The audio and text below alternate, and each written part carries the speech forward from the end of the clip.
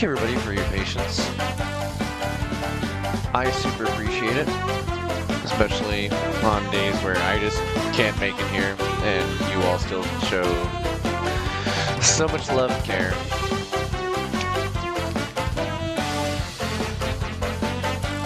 So thank you everybody, and cheers. I hope you're having a decent start here. Let's see, is it? Start your week. Is it Wednesday? I think it's Wednesday. I hope you're having a decent middle of your week. Holy shit, I lost a few days because of depression. Just time stopped for me, and the wheels of the stars loomed overhead, careening wildly into the depths of the inky night. I think I'm back? I think I'm back.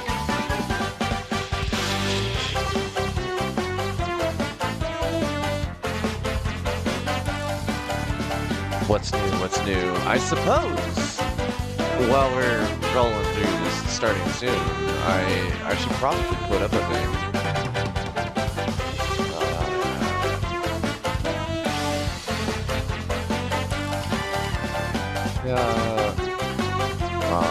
Maybe not that one. Right.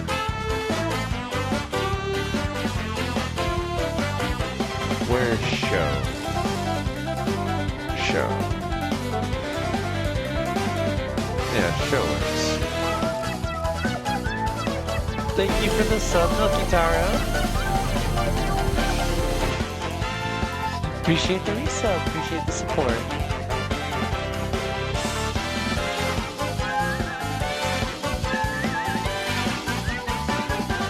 Okay. What did I even have this set to show? I'm glad it wasn't loading anything at the time. Okay, where's those promo cards I just made? I spent some time, I did some work, I made some images, and then I didn't publish them.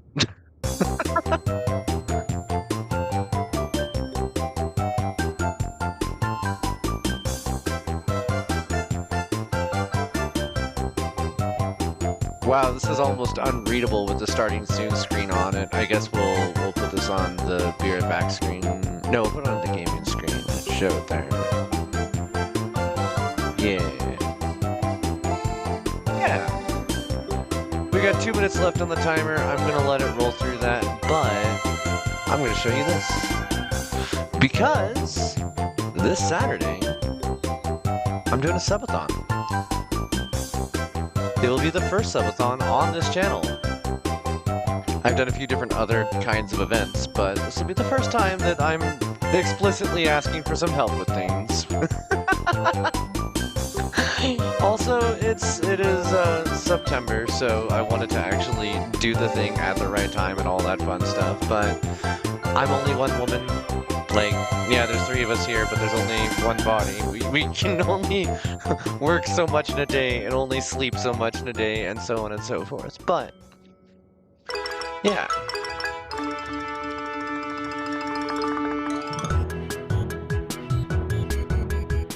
Hi, Rosenheim. Hi, Luma. And I'm just gonna leave this thing up for the rest of the timer, then we'll switch it over. But I got some Noita hijinks to get up to. I think I saved in a safe place. I might just immediately explode the second I get back into the simulation. Which reminds me, I should probably boot the game. Oh, it's already running. Good, good.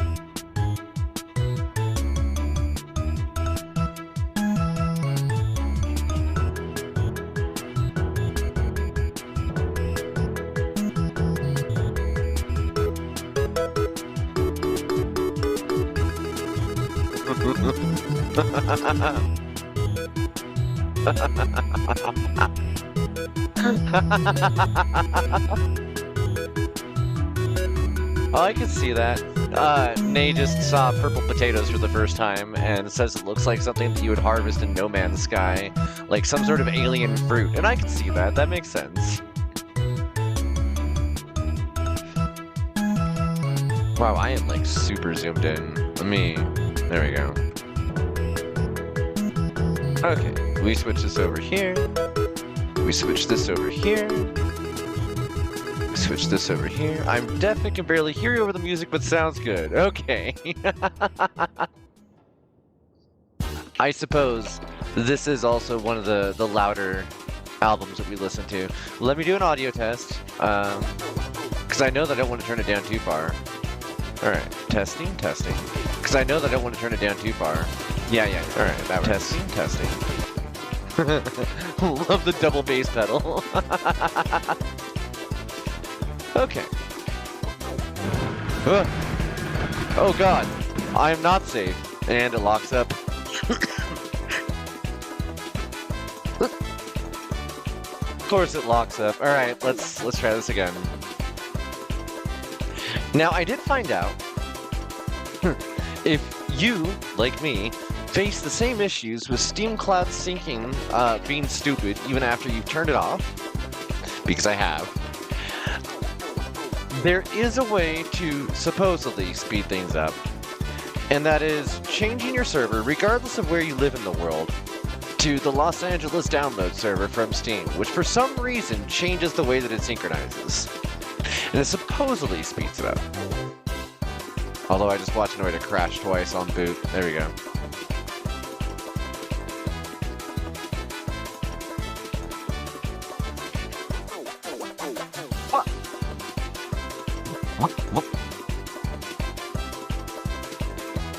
Alright, well, it's launching. It says it's launching.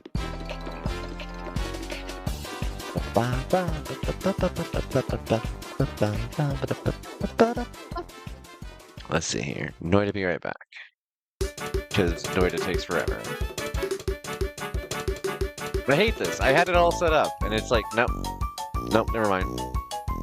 See, now it's doing the synchronizing cloud thing. I hate this. I fixed this. Why are you doing this? This is what I get for thinking I got my shit together.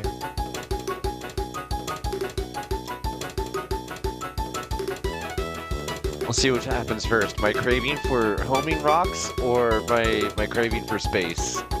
Because these two cravings are at odds with each other at the moment.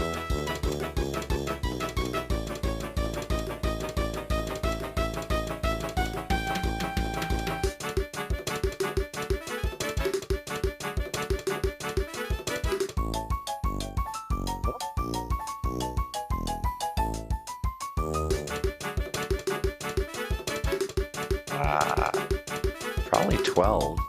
Probably 12 layers. 12 layers in that artwork there. At minimum. Oh, did Noita just do it? Yay! Okay.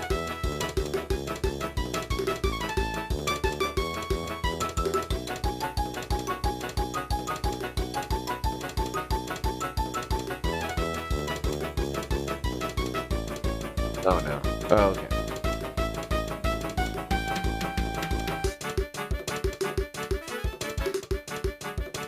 Alright, where are we gonna end up? What is this shit?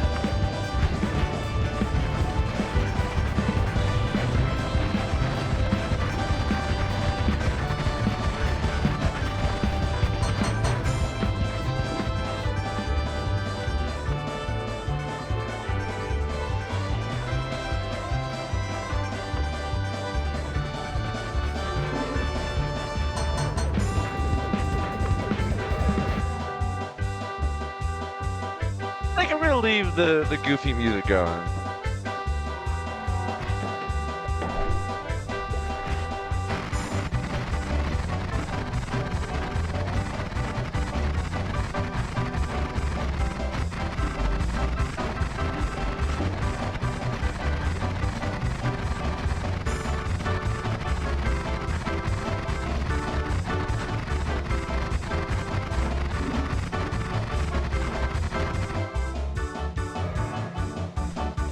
Do I?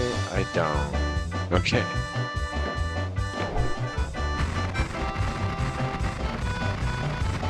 Alright, getting somewhere.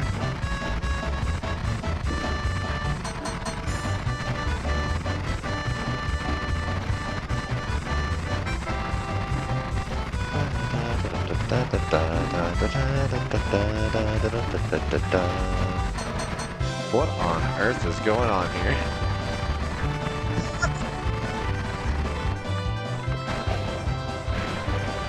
Alright. I have long-range bites. Invisibites.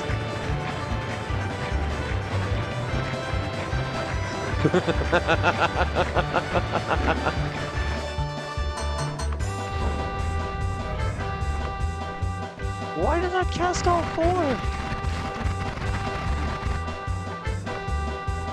I lurk while I clean. Enjoy. Power washing away. The power wash king. Oh, I have upset the machine gods. What did I do? I guess it would help if I turned on the graphics acceleration. That's important. Okay, what do we got going here? Oh, okay.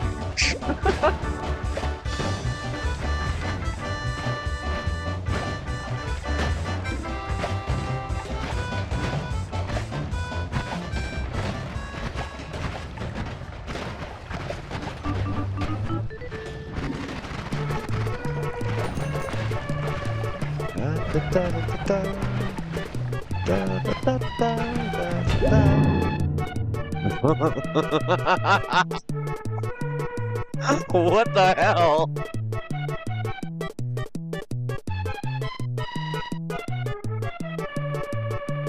Like, yes, I do want the bad ideas wand. This is a bad idea, though. Nuke orbit. Nuke orbit. Nuke orbit. Hello. Yeah. Clean up, clear out.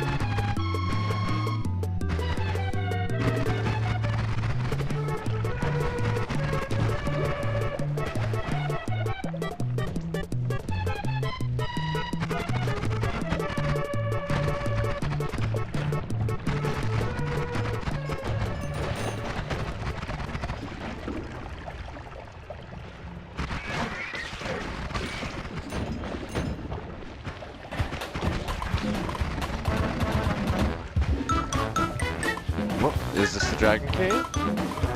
We made it.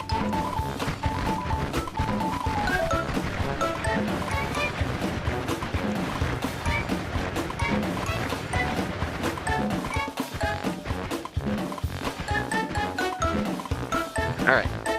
Let's see.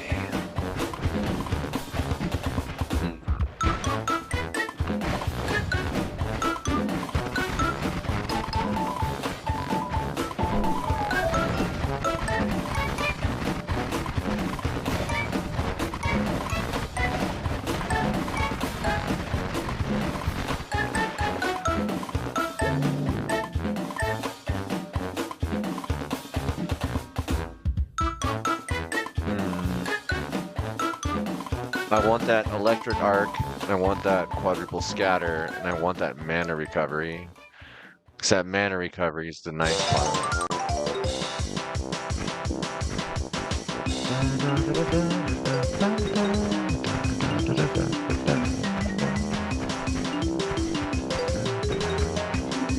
Well.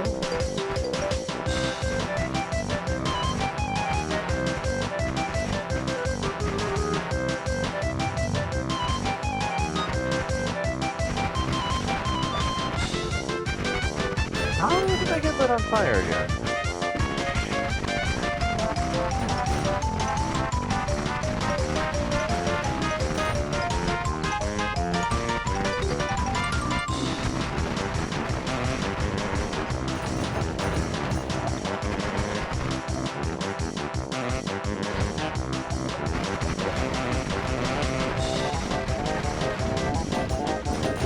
Oh, it's the gold exploding, the first one, and then all the rest blowing up in succession.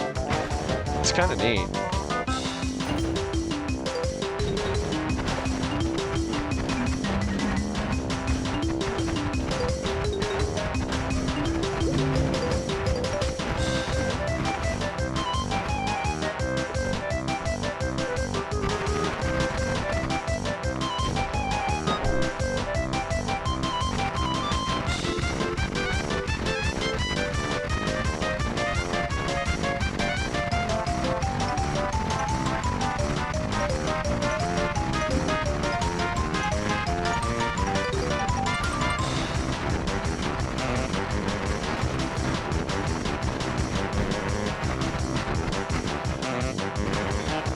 The zone where everything puts out the fire.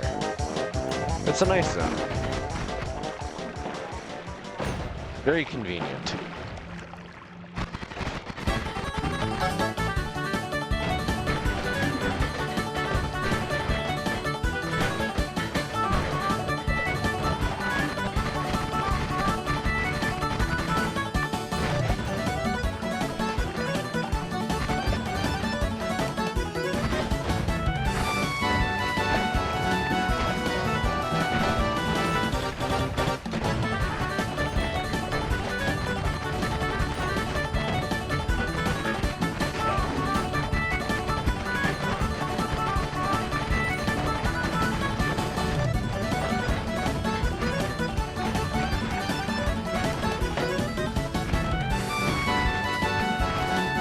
Oh, right. I need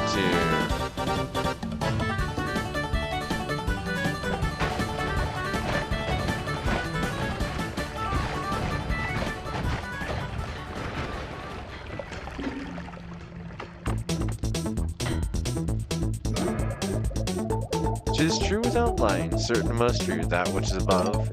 That which is below is like that which is above, that which is above is like that which is below. To do the miracles of only one thing. And as all things have been, and arose from one by the meditation of one, so all things have their birth from this one thing by adaptation. Please do the thing." Excuse me? You're literally the first tablet. Why are you not activating? What? What am I doing wrong here?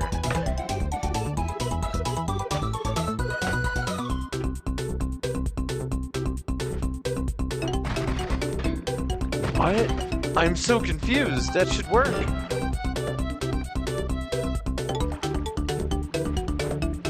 Alright, well.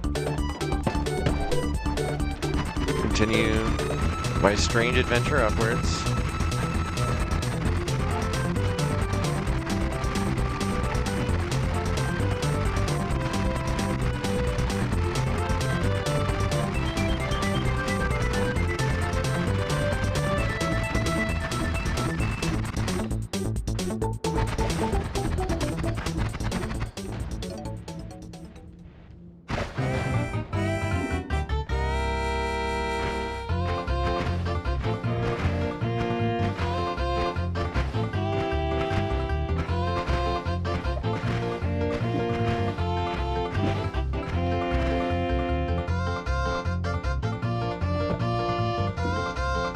Proper teleport bolt.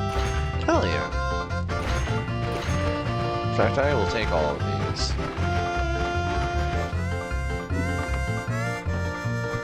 This is now just levitation, concentrated mana polymorphing. It's not actually useful anymore. Skivo Skivy is, as is still this hungry orb until it is used up.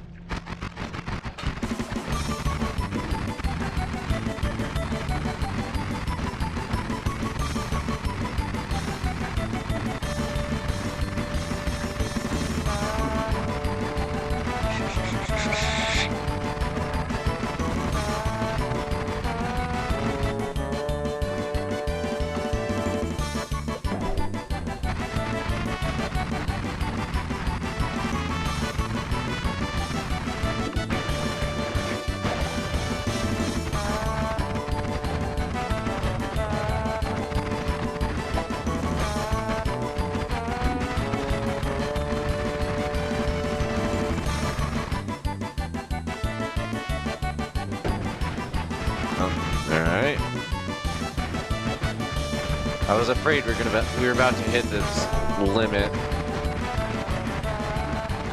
A soft limit, but a limit nonetheless. Okay. Climb the wrong way. It'll work better for now.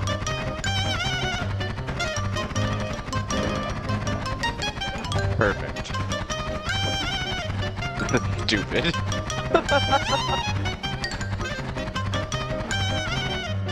Whoop, I made it through? Alright. I have explosion immunity. I don't have fire immunity yet. Hello. I do have water breathing though. Whoa, that's so cool. Okay, I'll take another one of these. We continue on our weird little trip. Oh, we got Matter Eater again. Surely this won't be a problem.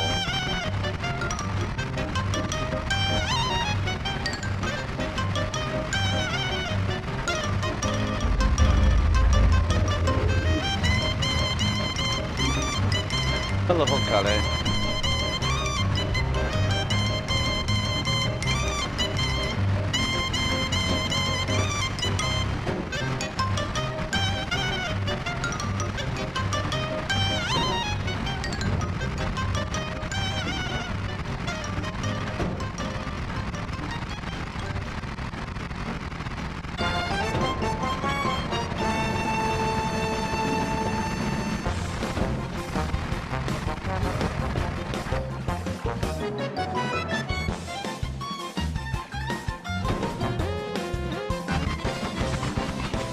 Where did we end up here? Not all where we want to be, but hey, gimme. Okay, should I? I mean, Honkale doesn't drop anything, and if I defeat the poison serpent, that also, or sorry, toxic serpent, that won't actually give me what I want either.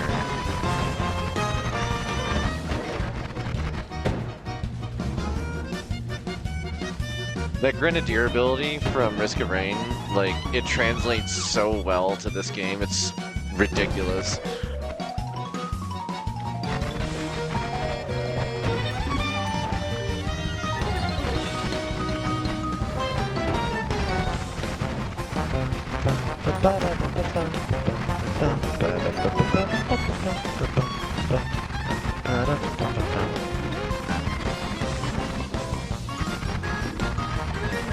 You're gonna want. Kinda want.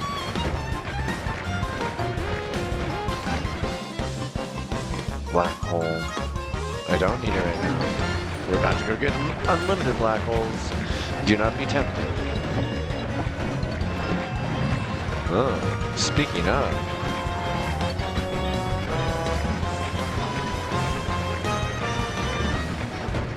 I mean, I guess we should probably just go where we're supposed to be going then.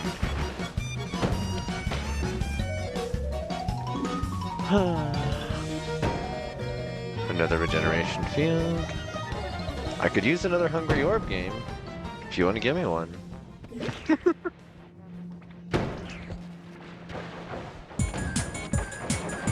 Oh right, I started this one off like real weird because I got a Pandora's chest in the intro, and it summoned these things. They're not actually like dangerous; they're just everywhere. Hey. No. All right, we can work with this. We can do this. Wow.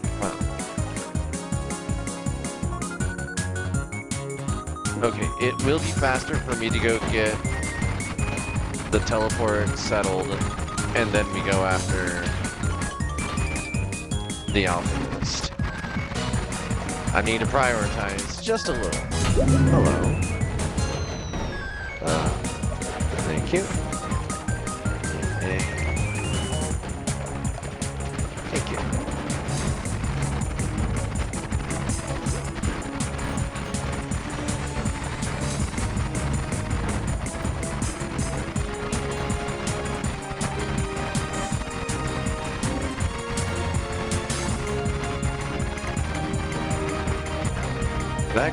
That chaotic quality, that's the concerning thing.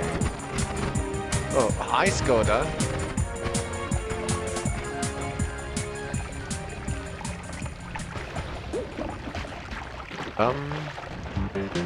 Don't like that.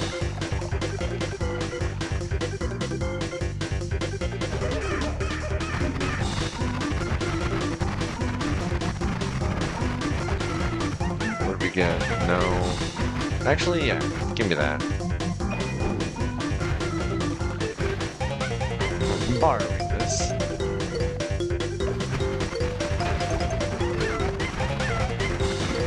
A little too fixated on that. Oh no. Ooh. This run might be over. Okay.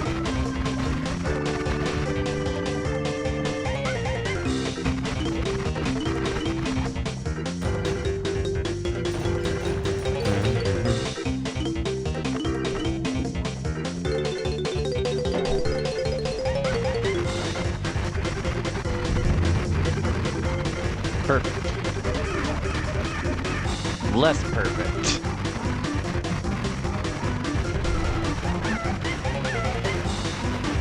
Yeah, alright. I accept this.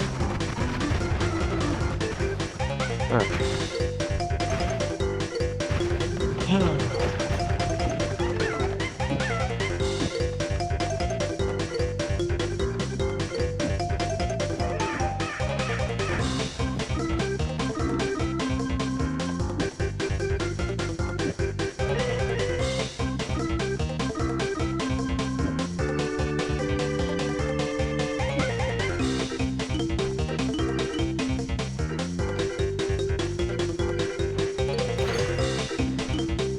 Okay, we got short teleport, we got teleport, throw a chainsaw on there for good measure. Put more of these on here, get that out of here.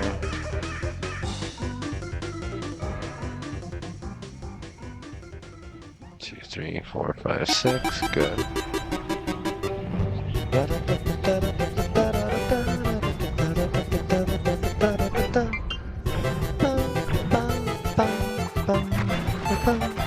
Oh, right. There we go.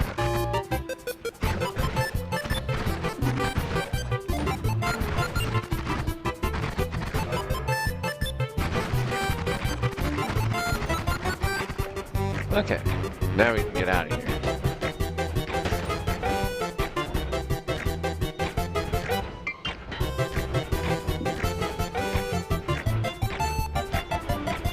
Way faster. Way faster. We go here until things line up. Or close enough to.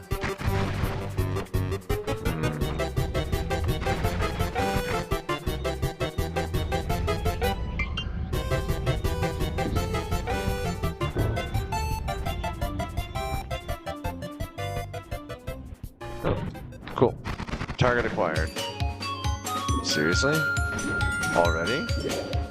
How did we do that much damage to you that quickly?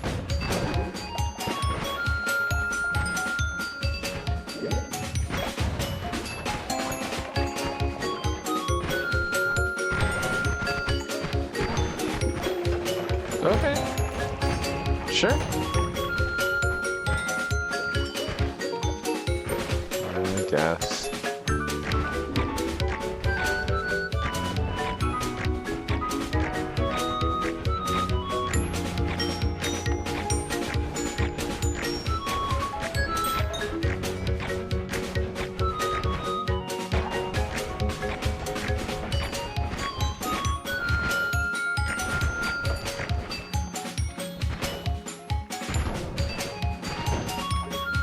Phi and a gamma. It's good. We want that. He's totally mounted. Okay.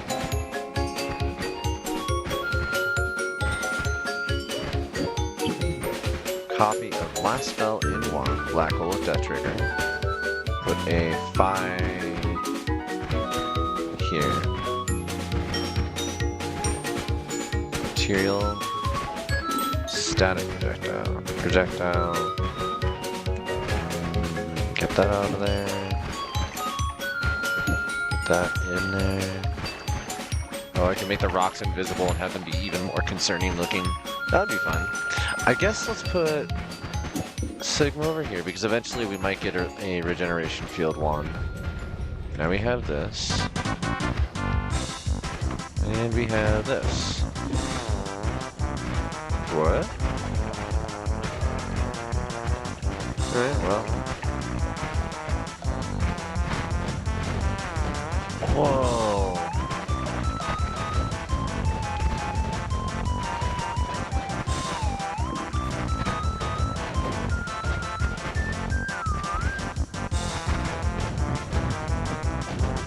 It's so pretty. I have no idea why it's doing that. Oh, there's a fire trail, okay. It's so cool! Whoa. Alright.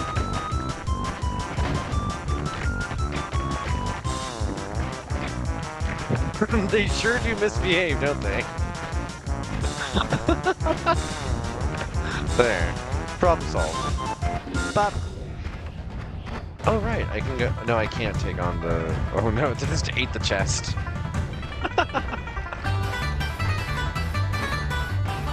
Shenanigans.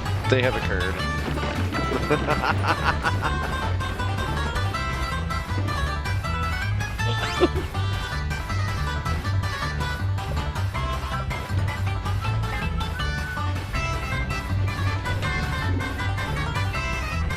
This is delightful. Homing rock is the silliest weapon, and I love it so much. Ever since I saw a gif of it, I was like, oh, I have to do that.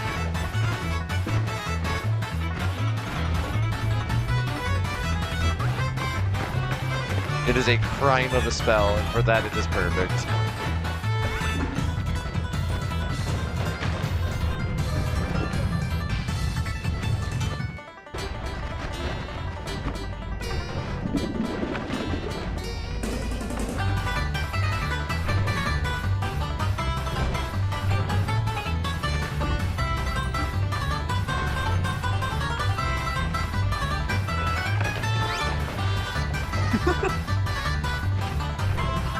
Just wing a bunch of rocks.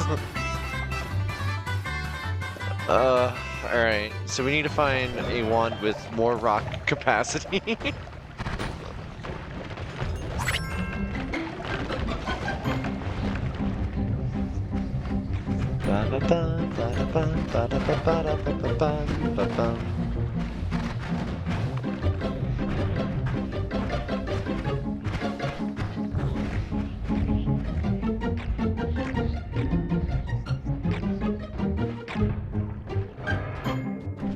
Okay.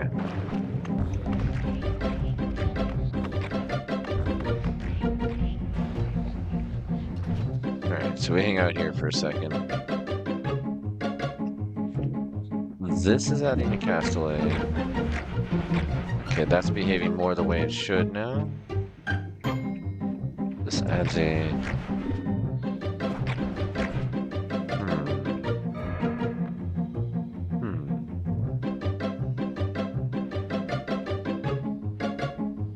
16, 13. It's also got the explosive projectile, which adds to the charm of this absurd little wand. Okay. What if we had eggs?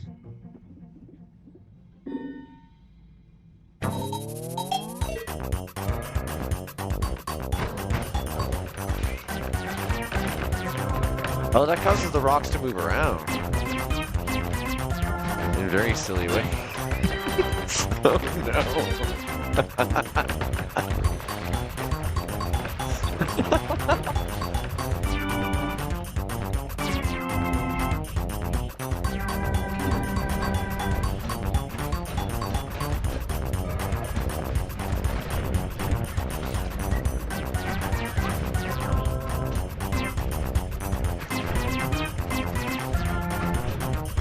It's like bees.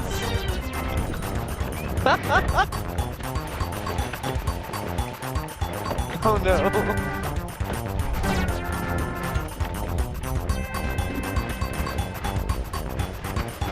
I'm immune to the effects of the curse if I stay down there. That's interesting. Okay. Next.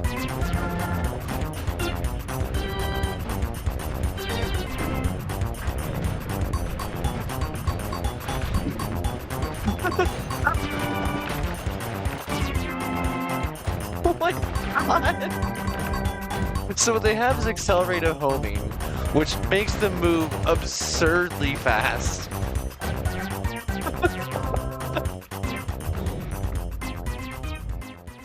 Oh look, short range homing.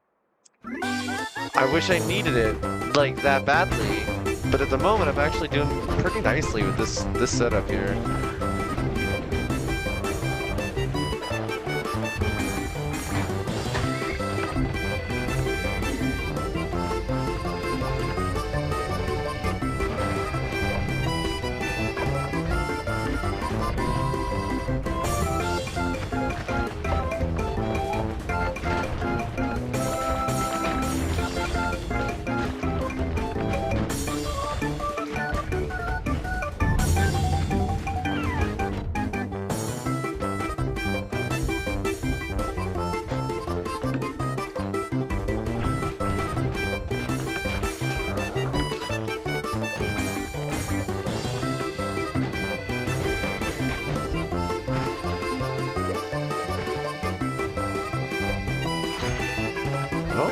Is that explosion immunity? We already have explosion immunity. We can take the toxic. We could also use stainless. Let's do stainless.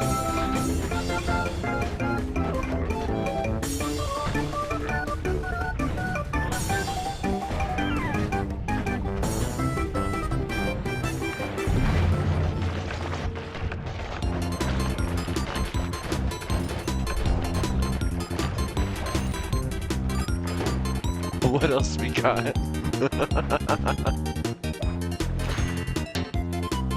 Hell yeah. Turbo black hole, even better. Okay. Hi. Whoa, why did that reflect like that? I don't need earthquake shot, that's just a bad idea.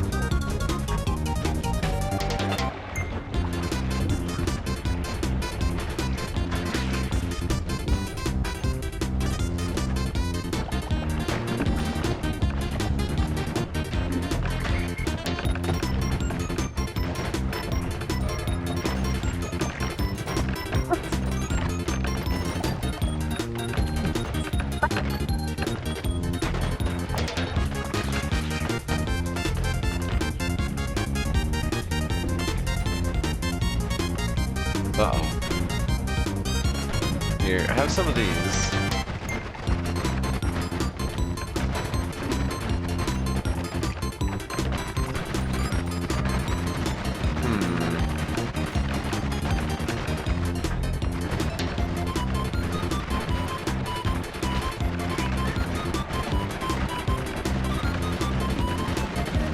Dang, her damage resistance is absurd.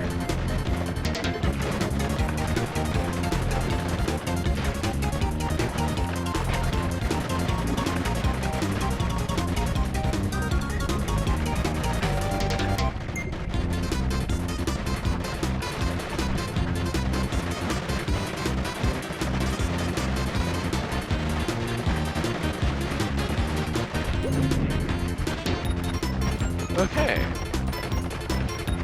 We survived.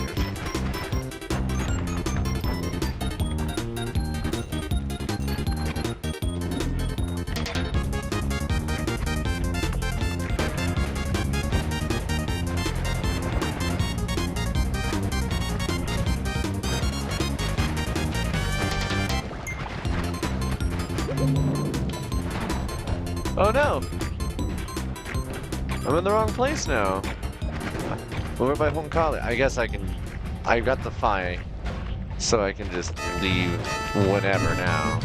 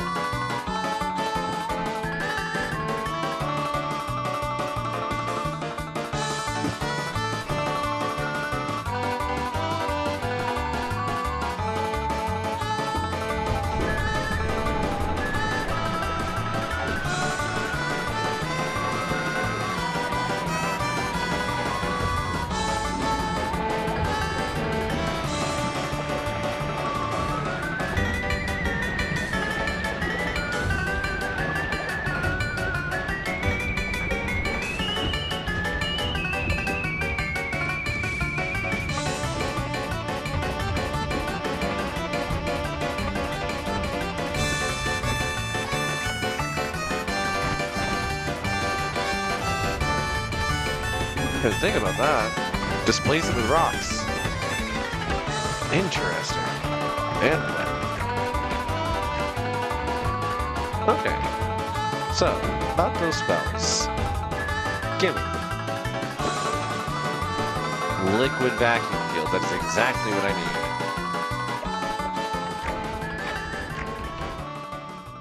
need. Okay. Could also probably take the rest of these and make some use of them. Let's drop a few of them, though, that we just don't. Like, Sea of Acid? No. Fungal Shift? We'll do that manually. Circle of Oil could be useful. We'll hold on to that one. Liquid Vacuum Field, I do want to...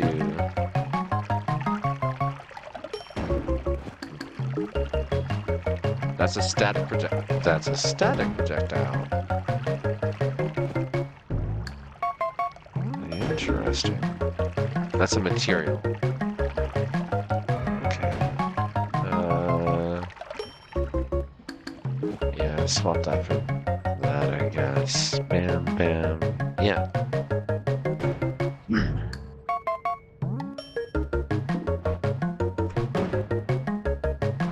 Okay.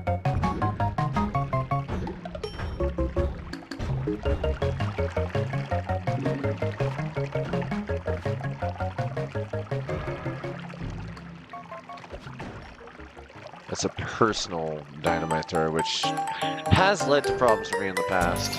Also, we're grabbing the personal nuke thrower, so we don't need the personal dynamite. We have another speedy shot. Let's add that.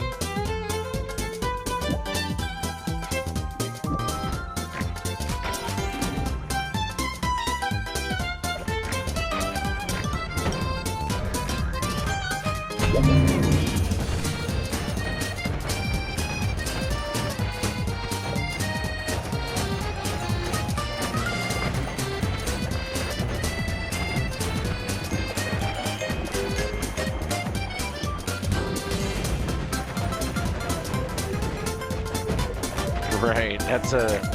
I forgot that's an effect that wand still has.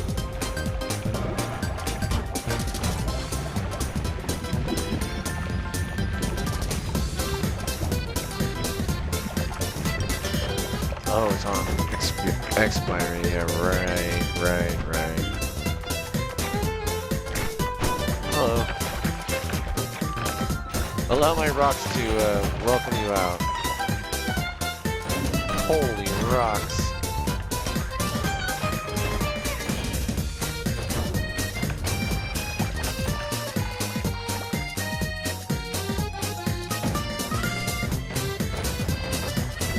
Is that a tinker everywhere? Oh. Thank you. Been needing that one. Perfect.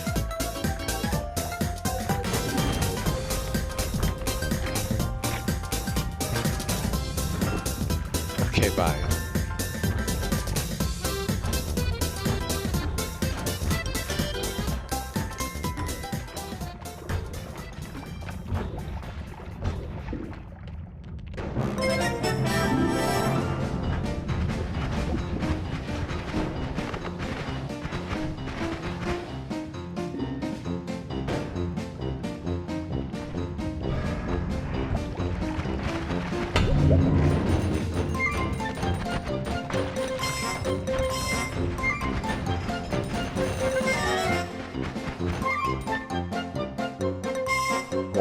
Cap.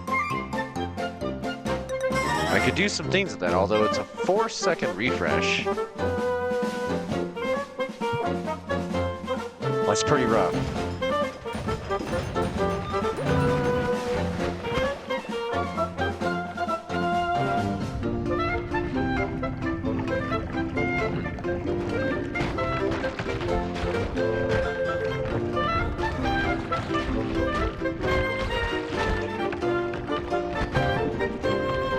That is a very weird effect I've never seen before.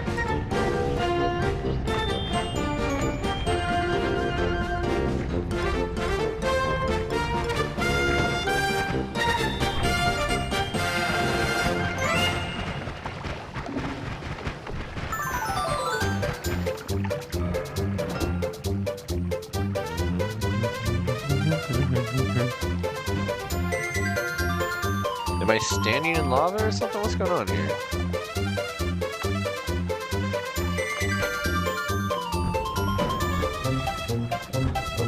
Oh. Excuse me.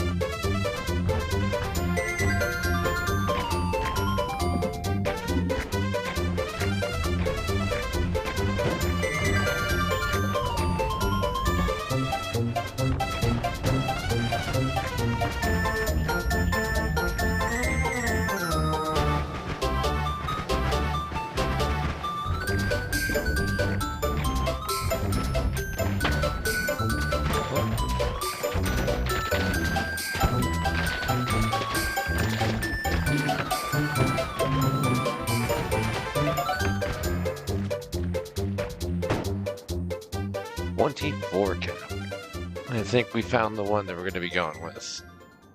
Is that? Yeah. Yeah, we found the one we're going to be going with. Look at that.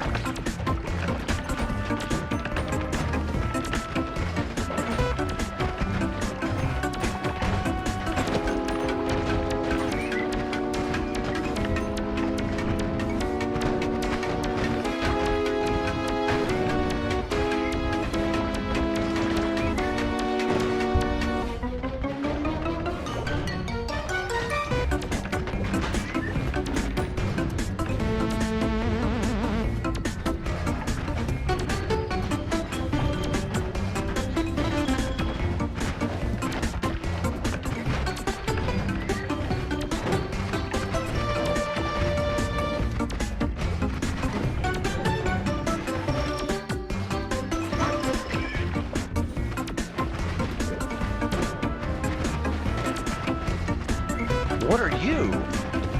I've never seen you before. Whoa. Whoa.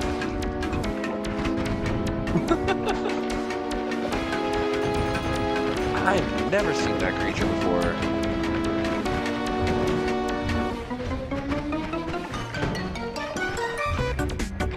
Alright. That takes care of the chainsaw boss. Let's get out of here. Meat Realm sucks. We don't need Pandora's chest anymore because we're able to... Whoa, hi, you're here.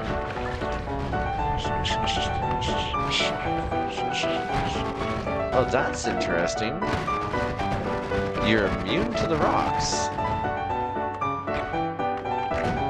Oh, it's just the mini... Yeah, it's the Lemmings... I'm sorry. It's the Lemmings place. Where are you at? Hi. That just does not work for you.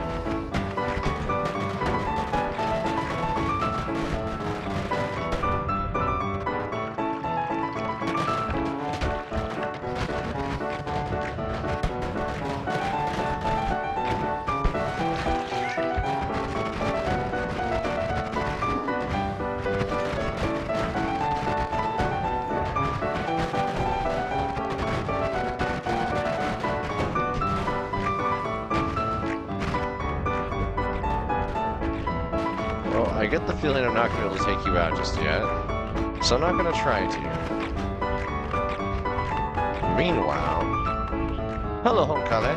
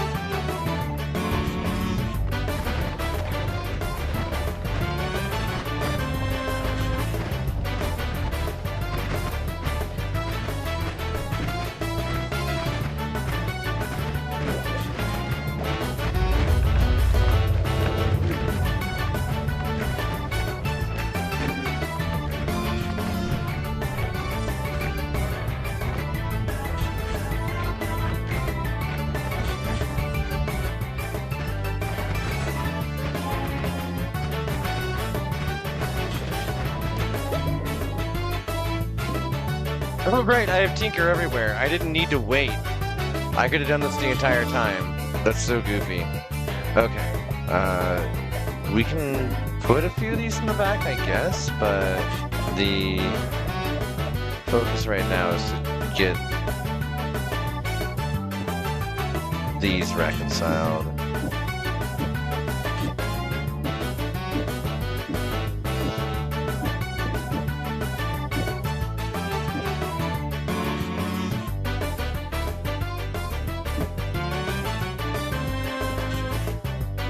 One, two, three, four, five, six. Well, 1, 2, 3, and then 1.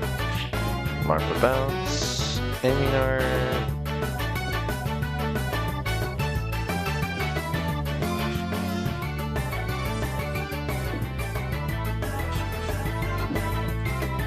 yeah, this won't end badly at all. Should probably just I don't have a better idea than that.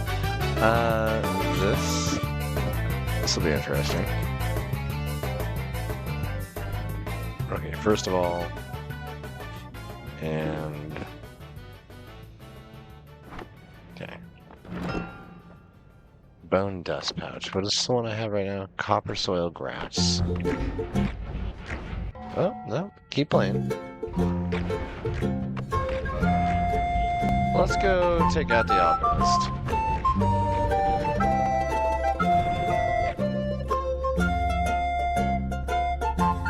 I tend to forget this room exists.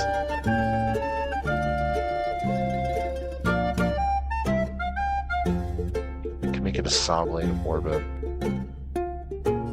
See, this always cast saw blade is a problem.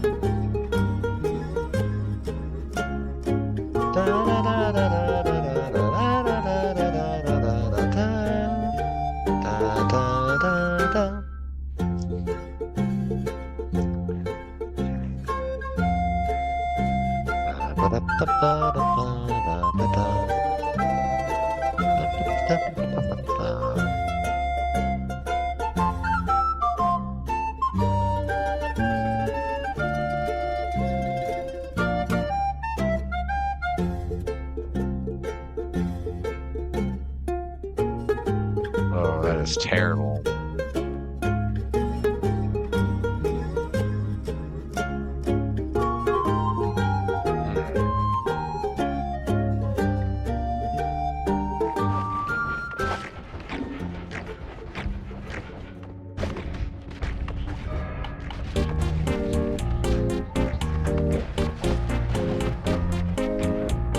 Oh, right.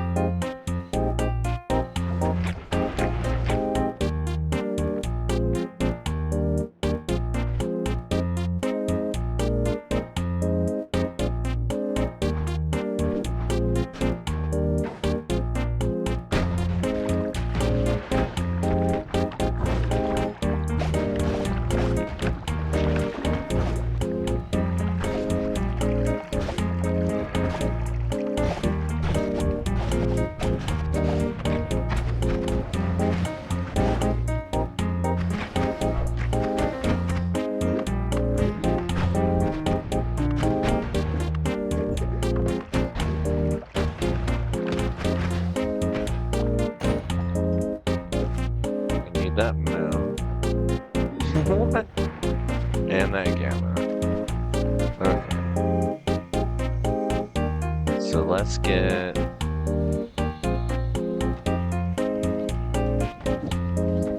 gamma to 5. Moon to gamma.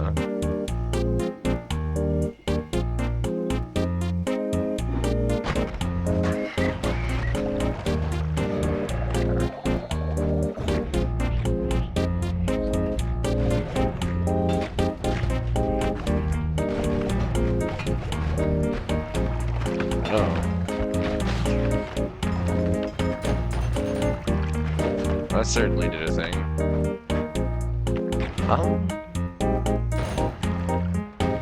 Oh, okay. Everything's drowning.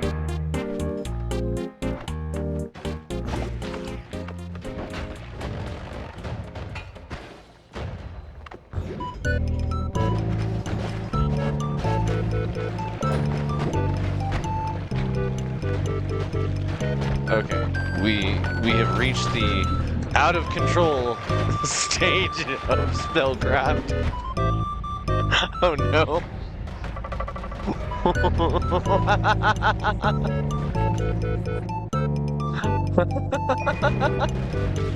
Oh god.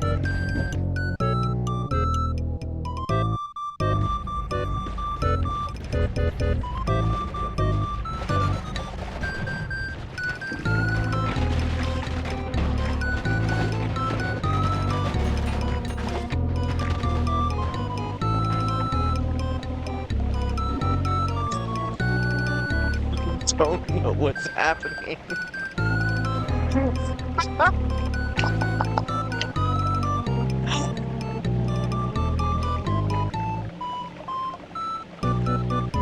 I'm gonna give this a second to resolve. Because it will, it's just gonna take a sec. Where's that joint? Cheers, everyone.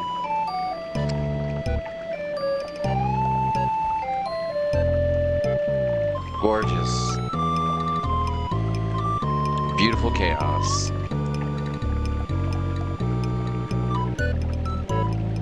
Okay, why did it lock up though? That's the part that I don't know, because everything else was fairly purposeful.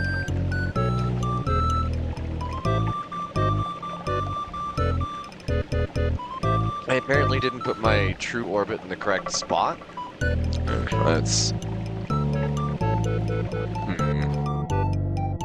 Okay.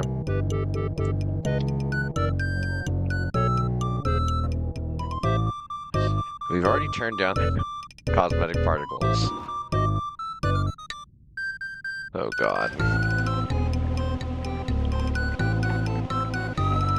Why you gotta be like this?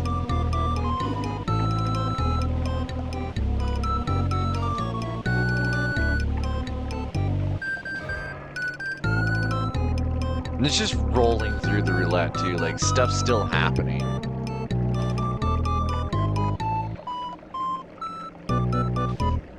Is it a recursive? It can't be a recursive pollen thing, because it's a gamma cast. Wait, is it recursively true orbiting? It is phasing through material in an interestingly strange way. I'm gonna save and quit. I guess we're gonna reload this in a second. Alternatively, I can wipe the world state now that I know how to do that. If I wipe the world state though, I think one of the things that it does is destroys any instance of Tinker with Wands everywhere, which is interesting because like every other perk stays exactly as they are, but Tinker everywhere tends to disappear when I do a wipe world.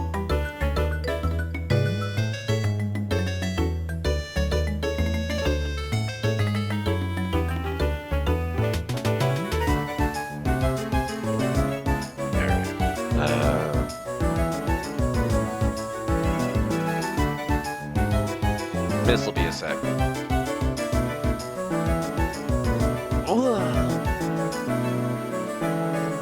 I did finally get the homing rocks that I wanted.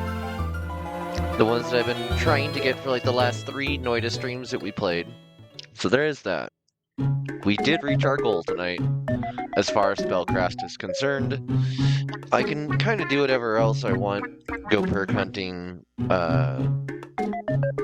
take out Colmy, go New Game Plus. I don't know. We got silly options. Very, very overpowered character.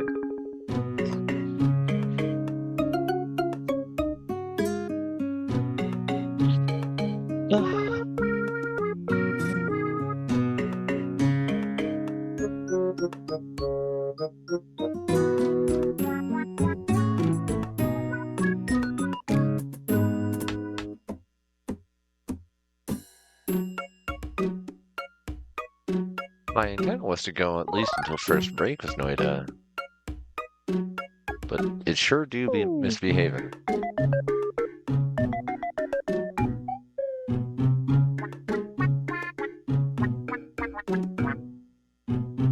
We also did tell to save state while absolute chaos was going down all around us, so I won't be surprised if this is a load corrupted save file and then crash and then start again.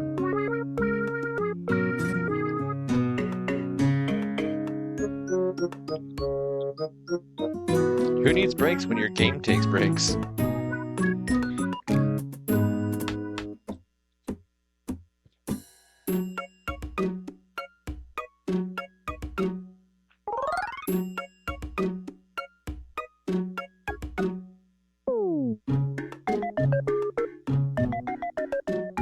Dang, that sure do be taking a while. Let's see. Do we have an official date drop for K2C yet?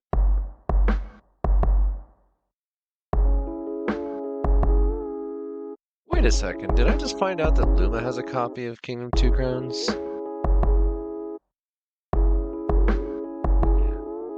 Cute? I didn't know that. Oddwolfie! Whoa, that's so many dances. That's amazing. How's it going, hon? It's good to see you.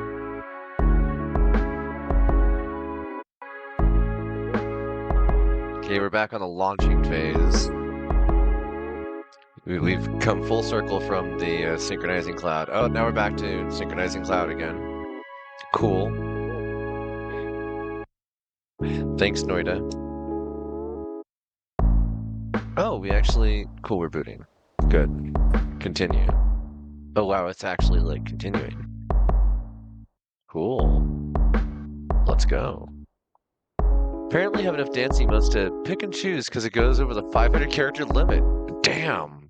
Oh, yep, there's the initial crash, and then maybe it comes back. Nope, that was the full crash. Okay. It's funny, I identify pattern, and then pattern happened. Amazing how that works.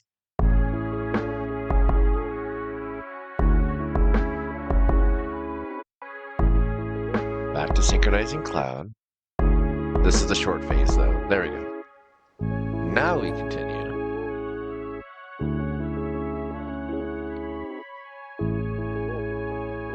Also, I promise not to use recursive wands or anything like that.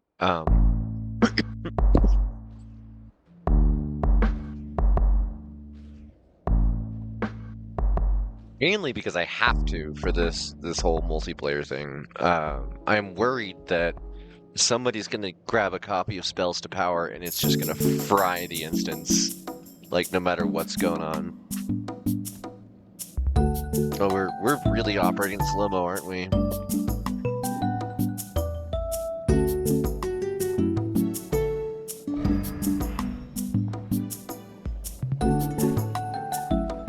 Okay, let's take a look at this.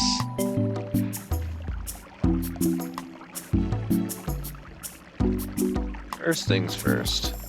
Let's get this pollen out of here.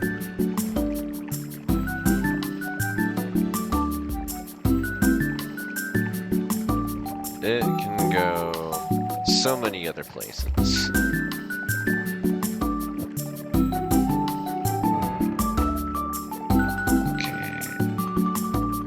Please, game. Please.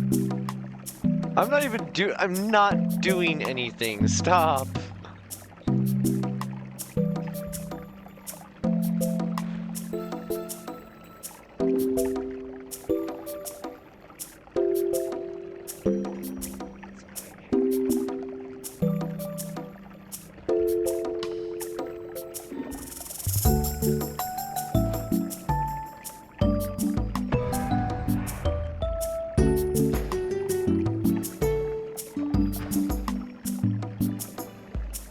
Okay, so now we have a gamma and a phi.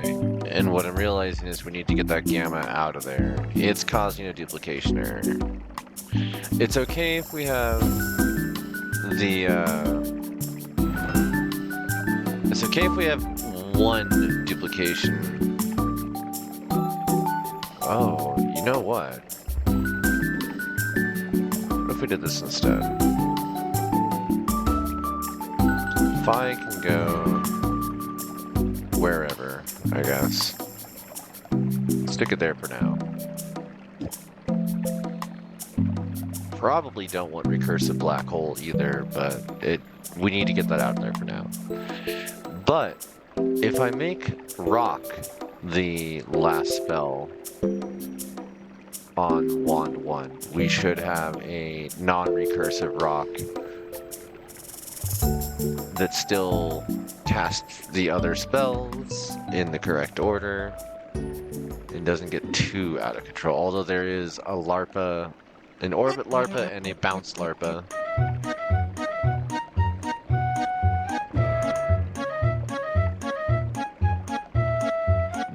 Spawning hungry orb after hungry orb, but I don't need them anymore.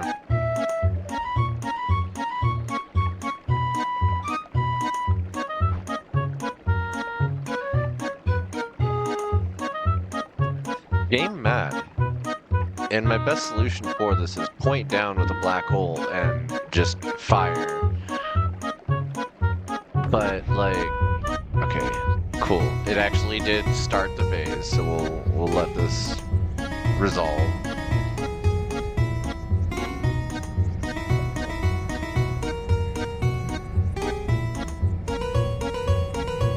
In theory.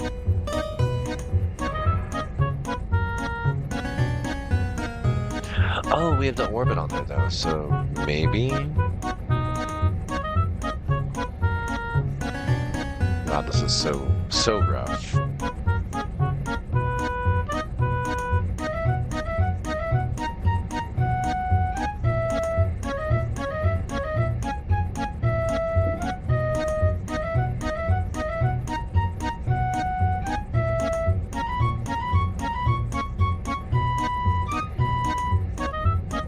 What I'm confused about is, like, what set this off to begin with? Do I have rock physics, like, bouncing into each other somewhere? What did I do? Alright, so the Phi can stay, but I need to move that true orbit.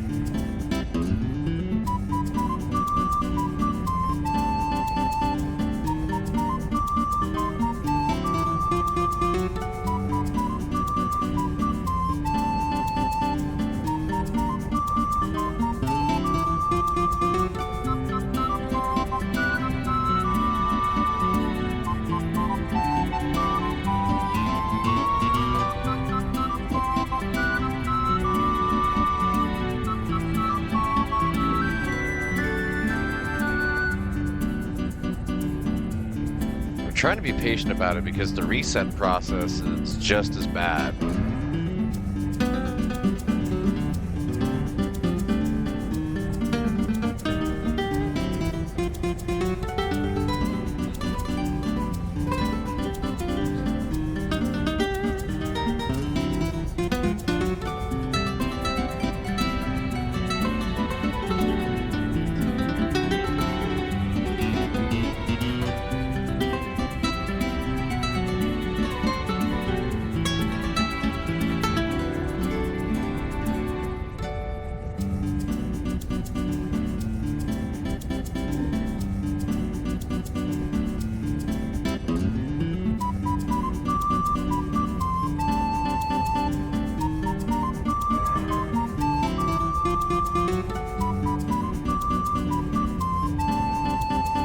I'm still seeing a pollen orbit going on here, and like,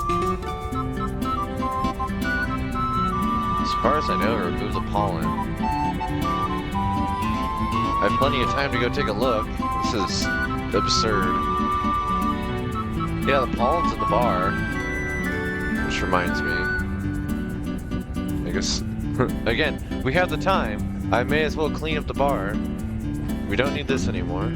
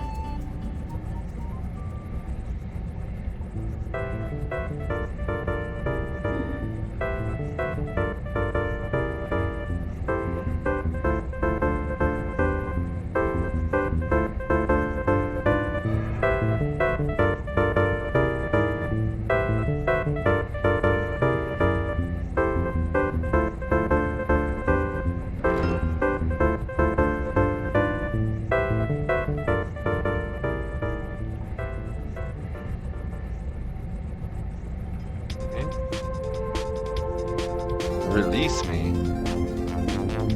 There we go.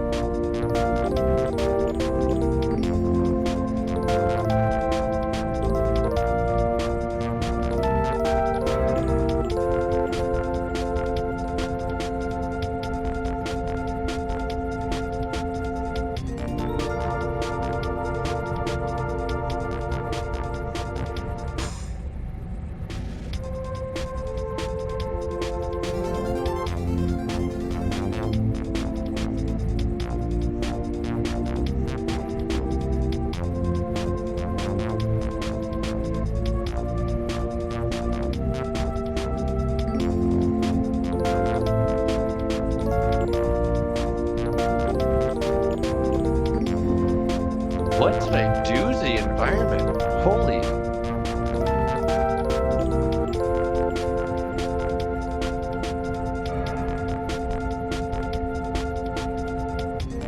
I see a bunch of gold stacked up over there, which tells me that the rock's been busy.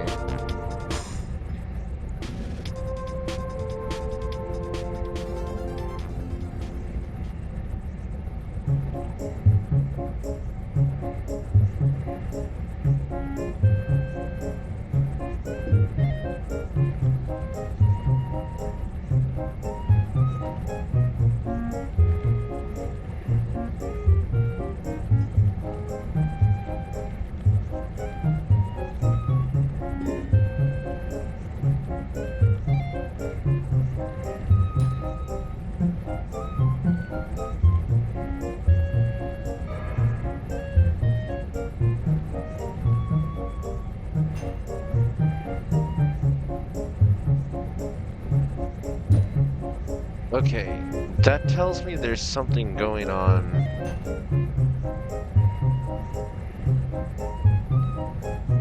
That green mess over there? That's not supposed to be happening. That's the issue. Like whatever that is, that is the thing. That is the thing that is adversely affecting the stream right now. Let's see if I can shoot it with the black hole and turn it off. Here's hoping.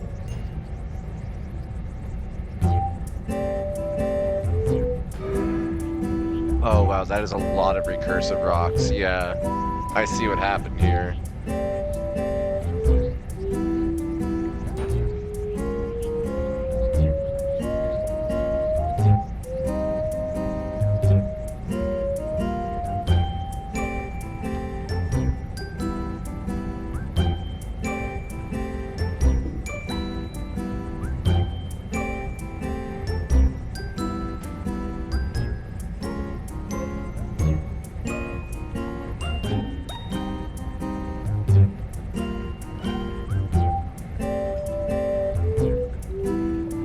This is so weird. And I had to set invisibility on the black hole, so like I really can't tell where it is yet until it hits, and it's gonna start melting things. Like I think this is the trailer for it? I think.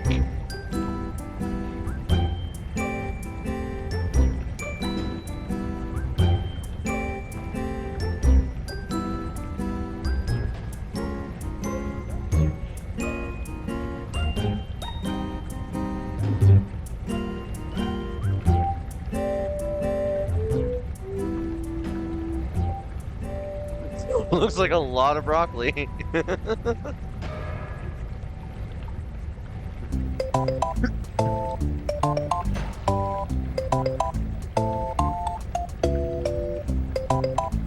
That is wild, seeing it blow up the rocks as it hits them.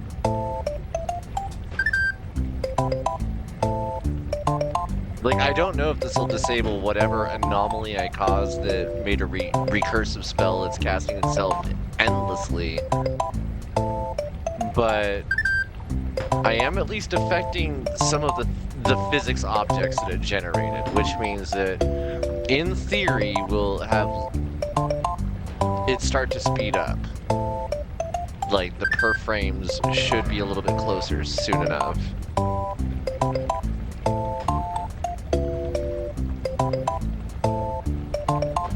Beautiful chaos.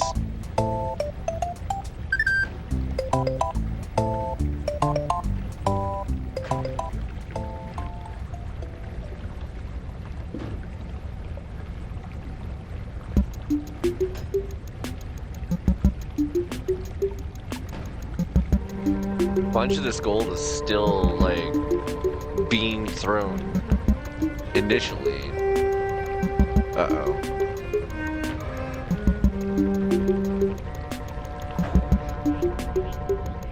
Okay. Hear another one going off.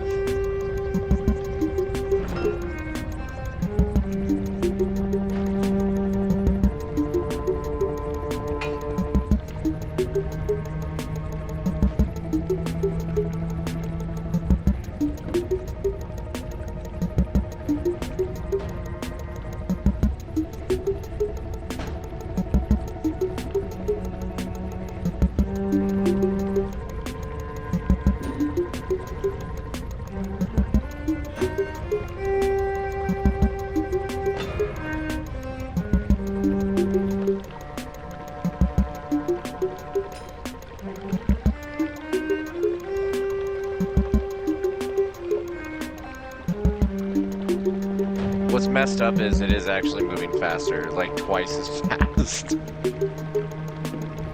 I think so. Let's take a look. This is Legend of Zelda Link's Awakening Mysterious Forest. You got it.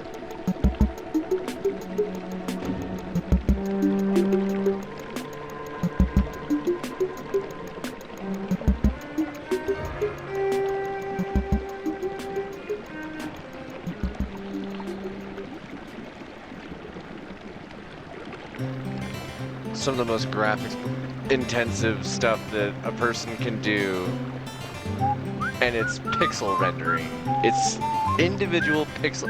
We're not even playing a voxel game, we're playing a pixel game. And I'm like pushing my graphics card to its limit.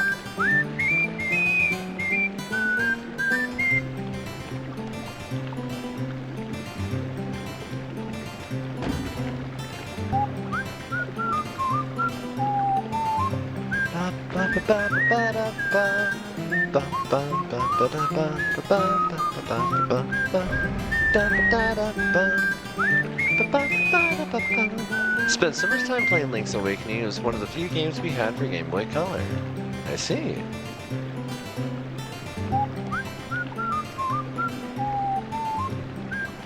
I missed Link's Awakening. I ended up playing Zelda 1 and 2 and then Link to the Past.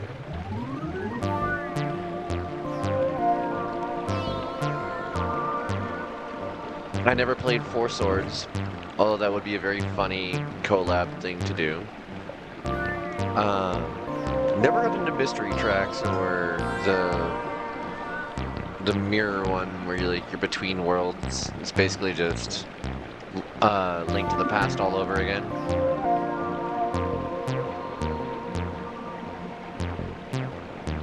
Well, this is a nice screensaver.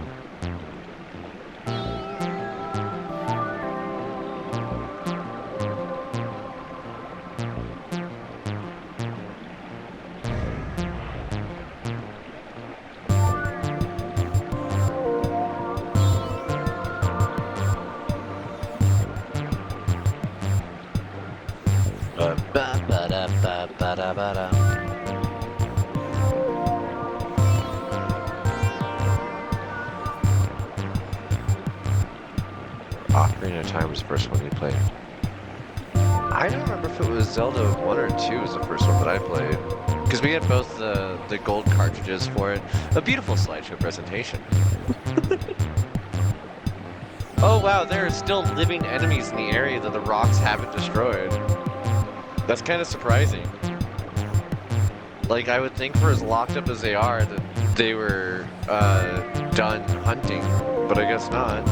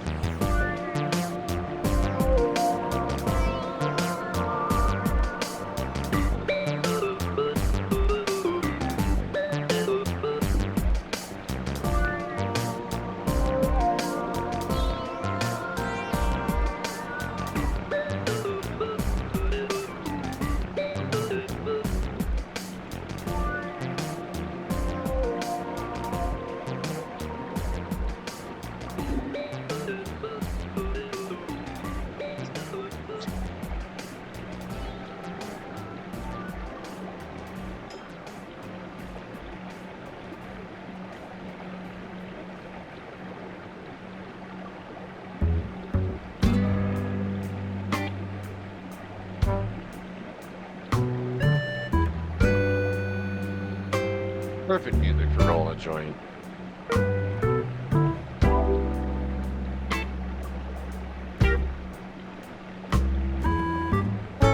It's Night Strain. It's more that runts. From Terrapin Care Station.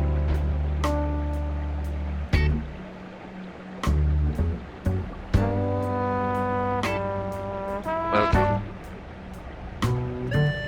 I think I've been patient enough with this. I think we are going to restart it. Oh, maybe. Maybe it move again. Maybe we're finally moving on. I don't know. It keeps having these like really long pauses in between.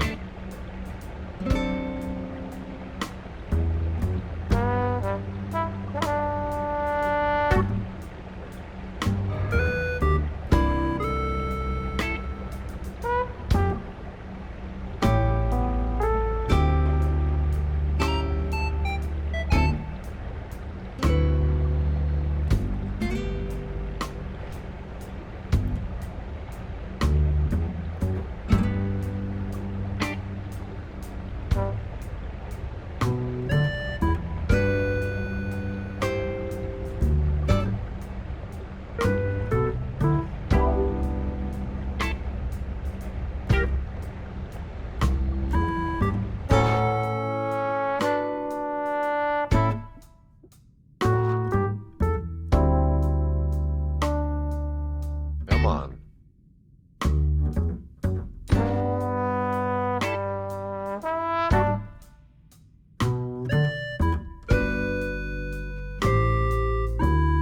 Yeah, okay.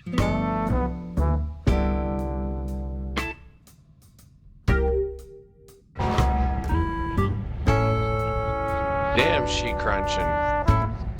It won't even let me out. Okay, save and quit.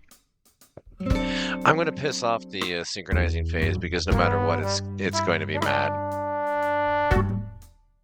And I'm gonna clear the world state.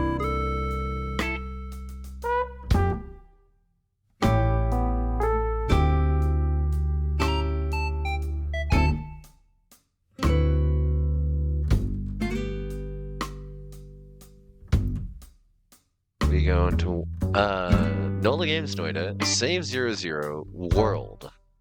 We go into all of the PNG P-trees. Anything that's world underscore 0 underscore whatever. We delete all those. This is something that I've done through a little bit of experimentation. It's not the most effective, but it do work. Then we go through all the entities. And we delete them as well. Then we go through all the areas. We delete those. This leaves us with Steam AutoCloud, Steam Info, World Tree, World Sim, World Pixel Scenes, Autosave World State, Autosave World Pixel Scenes, Autosave Player. Which I'm curious. Let's cut those real quick. We'll go to backup, clean world, save 0, world. Paste those over here. Back to the base game. We're gonna see what happens if I cut the autosaves as well, since Steam's already going to try and collect that anyways. And, oh, that was fast. That was delightfully fast. Hello. Perfect.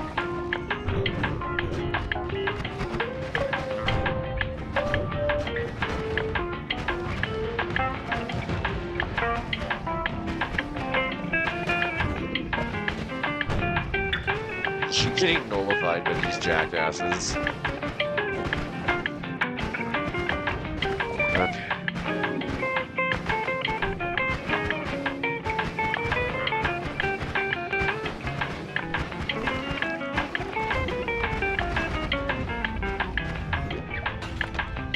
Yeah, I'd say that works. Let's take the invisibility off of there though.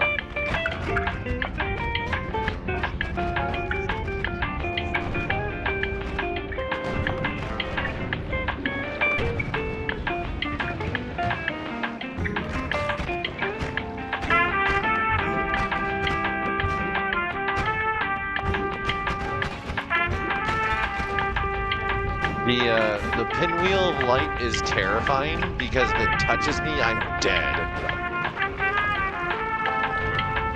Wait, is the holy mountain just gone?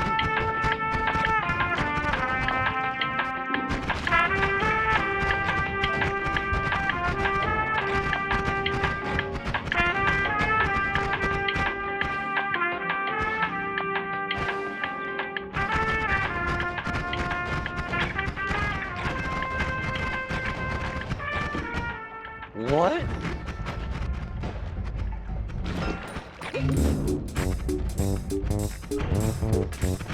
Oh, that's weird.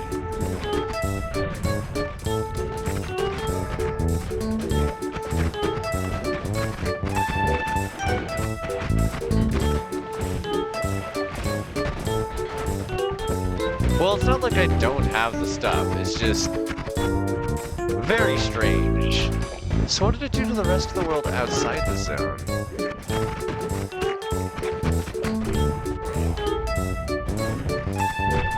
Excuse me.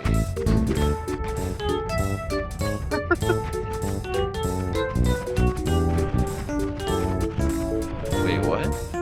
Why'd they all slow down like that? Whoa. Uh-oh. That was a crash. Okay, but that is interesting. Like, that did drastically speed up the boot process.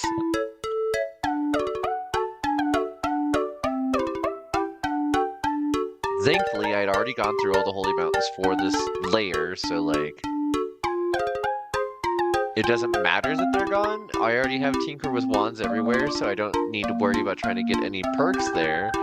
It's just really goofy. Oh, this is taking a second to sync the cloud now. I did also just like fly through I don't know how many zones, getting wacky, just tested it out, you know.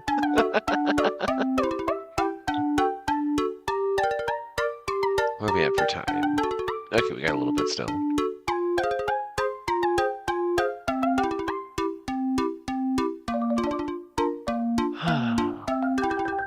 Launching.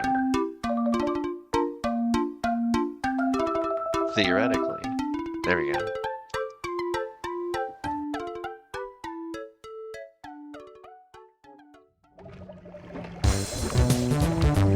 Oh. Okay.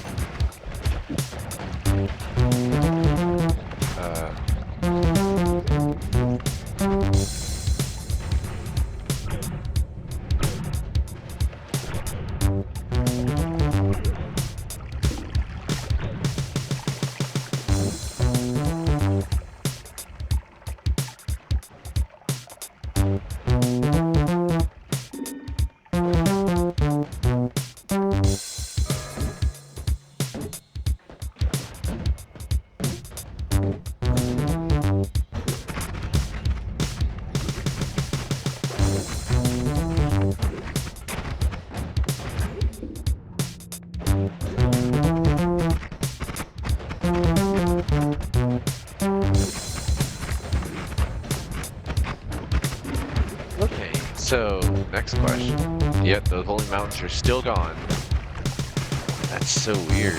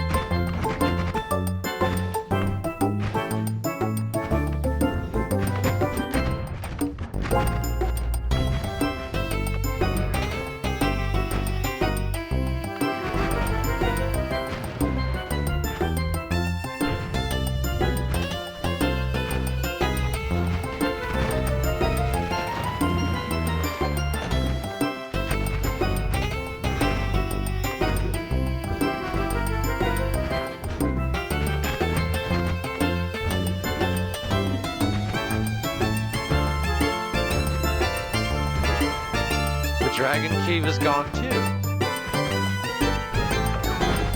Wait a second. Did I break everything? Like, is coal meat still around?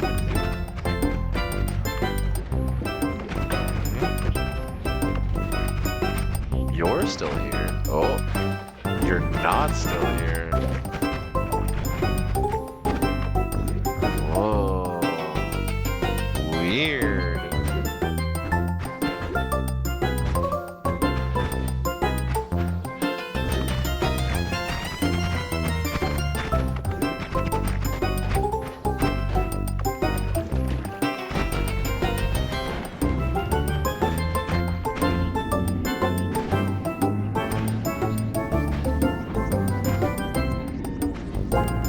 Does that mean I can just walk through you there? Oh, that's handy.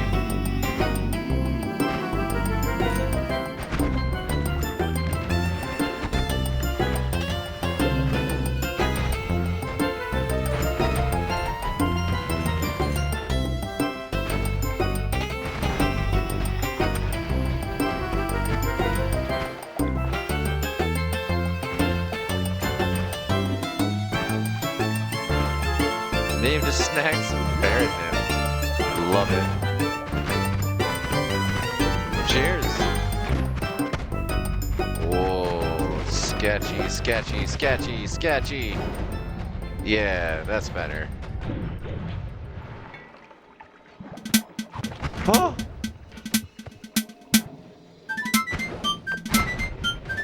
Get that out of here.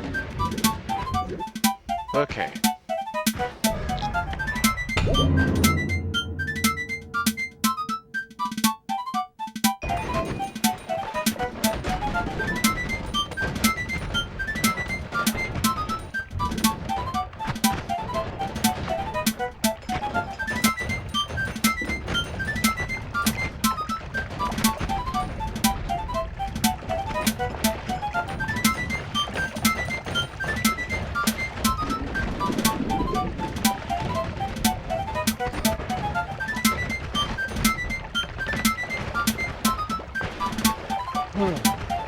Okay.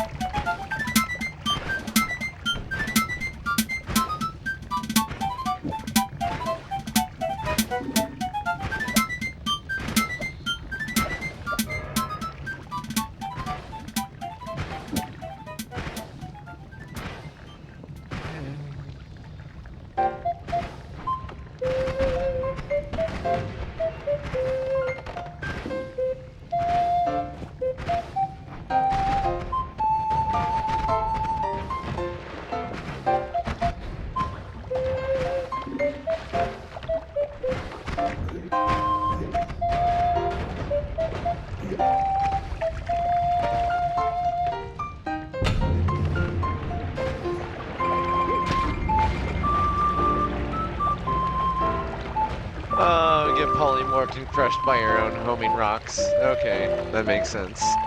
Tank game, we play.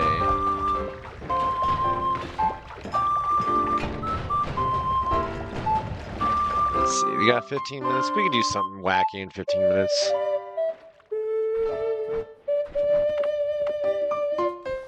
Also, hi Keith. It's good to see you.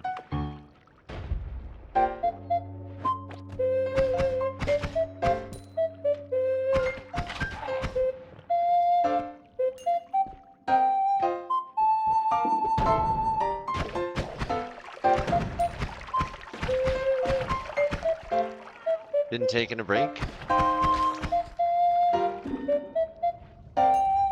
I've been needing to take a break. Oh, here we go. The shenanigans have begun. Oh, what do we got? Invisibility. Oh, whoa, whoa. Okay.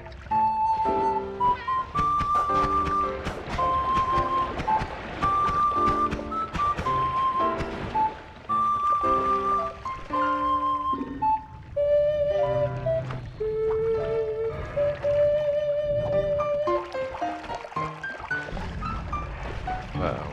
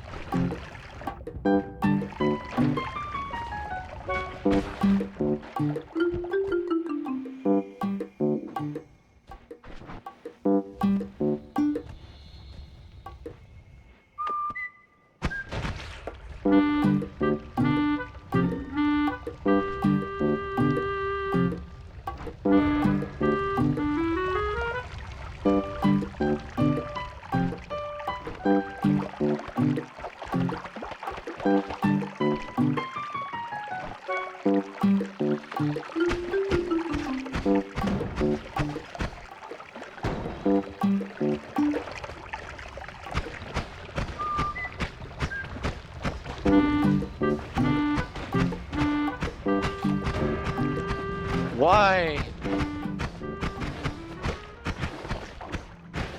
Everything wants to eat me?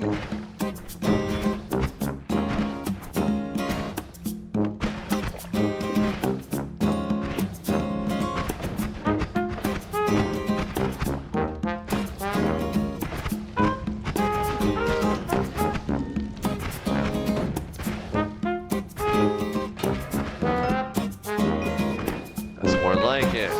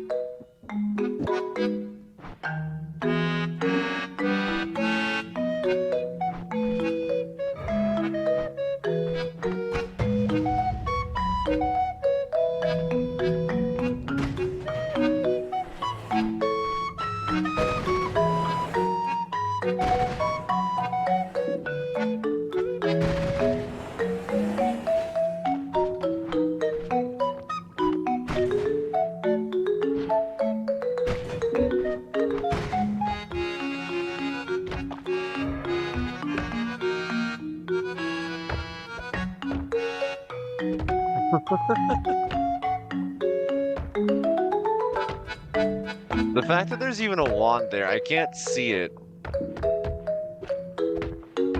Come on. I gotta wait for these saw blades to fade anyways.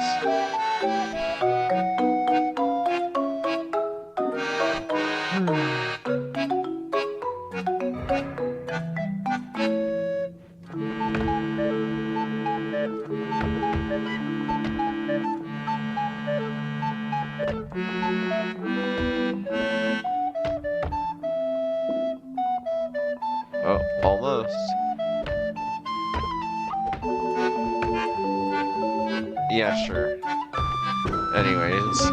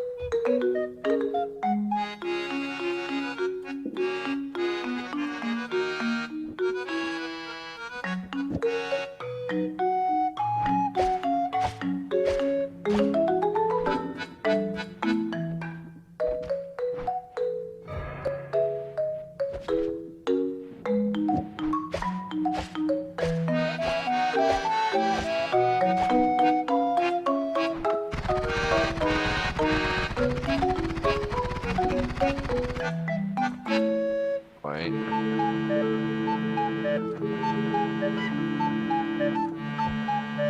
Oh, hungry orb. Perfect. That's exactly what I needed.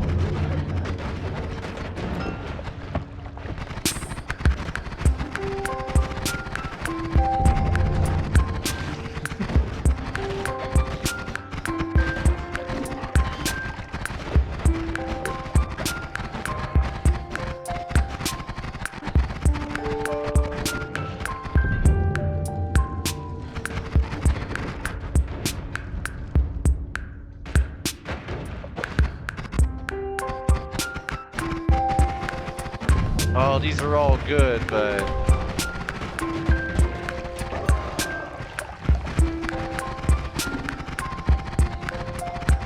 let's get that.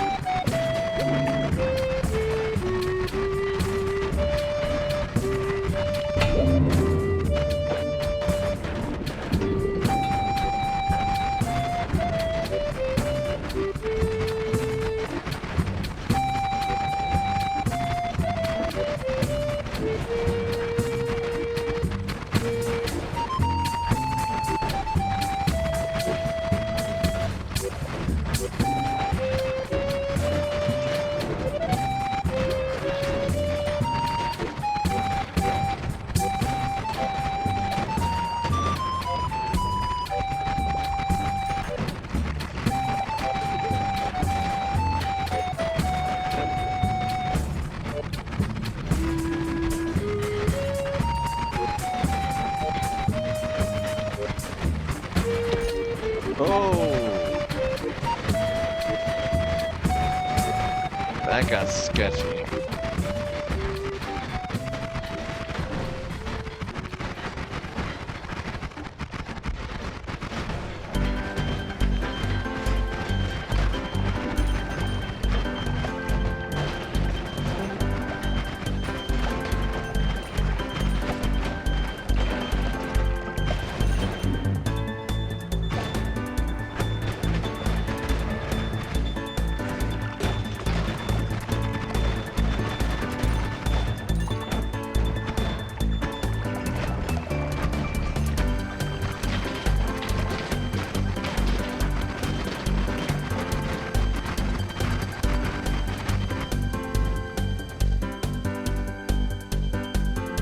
Cap.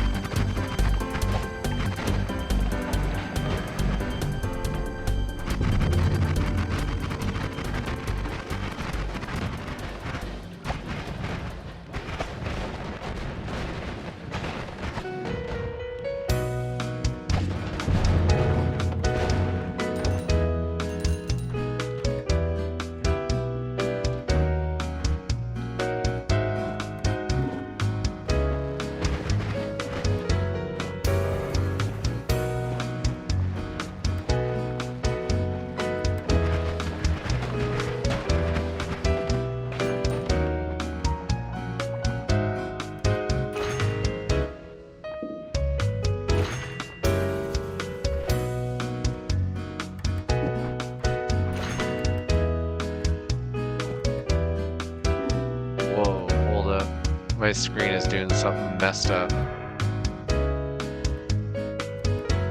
Okay.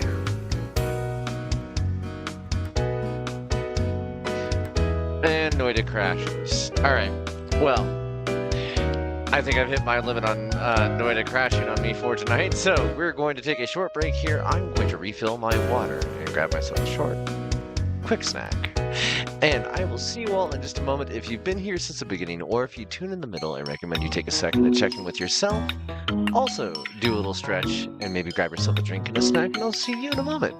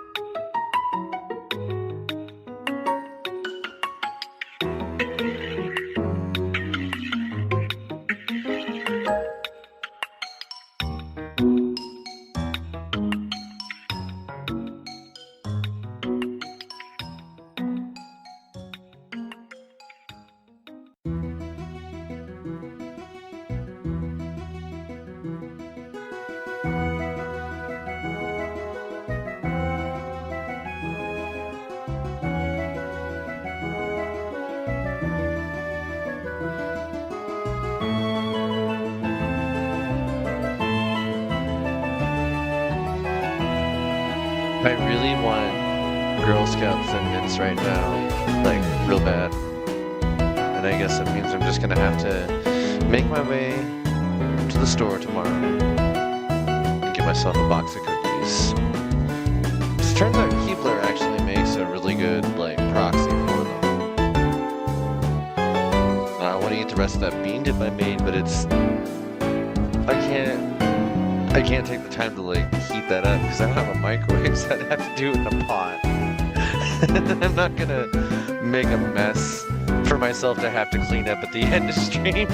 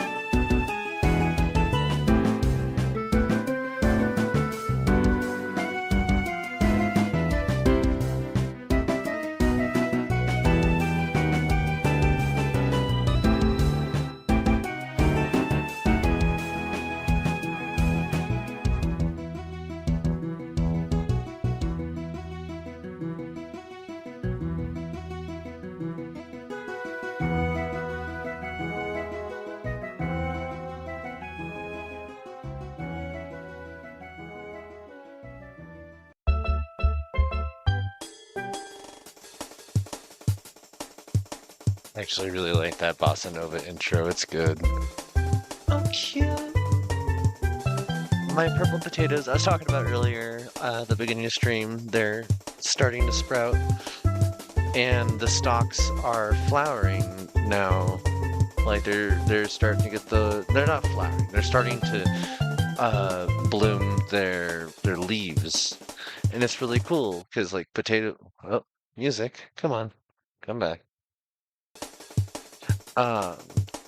Potatoes like actually have really delicate, pretty leaves and flowers. They're just not something that you normally want to grow around cats. So I'm eventually going to have to move these outside or into like a grow tent or something if I want to continue growing purple potatoes. And it's a neat thing to do, but I don't need to do it. We had some that were starting to get a little bit too old in our cabinet, and I was like, maybe I can do something here. And I threw them into a pot, threw some water on there. I didn't expect anything. I did not expect them to like start trying to actually grow. And you know, the whole thing of like potatoes will try to grow. They'll be looking for that soil. But I don't know. I guess I don't think of them as a weed, and they really do behave like a weed. Hi, Hef.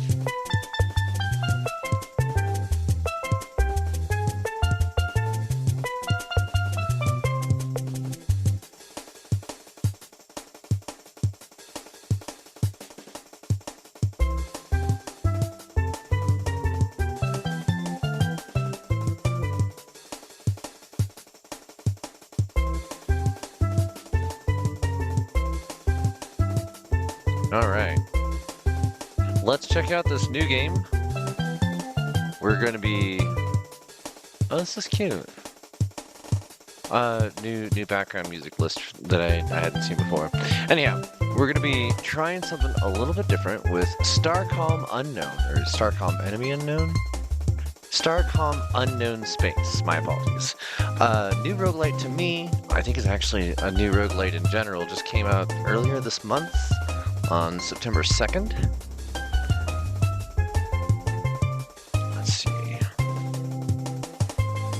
if I do... Oh, wrong button. Copy URL, library. Let's do this way. If it'll let me.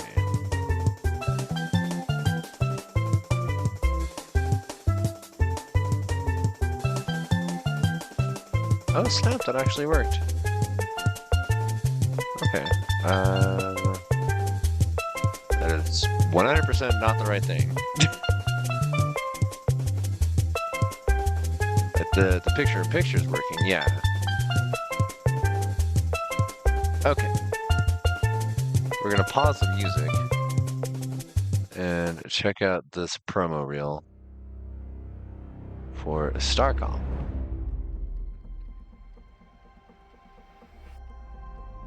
Okay, are you gonna...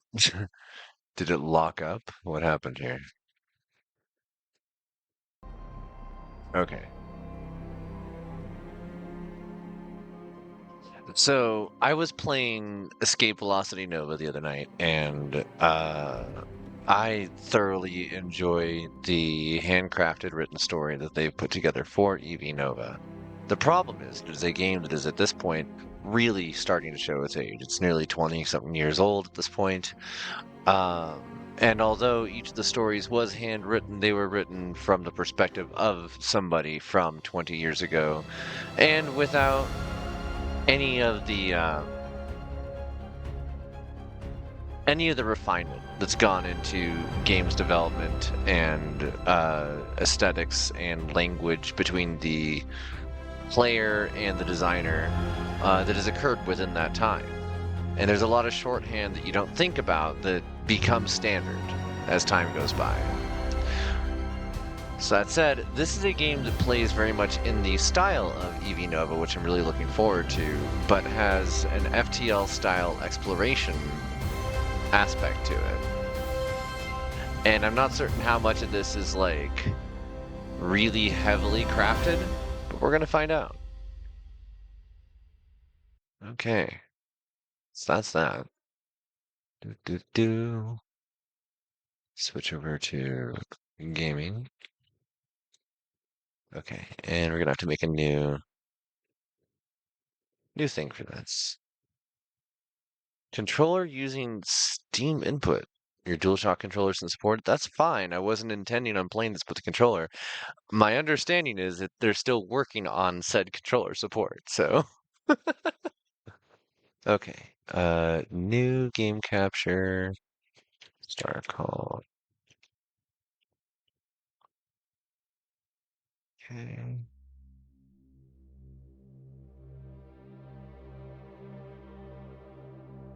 Put that there for now. Get all of our stuff layered correctly. That would go here.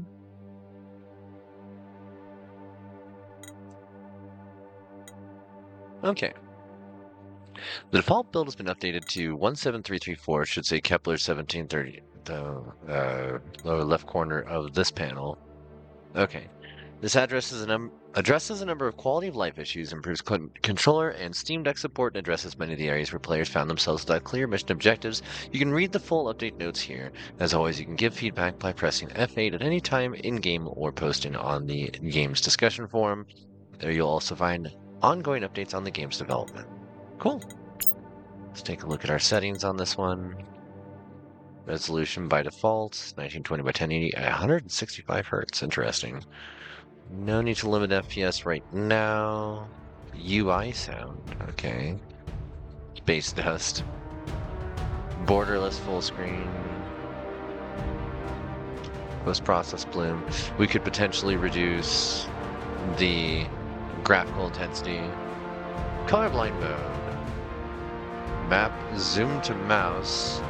Zoom remains centered both in-game and map view. Holding control of map zooms to the mouse cursor. This option inverts that behavior. Zoom to mouse. Scanline dimension effects. Okay, so one thing I'm noticing. Text scaling. There we go. This bitch blind.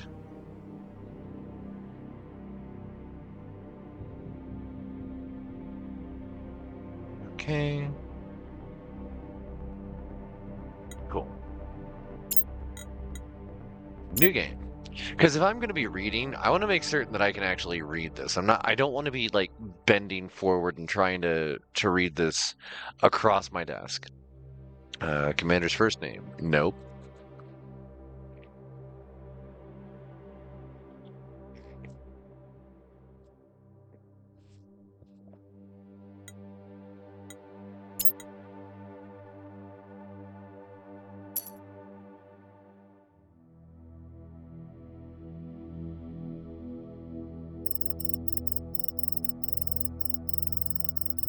SCS vessel, the Sandway, Scout class, commanding officer, Akil Saris, commander, second class, first officer, Avery, Octavia, lieutenant commander. Standard sold date 2641-1114, priority medium, redacted for clearance. A service ship departing Maya station struck debris at -16.6, -7.7, and sustained moderate damage to port forward deflector. Sensor logs show debris field and damaged cargo hauler in captured orbit around gas giant J1Z8888 due to classified redaction section redacted, and then it fades away. Oh well. I received our first set of orders. A vessel was damaged by debris from a wrecked cargo ship. I'm marking the location on your HUD. Okay, so we have mouse steer. No, keyboard steer. You can review mission details as well as other ship information on the console. Wait. Excuse me.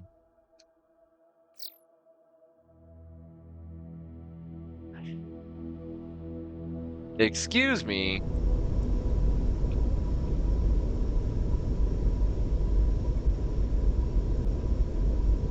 There is absolutely zero reason I should be slowing down in space when I'm not using any kind of retro thrusters to do so. That is my first complaint. We're closing on the vessel. Looks like there's several dozen containers loose. I suggest we approach with caution until we know what's in them.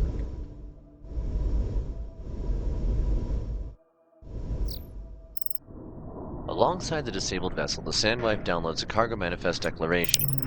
Cargo contents. Miscellaneous waste collected from regional Starcom bases including abandoned personal effects, growing soil with heavy metal contaminants, non-recoverable technical equipment, deteriorating xenium from experiments, classified, caution, extremely volatile. Okay, so we found alien vessel.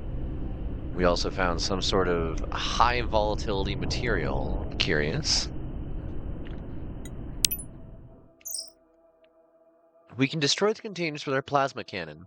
Again, I'd suggest keeping as much distance as possible. What if I want to tractor beam it, though?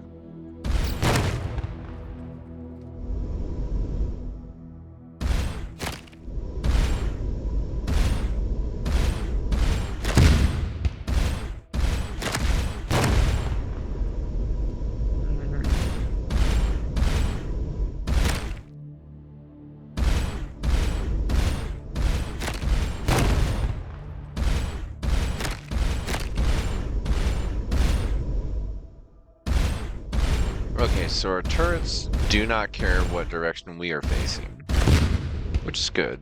It's good to know. I'm not sure how good that turn radius remains.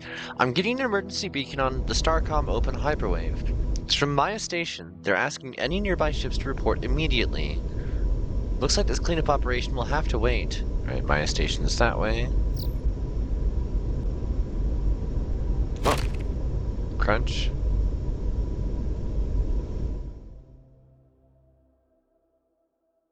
Oh, control click autopilot, Maya Station. Okay, well.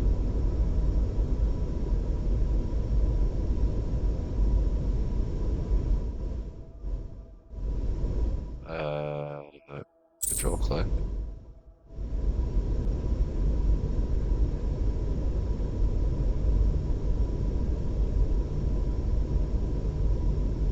No anomalies detected. Wormhole stabilizer and wormhole stabilizer. Whoops. Autopilot disengaged. Thank you for responding to our priority message. Normally this would have to go to Starcom fleet HQ, but we have an urgent situation. I did not prepare myself to read tonight. I normally try to do tongue twisters before a lot of reading. We received an emergency beacon from our outpost on the other side of a quantum wormhole. They must have a critical emergency. I need you to activate the 2 nearby neutrino generators that will expand the wormhole large enough for us to get through to them.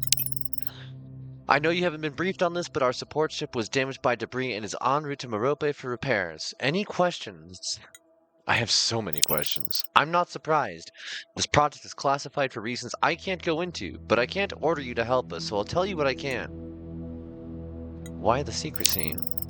The reasons for this project being classified are also classified, I'm afraid. Frankly, I think Defense Division hasn't had a major project under their control in a while, and it's gone to their heads. What's a quantum wormhole? Where does it lead? It's a primordial wormhole that was formed during our universe's inflationary epoch. Until recently, there was a theoretical solution to explain cosmological models. We believed that if any existed, they would have collapsed billions of years ago. Then we discovered this one. As for where it leads, I can't say, partly because Starcom Defense Division has classified the information, also because I don't actually know. Is there anything else you can tell us? According to early research papers, the wormhole may lead to a universe that was separated from ours during the early expansion of the universe. We sent Selenea's station through a month ago, and they've begun studying the region. It takes a huge amount of energy to expand the wormhole large enough to send ships through, so normally we only expand it for scheduled supply runs. They do have a way to send very low bandwidth signals through in case of emergencies, and that's what we've received. I'll be able to tell you more once you get to the wormhole, once the wormhole's expanded and you've been given clearance.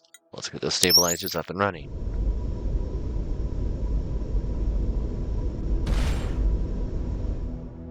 Okay, so middle click takes me to the map.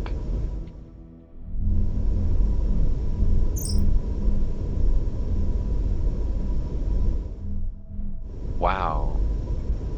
If only they gave us any frame of reference as to how much 800 terawatts is compared to anything else.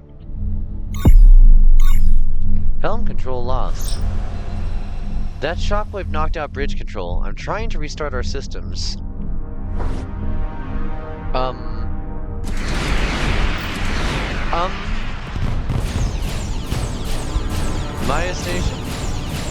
Maya Station, do you copy? Maya 2, no anomalies detected. Fleck! Whatever just punched through Maya Station like their neutronium hole was aluminum. Rewriting helm control to auxiliary. Just a few more seconds. No.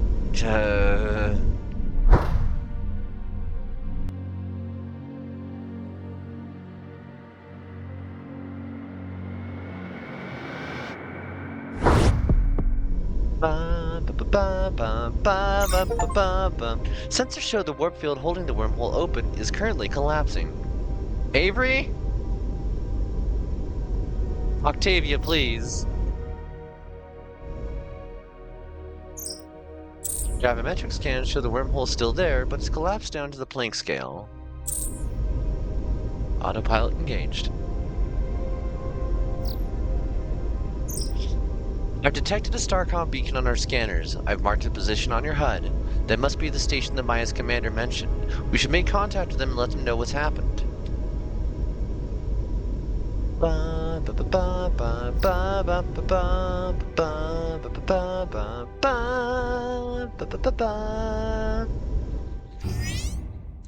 Ooh.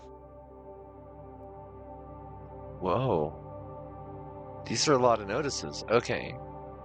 There's another junior research opening. Apply. Battle station drill will be conducted tomorrow. Congratulations to Lieutenant Ashley Phobos-Gelman and Jeffrey Phobos-Gelman on the births of healthy twins Samantha and Octavia.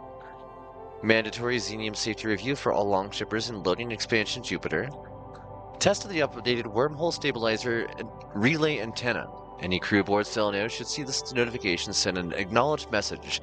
You should receive a counter reply to the next wormhole open in 48 hours. Alethea crew rotation will begin at 0500 tomorrow sharp. There's another junior research opening. Apply Seleno Res JRAMA. This is not a repost, this is a new posting for the same position. Oh no. Seleneo's last window for long-wave transmission to Maya for relays tomorrow at 14:35. Your messages home should be submitted today at 1600 for clearance to review. Bellerophon, departing from wormhole 1340, next resupply is in 15 days, 3 hours. Cadets perks and re-enter simulations for survey team qualification retest. All personnel to battle stations. This is not a drill. Non-critical suspend. Emergency stations. Unknown vessels detected. All on-duty ready stations. Battle station alert over. Non-critical resume.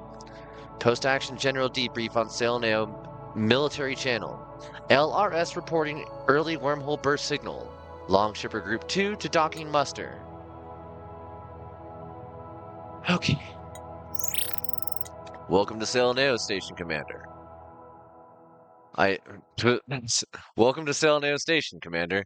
I assume your appearance means Maya picked up our emergency beacon, and I hope the Sandwife is just a very small tip of a much larger spear of reinforcements coming soon. Not exactly, no. That sounds ominous. Go on. Fill the Commodore in on what happened. That's very alarming. The reason we sent the emergency beacon is that recently we've come under attack by vessels of unknown origin. We're calling them Red Raiders based on their markings for lack of any other information. Now you're telling me there's another threat that's cut us off from support. For now, there doesn't seem to be anything that can be done about Maya Station or the ship that destroyed it, but we can deal with the ships that have been attacking us. They're not terribly powerful, and Sailneo's guns have kept them at bay. We have a research outpost under development on an inner planet. The only other support ship on this side of the wormhole is out of comms range. Given these attacks and the lack of imminent reinforcements, I'll need your help evacuating the staff back to the station. That's what I hope. You'll need a survey leader. I've had Lieutenant Milton start making modifications on the Sandwife. See him at the shipyard, and then get our people back safe. That's all for now. Commodore. Commodore U. Okay. To the shipyard. As per Commodore U's orders, I've gotten the Sandwife a bit more combat ready, but it needs a survey lander. Select utilities in the module accessory list, then click and drag. Then click drag a lander.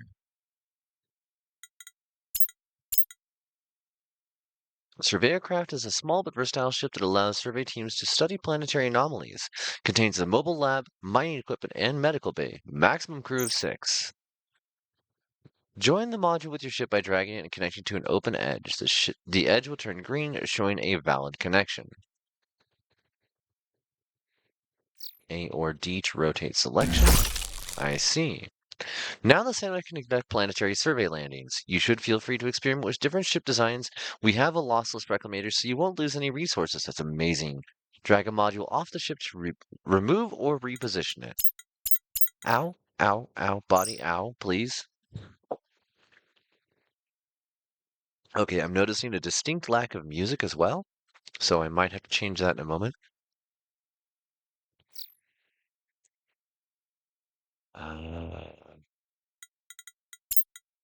Okay, there's a lot that could be made, but we don't have anything at the moment. Since Helena started coming under attack by unknown ships, the Commodore wants us to evacuate the outpost they established.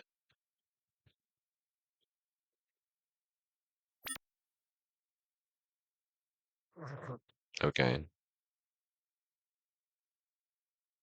Oh, that's cool. I can actually look at that stuff.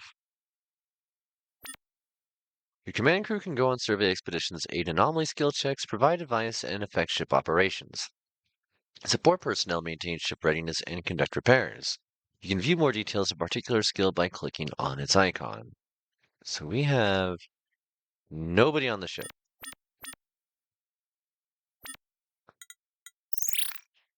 Salutations, Commander. What can I do for you? Can you tell me about the ship that destroyed Maya Station? After reviewing your logs of the incident, I can only say it's way more powerful than anything we could build. Maya has, or rather had, neutronium-reinforced plating. Even directed antimatter should have taken longer to get through. What area in particular? The universe seems dangerous. Explain the ship energy system. How big of a ship can I build? Any tips on planning? Anything else I need? That's enough for now. Commodore U. Oh, okay. I guess nothing else. So...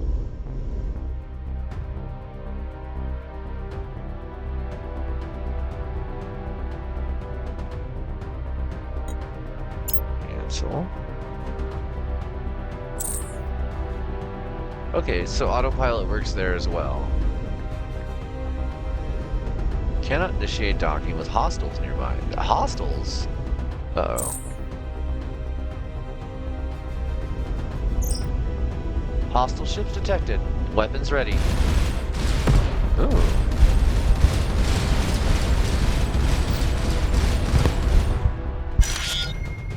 Okay, so we're getting some scrap materials.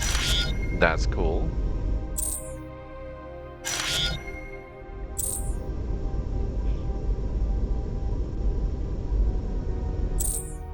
How do I scan? I guess I need to do the rescue mission first.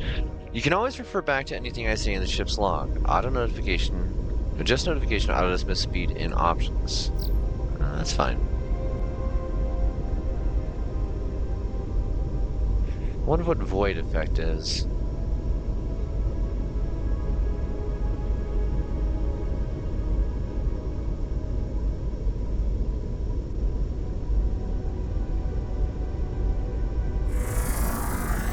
Scanning. Survey in progress. The ground team is disappointed to abandon the outpost. They've been excavating the ruins of a civilization during a late period of the Fallen Empire. The team had just uncovered an artifact with markings similar to the great structure in space near Seleneo. They quickly and professionally evacuate the object and vital materials to the lander. Have the team return to the ship. Survey complete. So what about...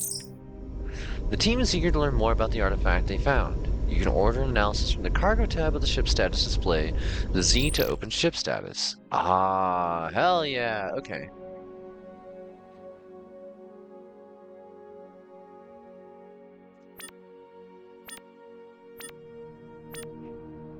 Alien device. Device with alien markings the outpost team recently uncovered. Analyze artifact.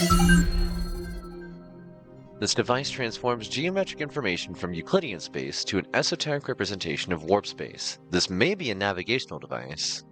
Interesting.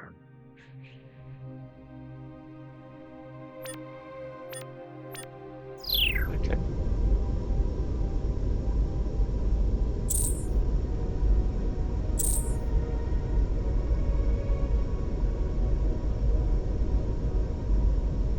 Yeah, I care way more at the moment about checking this stuff out.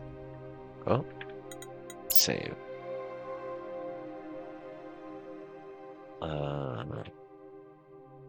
Survey. Okay. Interesting.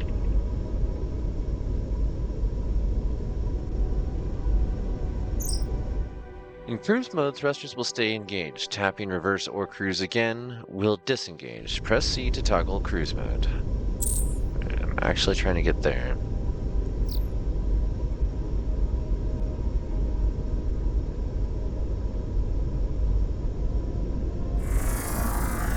Scanning. Planetary landings require survey team at more than 50% health. Okay. Well, we can't land on a gas giant. No anomalies detected. Okay. We return. Fine. Also, the music is there. Let's see. Yeah. There we go. That's better. Because the UI is so loud and the engine noise is so loud, but there is music there, and I'm like, I don't want to have to play something else. This is nice, it's ambient, it's good.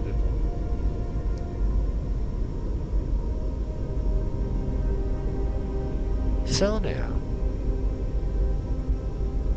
Seleno. Selena?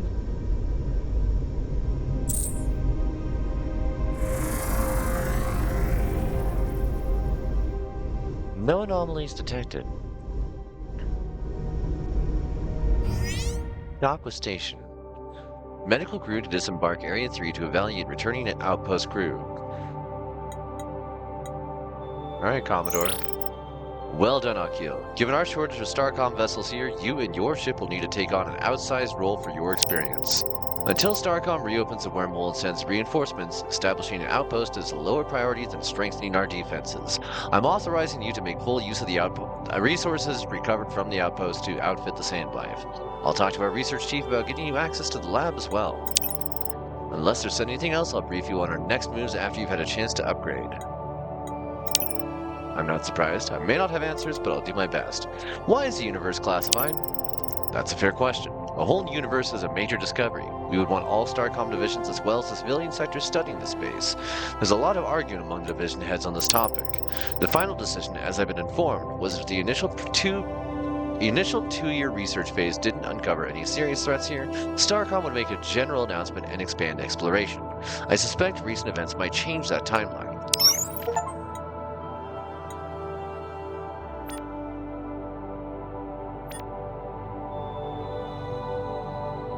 Used commonly in the destruction of low durability modules due to its relative abundance and lightweight.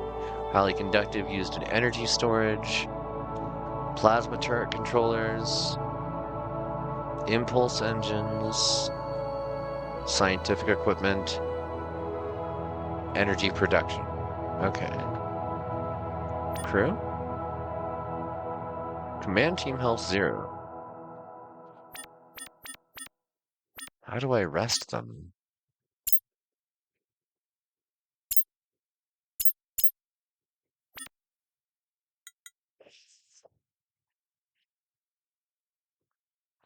Okay, let's take a look at what they... We have the survey lander. We have connectors. These are engines. This is bulkhead. This is plasma. Scout bridge.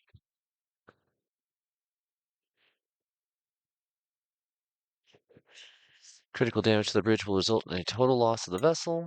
Good to know. Micro-reactor. Reactors provide additional energy production and storage beyond our ship's baseline power system. I want more propulsion. Technically a void control surface. Wings increase the vessel's speed in deep space, the so-called void effect. We need gold and titanium for these.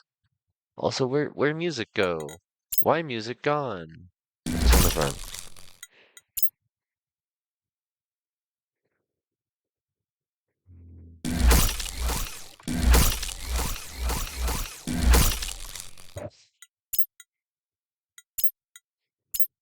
Okay. Operations. Dr. Rama. I'm the head of Seleno's research projects. We spent the last month studying the nearby artifact and looking for clues to its operation on nearby planets. Commodore Hughes just notified me that for defense reasons for redirecting our priorities, I'm to place my lab at your disposal. Incidentally, that is a figure of speech. You are not to break anything. I will do my best. I prefer you do nothing at all, but your best will suffice. Given my new directives, the object uncovered has given us some research data you can put to work. If you'll be in the lab, I can educate you on our facilities. This interface shows research technologies available. Use it to direct our computer's research. I recommend at least researching turbothrust. It'll speed up your exploration significantly. Right. Turbothrust. Research tech allows our engines to switch to a high energy, low efficiency burn for increased speed. Impressive! You didn't break anything. Thank you, Doctor. Improved deflectors, thermal analysis, unknown technology. Engines level 2. More powerful engines with greater thrust per hex. Okay. And we've spent all of the points that we had. Oh, tractor beam splitter. Allows a tractor beam system to collect 2 items at once and increases their track speed. That sounds pretty handy. It's also the only other thing we can afford, and I think we want it, so. Research. Thank you. Increases the speed and range, adds an additional tractor beam. Okay, back to operations. Commodore, the Sandwife is one of your only If the Sandwife is one of our only vessels in the space, you'll need a full command crew for maximum efficiency and to conduct planetary surveys. Some of the team members you evacuated from the outpost have volunteered. They've been added to your crew roster, which you can review at any time. They're admittedly a bit green, but I think with some experience, they'll be officer material in no time. Speaking of experience, we detected some ship movement around a nearby gas giant. There also appears to be activity on the surface of one of its moons. I want you to check it out. The ships have similar energy readings as the Red Raiders, so use those resources to get the Sandwife ready for combat. Back to the shipyard. Aluminum armor. Connectors. Useful for separating ship modules, some reinforcement effect. Nearby equivalent to empty space for thermal dissipation purposes as well. 25, we had 54.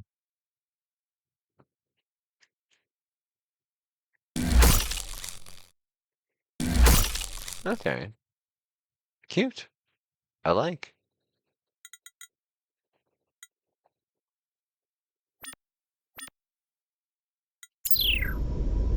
Okay. Watch your energy levels. Hold left shift for turbo, T to lock on or off. Well, it seems like the autopilot's doing it just fine on its own. It does sound like we got combat coming up here. Raider Outpost. I see.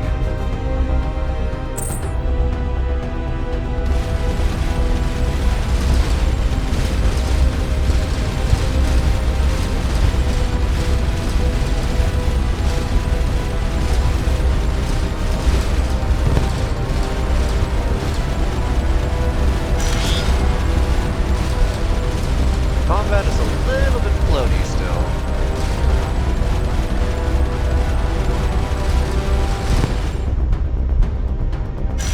No anomalies detected.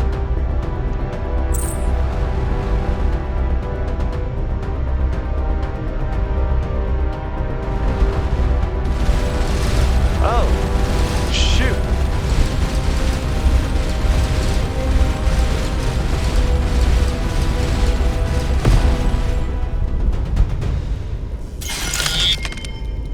Radar coil device.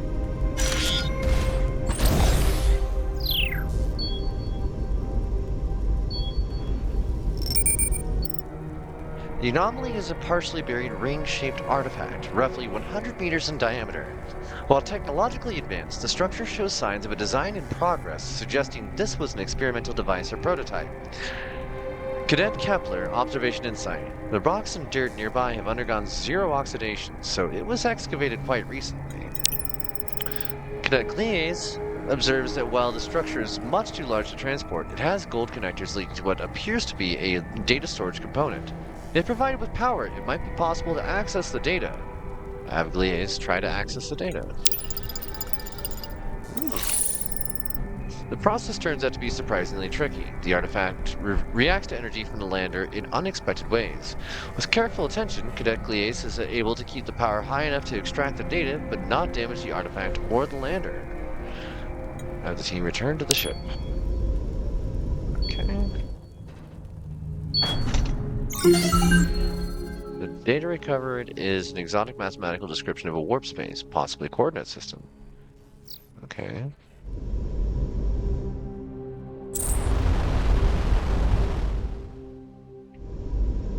So that survey is complete, that survey is complete. Anomaly. No anomaly. You get a wider view of known objects, including planets on our navigational map. Toggle map. Yeah.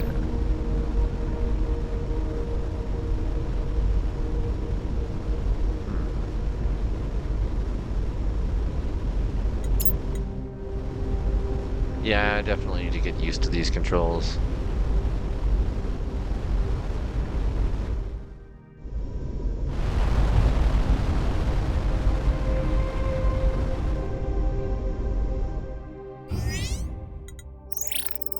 I've had an opportunity to examine the My apologies, folks.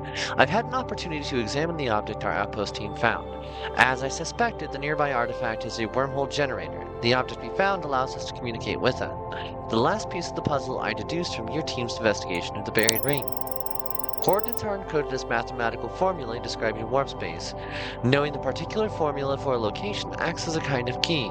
My hypothesis is if we input this formula into the wormhole generator, it will create a wormhole to a distant point in space. We, meaning you, should test this hypothesis by activating this nearby artifact and entering the wormhole. And at that point, will another gateway we can use to return? Best case scenario, yes. Worst case, you'll end up light years away and have to trek back in normal space. I'll have the lab back to myself. Be sure to pack some extra food.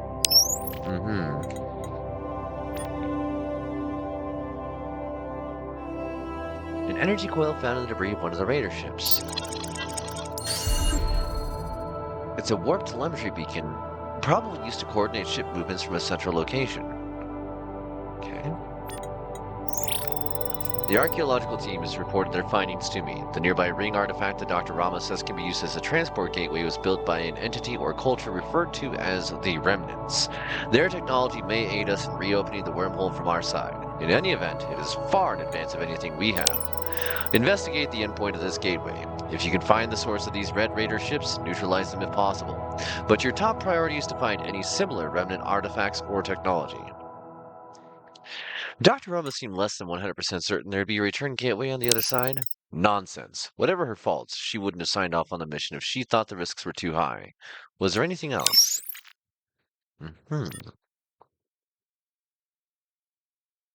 Alright, so this is range, speed, rate of turn of turrets, allowing for faster retargeting. So that is actually a factor in this. Ion drives increase max thrust, improved handling, turn responsiveness. That would be nice. Strafe impulse. Increase max hull by 5 hex. Improve deflectors, increase resistance to deflectors, and allow constructions of larger deflector modules. Allow simulations of ships' thermal generation for analysis. Increase the rate at which modules dissipate heat to neighbors and or radiate space. Decreases performance penalty of damaged modules. There is so much to look at here. Reactors. Increase energy production rate. Increase max energy reserves. Allows our crew brief surges in ship repair, particularly useful for keeping systems. Okay, so that's cool. Every crew member with at least one tactics increases plasma turret accuracy by 10%. Observation, engineering, astro. Oh. Any crew with at least one biomed skill. Will quickly stabilize themselves. Strange attractors, speed of attracting, sensor calibration, increase sensor range, minor boost to max viewport range. That would be helpful. The rest of these is technology we simply don't have yet. The sensor calibration could be good. I think improved handling is what we want, though.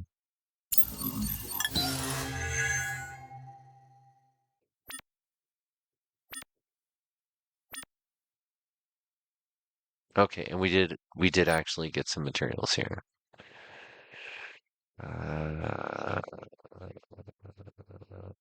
Okay.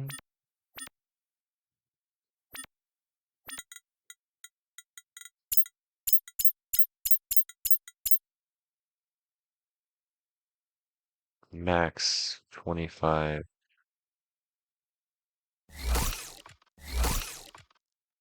Okay. That gives me back connectors, survey lander, another engine Mark 1.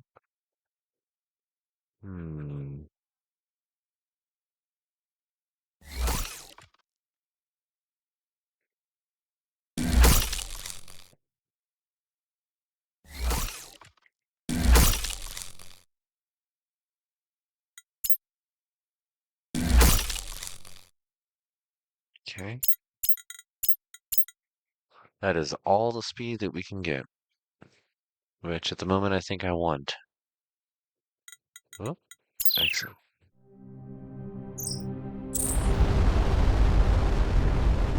top speed of, looks like 40 now. Mark the coordinates to equation points onto our map. It's supposed to be the artifact. Whoever built it must have very advanced engineering abilities. Whoa. Whoa. Beyond the gateway. Some locations of the star map may require that you zoom out to see. Okay. We should use the nearby gateway to reach the region.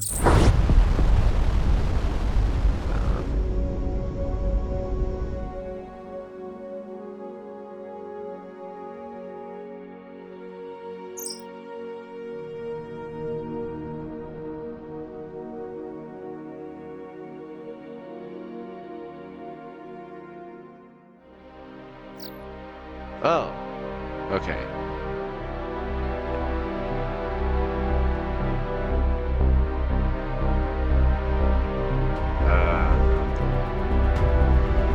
What? Hello, Kodiak.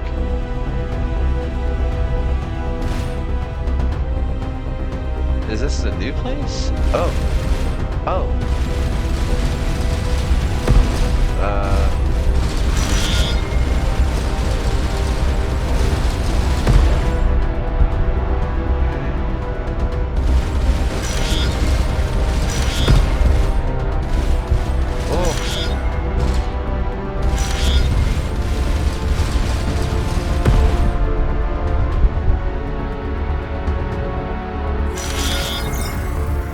These appear to be the same ships we encountered near Selena. Commodore Hugh wants us to investigate their source.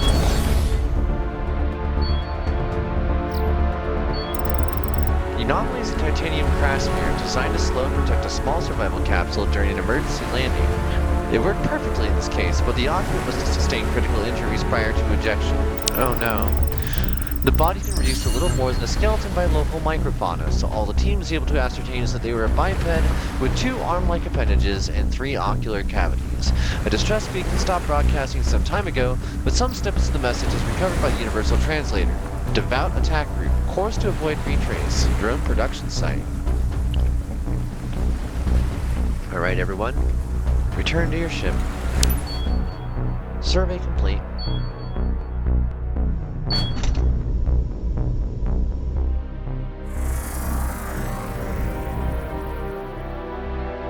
No anomalies detected. Got an Undertale Ultimate Ninja Storm, like, played all day today. It was like a 10-hour session. Hell yeah!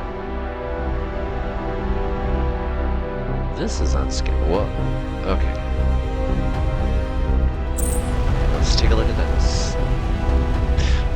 I am digging the vibe of this game. I did not expect to like it so much. Oh, I see some stuff here. Something's happening. What are you? It looks like the structure's generating a local negative Higgs field. Starcom's experimented with using this principle for long-distance travel. We haven't solved the disintegration problem. And then I get sucked into it against my will. Where are we going? I guess whoever made these accelerators solved the disintegration problem. I guess so.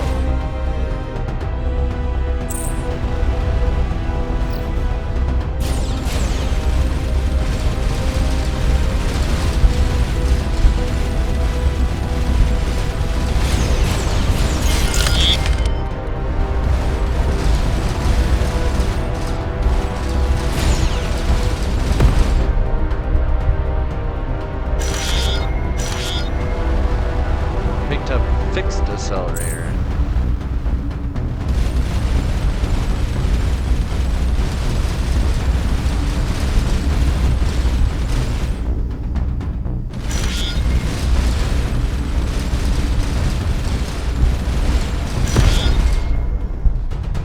It's the vibe person. Blup. Welcome in, Lord Death. Mr. Puppy. Deploying survey team. Wreckage from a ship with the now familiar red and yellow markings is scattered across the desert floor. Thank you for the hydrate. Cadet Liaise, Engineering Insight. Based on this debris, these red ships are likely autonomous drones. interesting. Desert survey complete.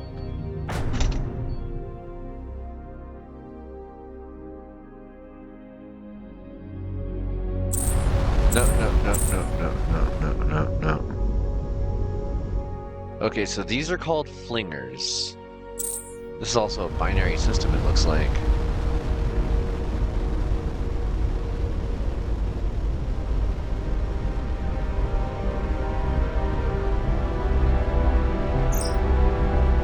You can set an autopilot destination by control clicking. Yep, we figured that out. Hostiles detected.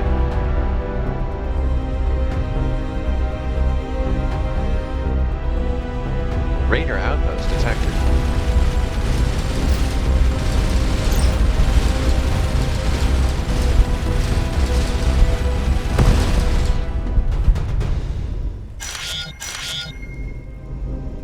If the autopilot destination is far away, I'll try to take advantage of any known fast travel. We can also always take the direct route if you prefer. Control Alt left click to set a direct route.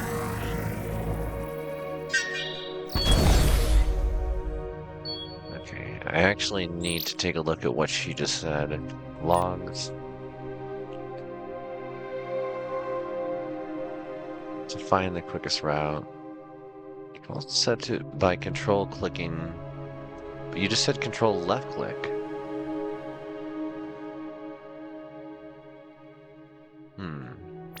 Cargo. You command crews on survey expeditions. Ah, this is cool. Fixed accelerator. For a fixed plasma weapon. If we find additional parts of this weapon, we'll be able to research building it ourselves. Part of a fixed plasma weapon similar to our turrets, but designed for a fixed gun with longer range and more power. Okay. With great difficulty, Cadet Perks pilots the lander through a blinding sandstorm. Sensors estimate whatever the signal was. It's not far, that is, if there's anything at all. The huge amount of charge dust is wreaking havoc with the instruments, shifting dunes cover and uncover geologic features on an almost hourly basis. Have Perks attempt to pilot the lander to the source. After nearly an hour of flight, the team is forced to set the lander down to clean out the cooling intake filters. By the time the chore is complete, the signals disappeared. Damn it. Gained 1 experience.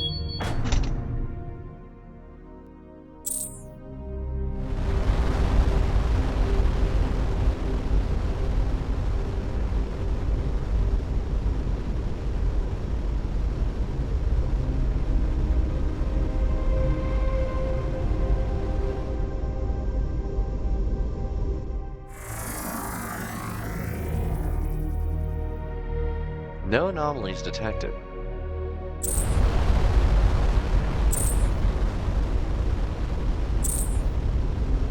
Thread the needle. This is gorgeous. The music is good. The combat's pretty decent. Fun fact: bear girls are far superior. What?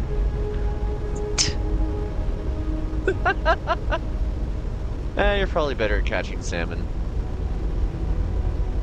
We've all got our own special skills.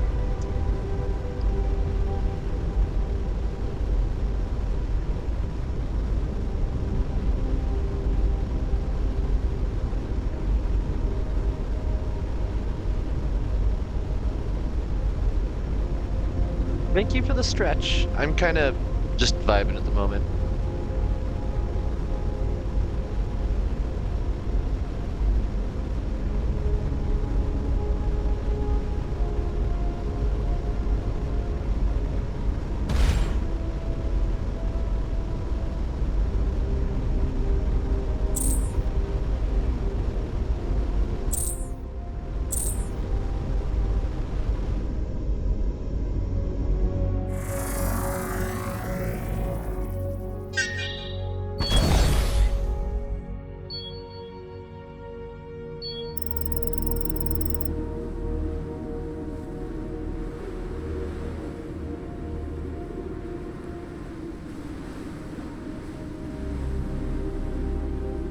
I was muted. This planet was home to a late pre-industrial civilization in the last 300 to 800 years, based on radiological dating, a mere blink in geologic timescales.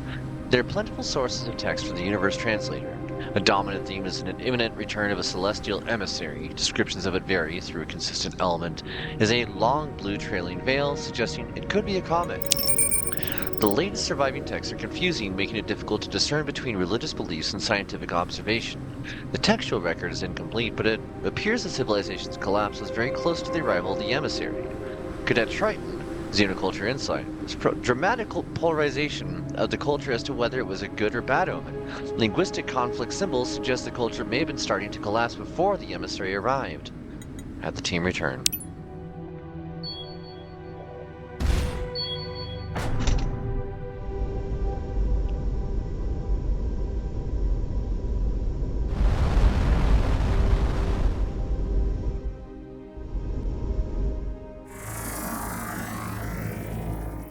Head to bed though, good night. Get some good rest, hon. Thank you so much for hanging out.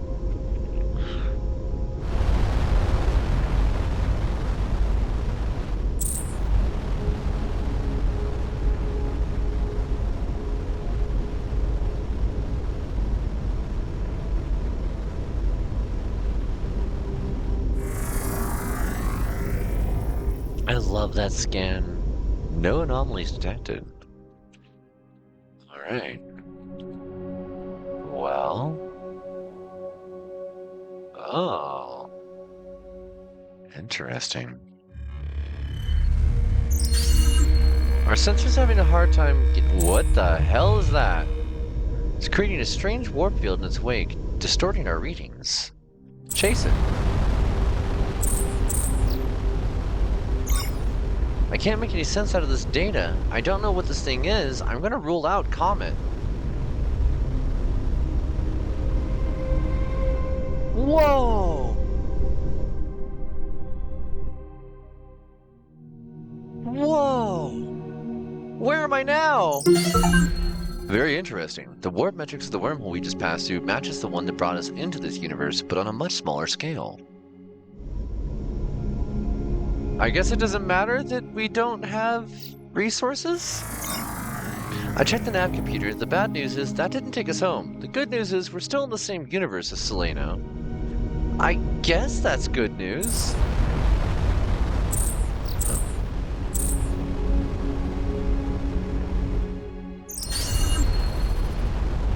The star has greater metallicity than I would expect to find a population in one group. Stellar evolution must behave differently in this universe. Oh, that's interesting.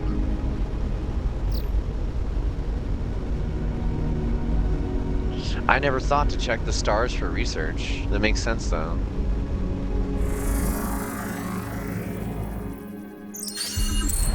There's a natural layer of ethering not far from this planet's core. Unfortunately, the lander would be crushed far above that depth. So we can't actually do any kind of research while we're out and about.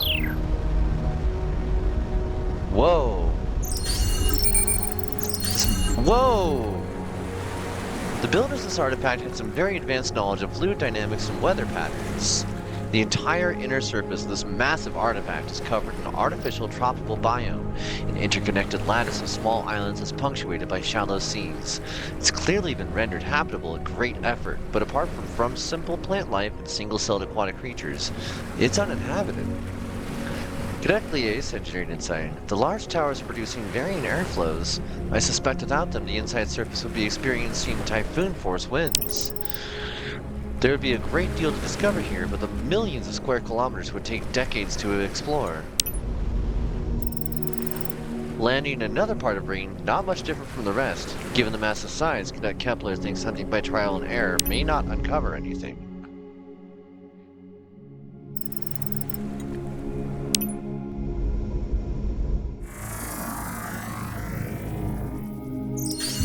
The core of this planet is hexoctahedral crystalline carbon, aka diamond, roughly 10 to the 24 carats in the classical units. Okay. Alright, so we've got this big ring. I mean, that's fine. But if I wait long enough,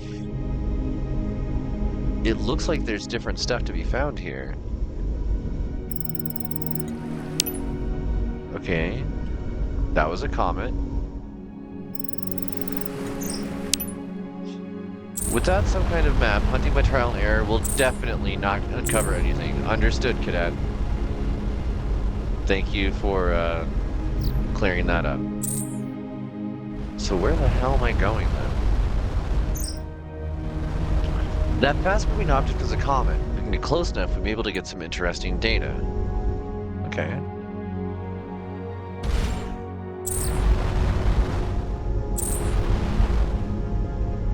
At what distance?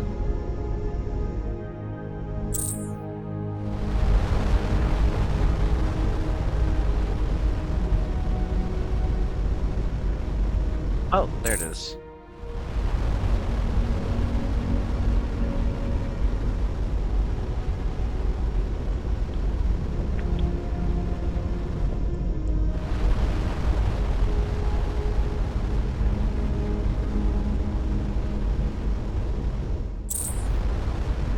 That is very hard to detect. Whoops.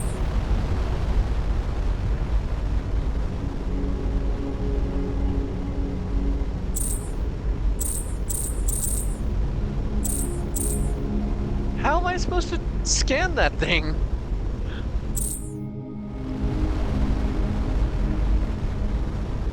I guess find out the period of its orbit.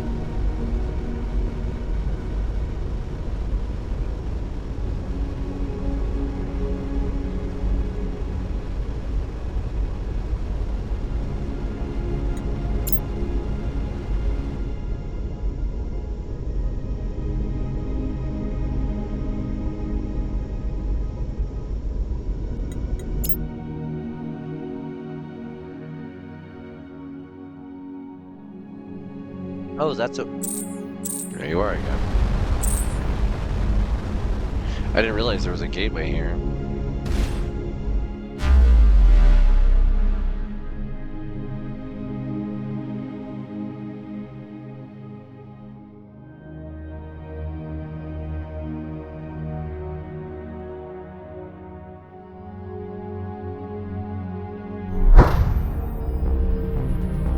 Okay, so that did throw us over here. That gateway projected us through a space-time topology like the wormhole that pulled us into this universe. We essentially solved the equation that redefined the relationship between 2 points in space. Amazing!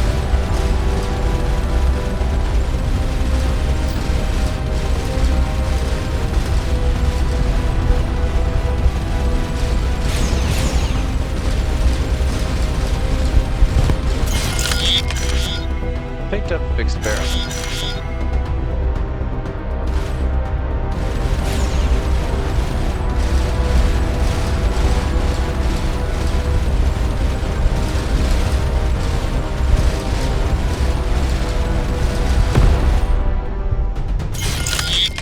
Picked up fixed gun map. Orange star, survey complete, no anomalies, unscanned.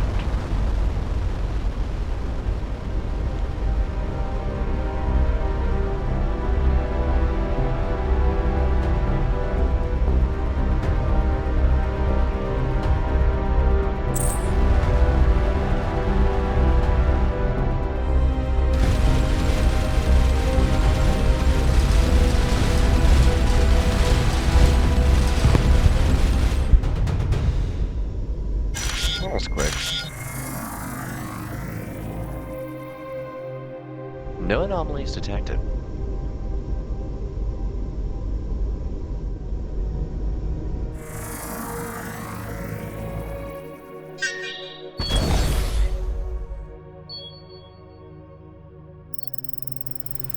There's little of interest on this methane-choked planet. The most advanced life form is a grass-like fungus. But sometime in the last few centuries, someone fought over this wet rock, as demonstrated by a half-sunken gunship. While nature has stripped away many of its resources, some turrets still have their yttrium capacitors. Excellent.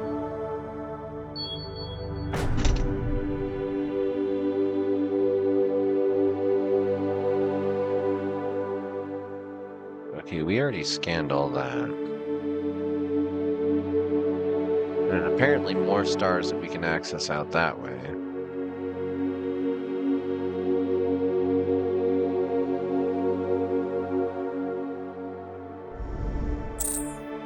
Yeah, let's go check out the star, I guess. See if we can get more research.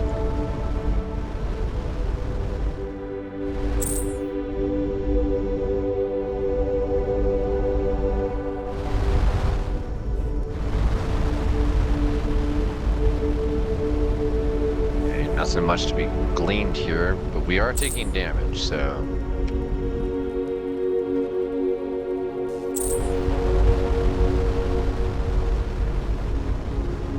Wait. Use this one. We don't know where this one goes. Let's give it a try.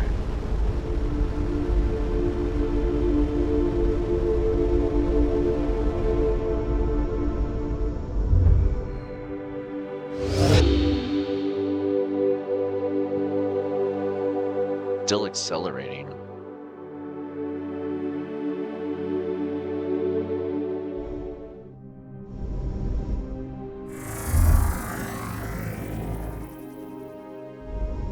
No anomalies detected.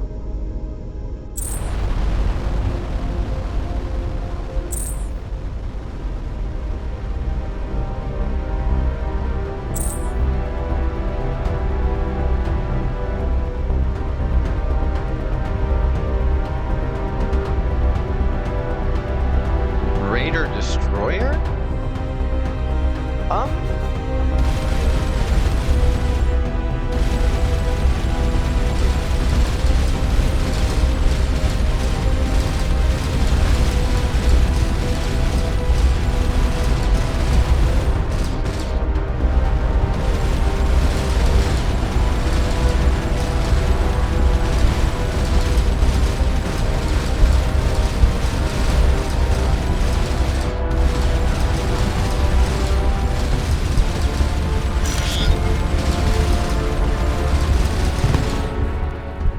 Okay. Did not expect to be taking on a destroyer, but we did it.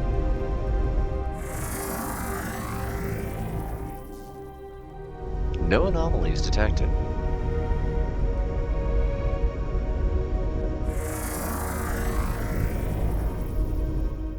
No anomalies detected.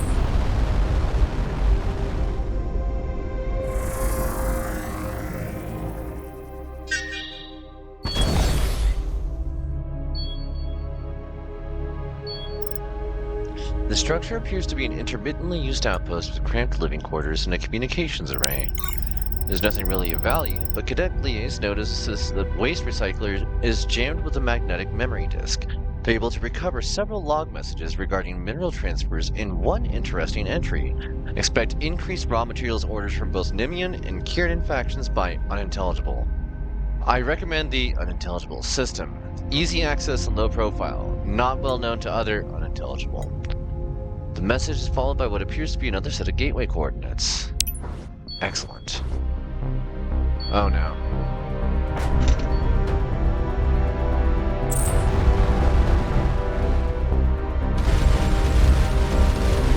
Well, at least these are their scouts.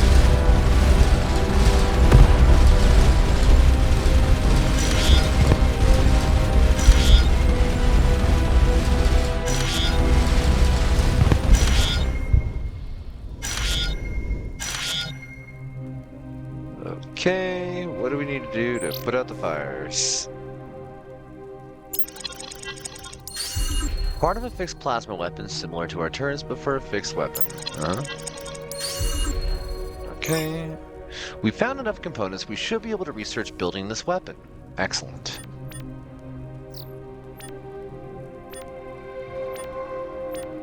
Crew is all conditioned healthy.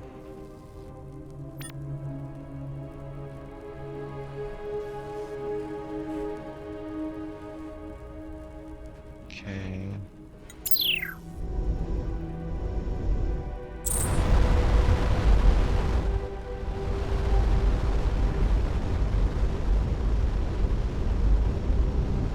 Ah, so we repair over time.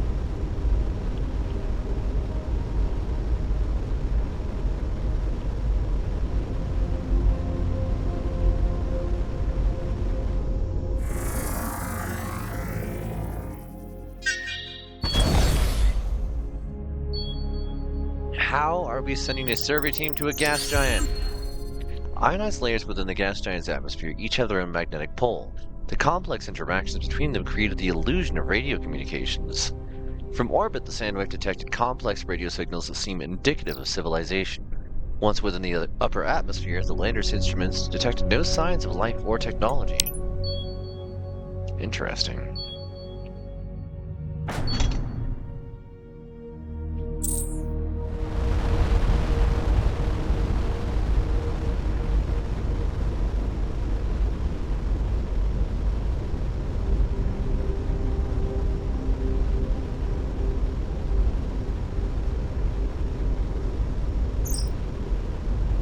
The further we get from gravitational disturbances like planets, stars, and other vessels, the faster our engines can repel us. It's known as the void distortion effect. Okay.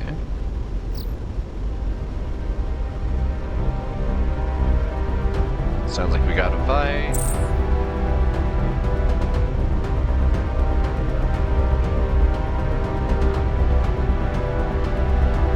Sensors online. Engaging.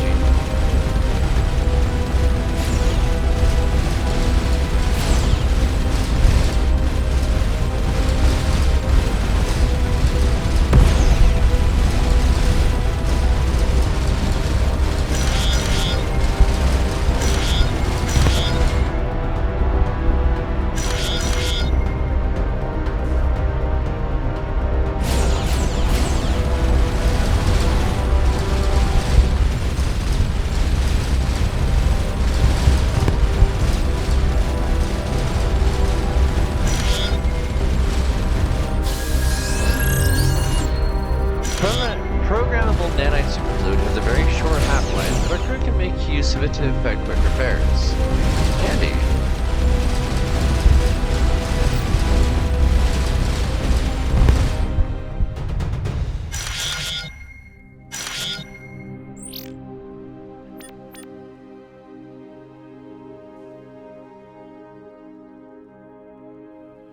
I don't know what that was in relation to.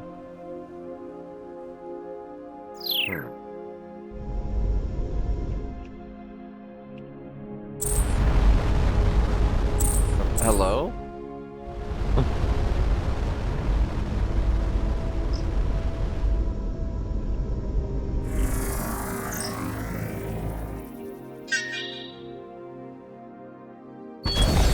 After we scan a planet, I can account for its mass entropy and warp metric equations, reducing its void drag effect. These may be a natural phenomenon. Compressed helium may have expanded with a deep layer of aluminum and fluid phase, creating bubbles that rose through the atmosphere and expanded. Silvery balls bob in the clouds like buoys. After capturing one, in an explored system with no hostiles, I can create an optimized void solution for our engines. In other words, you'll be able to go faster through systems we've explored. Not as fast as in deep space, but a decent boost.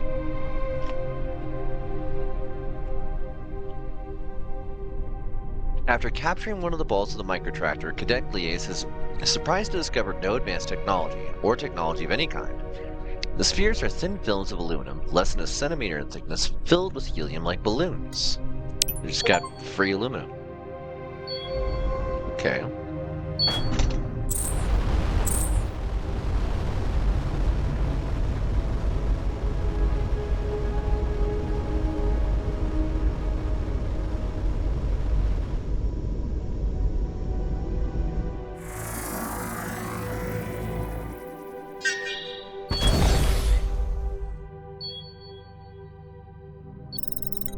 A cluster of discarded cylinders with curious bright markings lie next to a portable aluminum broadcast antenna.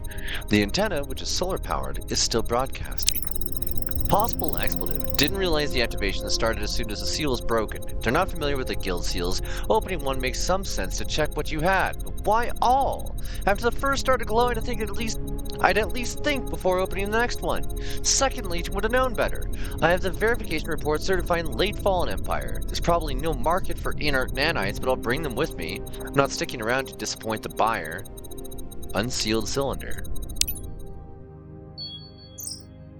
Some of our crew are now experienced enough for promotion. You can assign their skill points from the crew screen. Okay.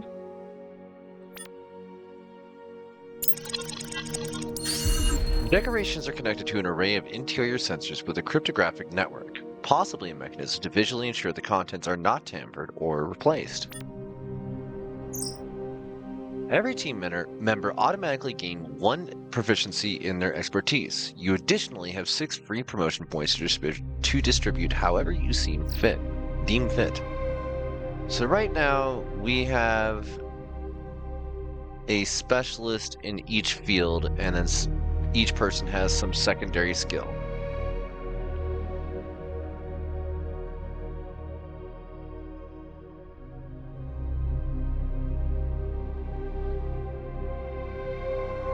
Officers with high xenoculture are better able to understand alien motivations, make inferences from their artifacts, and conduct negotiations. It's most frequently used for insights and skill checks during anomalies and interactions. Likelihood of related insights during anomaly surveys, such as involving hostile actions. Searching areas where noticing subtle details. I mean, we need to upgrade every one of these.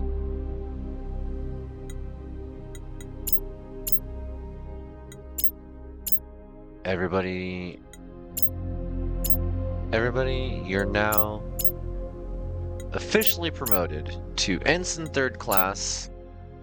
Make certain to collect your new badges on your way out the door. And don't be rude to the other recruits. Congratulations. Welcome to Starcom.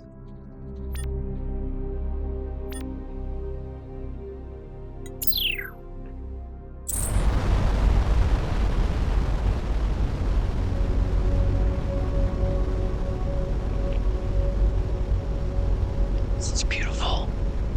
It's so pretty.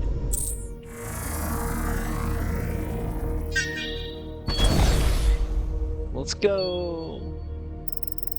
The remains of a fairly recent battle between the Red Raider ships and some unknown victim are scattered over a wide area. Some of the wreckage has been salvaged, but whoever cleaned up was either in a hurry or couldn't haul much. There's a fair amount of valuable resources left. Hell yes.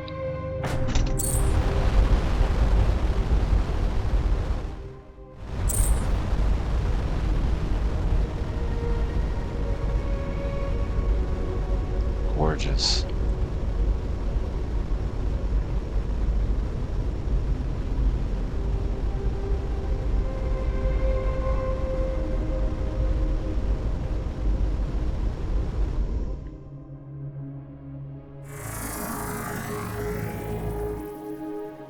No anomalies detected.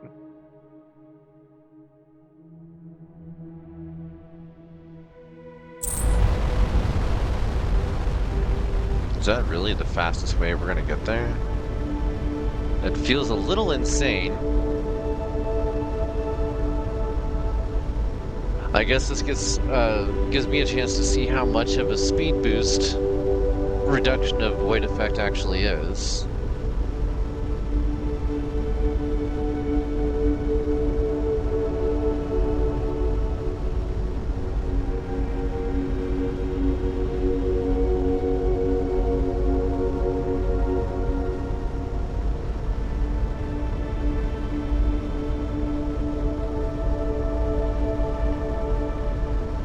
You've got to be kidding me. This is...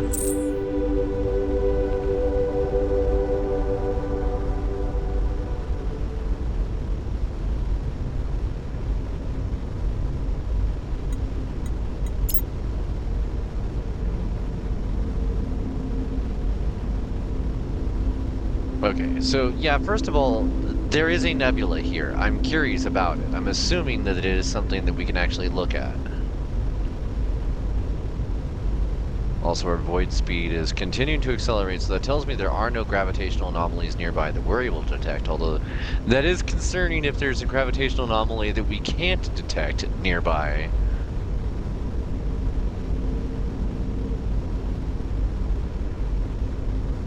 We are still accelerating, which tells me that there is little there.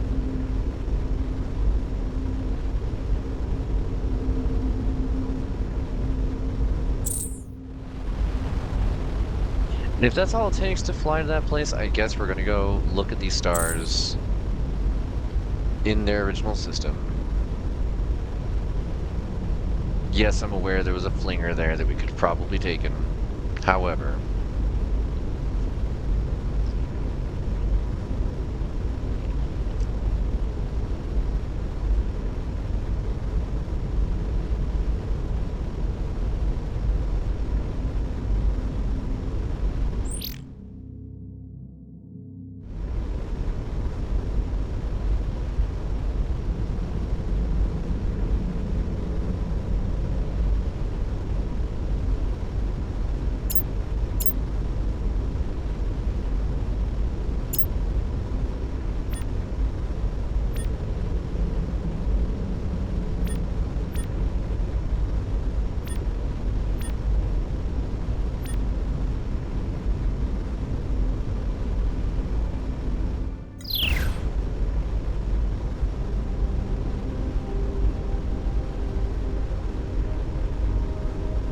almost there.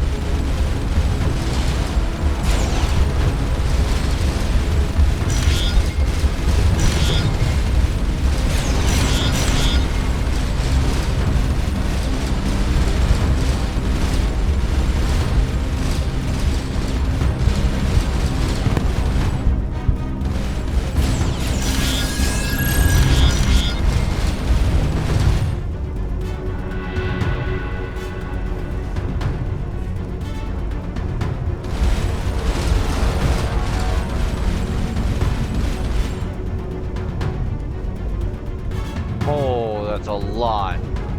That is so many. What the hell?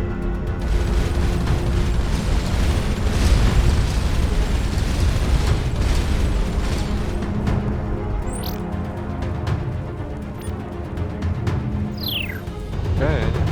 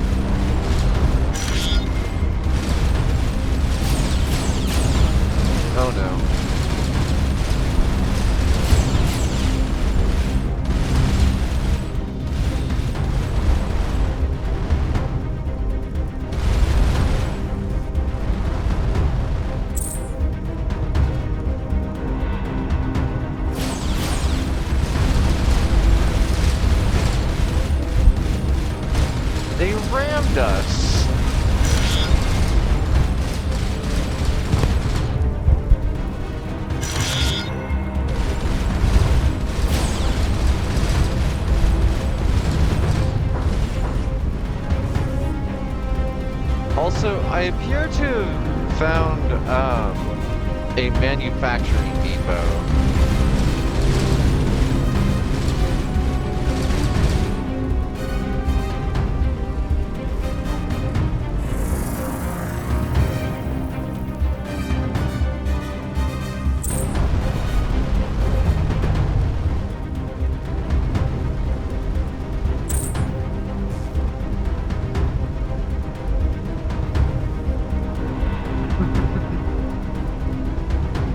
I will say we're collecting resources like a lot.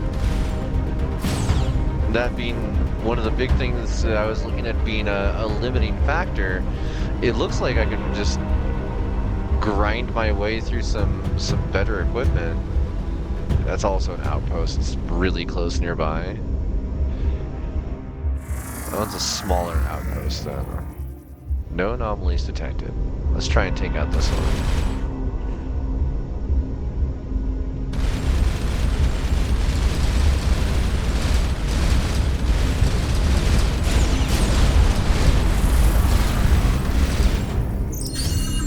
Gas giants are usually 99% hydrogen. This giant is mostly helium, suggesting this planet underwent partial fusion at some point. Ooh.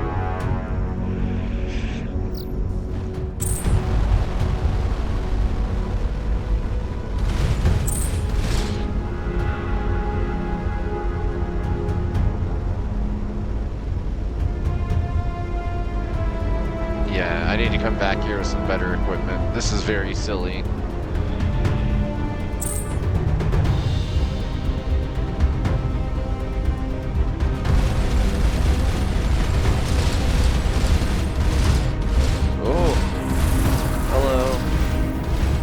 Dislike you. Potential threat in range. Yeah. Yeah.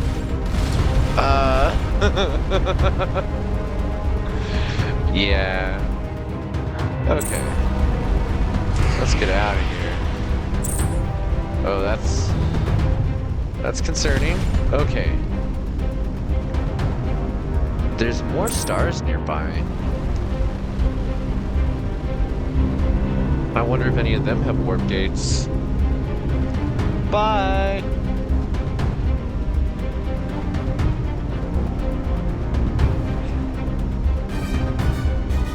This is amazing.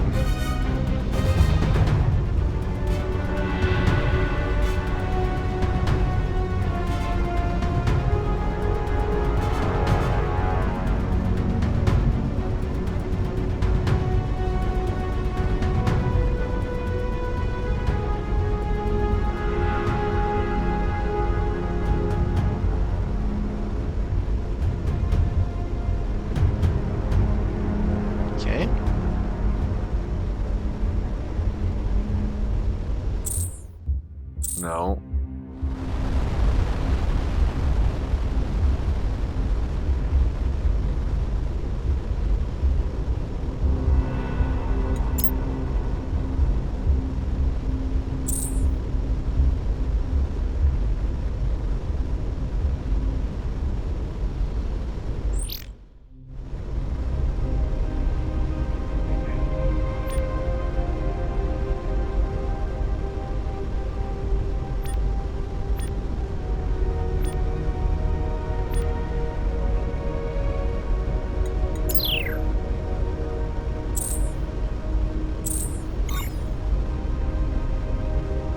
Wormhole gateway and a flinger.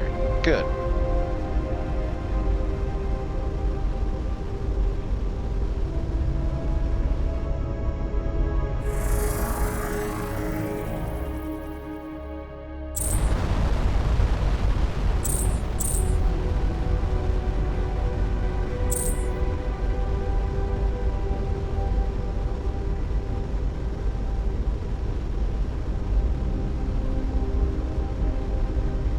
Gorgeous.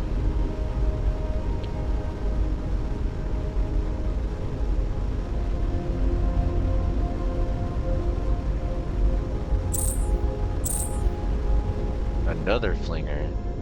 Good to know.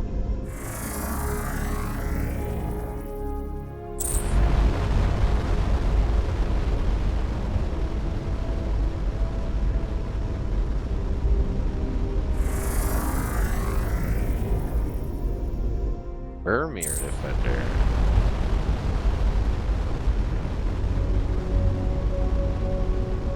New life form detected. The Ermir.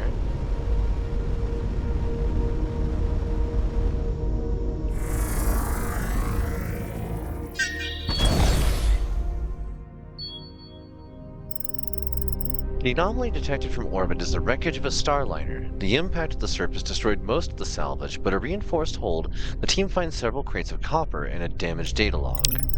It's too badly corrupted for the Universal Translator to form a complete matrix, but it was able to piece together the last few entries. Taking delivery of copper for the Ymir to engage their absence, have been attacked while en route by destroyed 2 ships, engines now redlining emergency landing.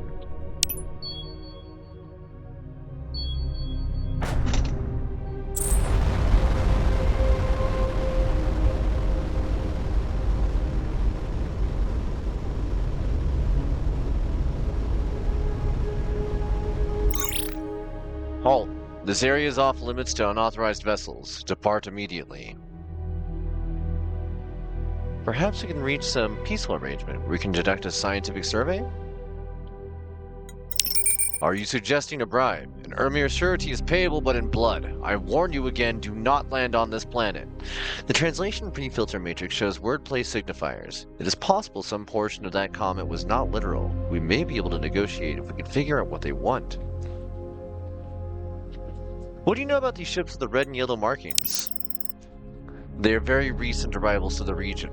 Like the pikeyak fly, they're annoying in small numbers. In large numbers, they will pick your carcass clean. Translation... Okay. We need your services to help us deal with these red raiders. We have copper as payment. No, we don't need their services.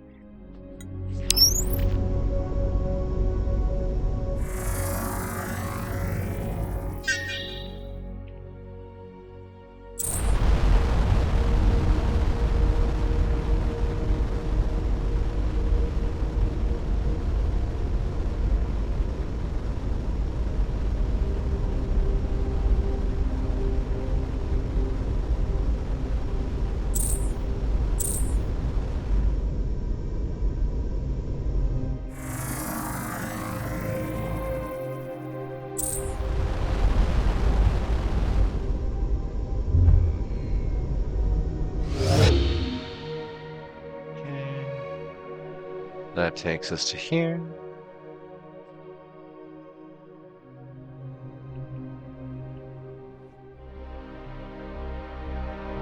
Did we... Cancel. Wait. Did we... Hello? When did you get here?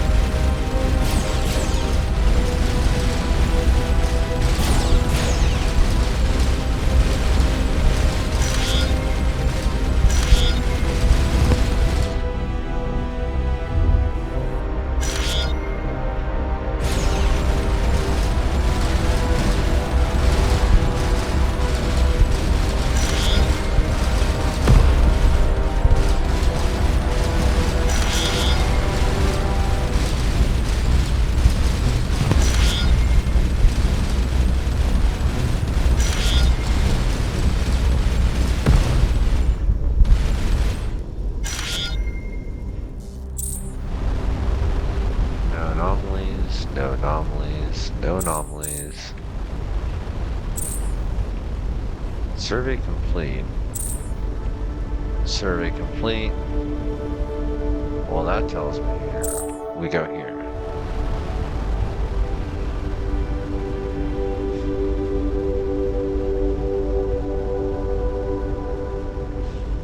I appreciate the autopilot actually does like look for nearby routes. You just use a control click and it goes. That's really smooth. I like it. And it looks like using subspace like that does result in things respawning.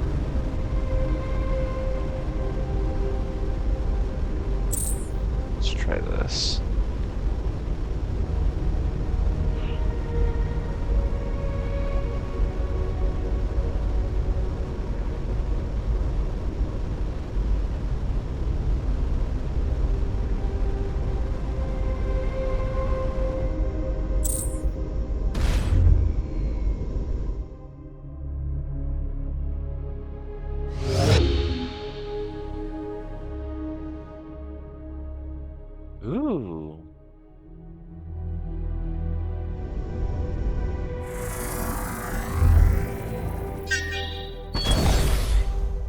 Uh-oh.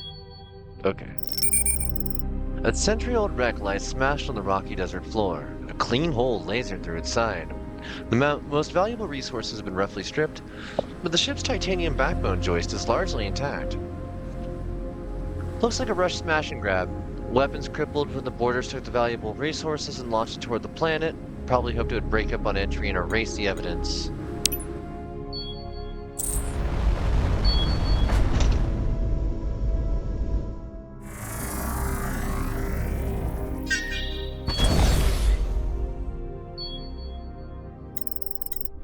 Eons ago, some geologic event thrust iridium deposits up to the surface. Wind and erosion forces carried away all but the hardest stone, leaving a few rich nodes.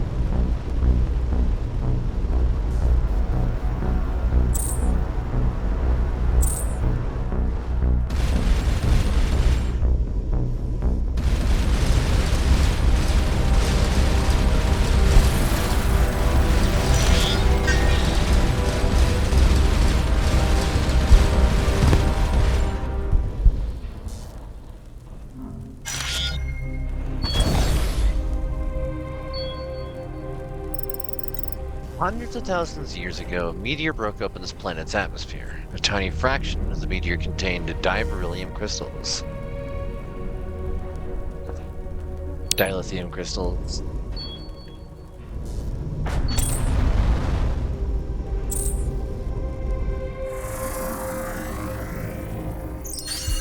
This gas giant has an unusual pressure transition where it rises then falls before rising again at lower depths. This transition is inconsistent with the temperature gradient, and I don't have a good explanation. Interesting.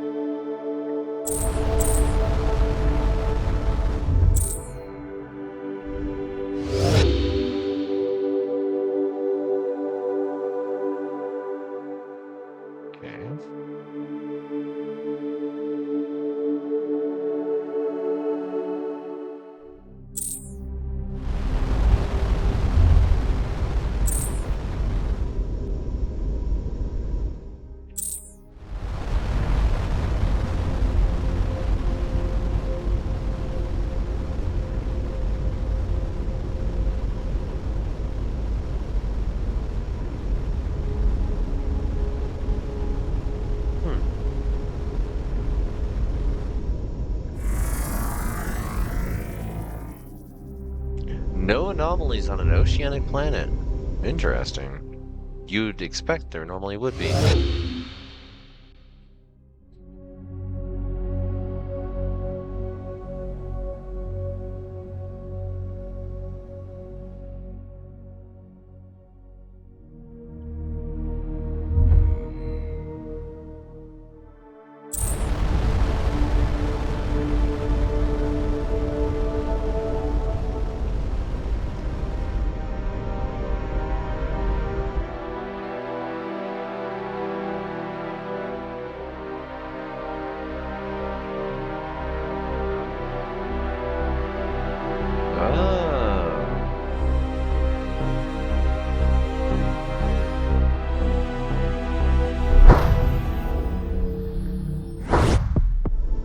takes me back to base.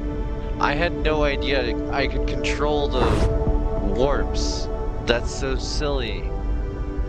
That's such a silly thing to not know. Whoa, what are you?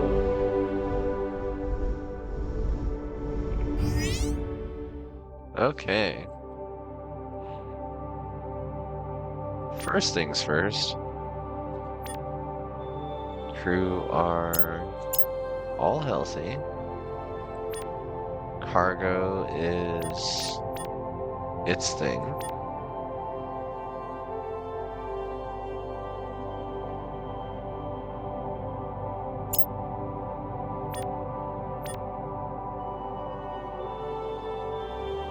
Advanced handling, additional improvements to turning and lateral movement, allows construction of larger void surface components for faster deep space travel.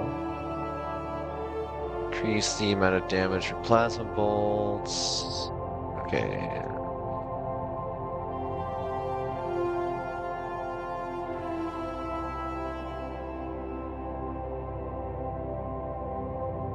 Increase deflection range, increase the expected value of resource drops. That one seems important.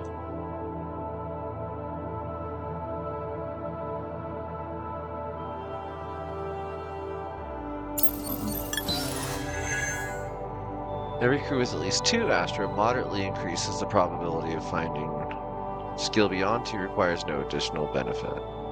Provides no additional benefit. Okay. Battle station recovery speed. Keeping active during combat.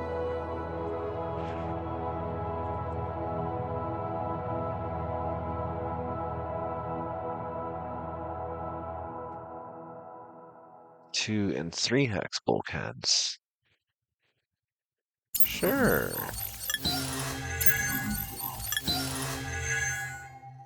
Explorer class ships with a base max hull size of 40.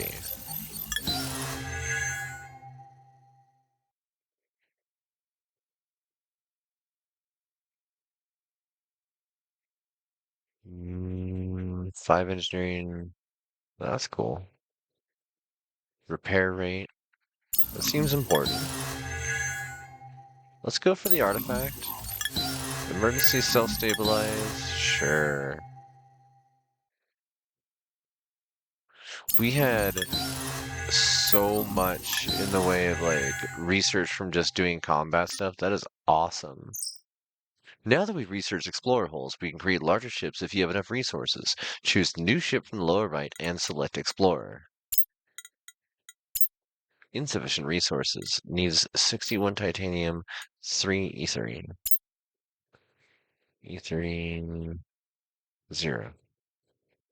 Okay. And that only has 2. Nothing else, I'm assuming, has any. That makes sense. Deflector. Significantly reduced directional damage coming from their outer side. That's how they work. Small wing, technically a void control surface. Okay. Bulkhead. Light. These are standard. These are half deflectors. This is the bridge. Those are plasma. Bulkheads reinforce adjacent modules, reducing the damage they take. They also have relatively high hull strength, increasing the amount of damage your ship can take. Okay. Connectors and utilities. A new survey lander. I don't think I need that. Wings do seem important, so we're gonna. Oh, there you go. In the shipyard's planning mode, you can design a ship beyond your current resources. You can then save the design for future planning. If you set the design as a build goal, you'll be able to see how much resources you still need when trading. That's cool. Mini deflector. Oh, okay. So this can just be kind of crunched in wherever. We got enough to add some additional blasters. So we're just going to do a Crown of Fame right off the front.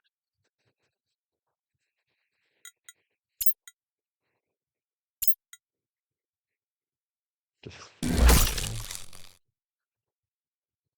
Oh. I guess half deflector.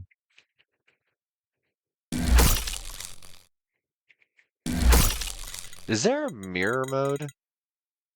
That's planning mode, but there's no mirror mode. That's frustrating.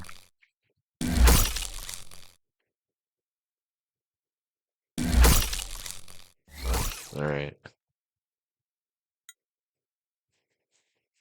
Hi, monkey, monkey, monk. It's been a minute. Okay, these just ships are limited to two small. Well, that's silly.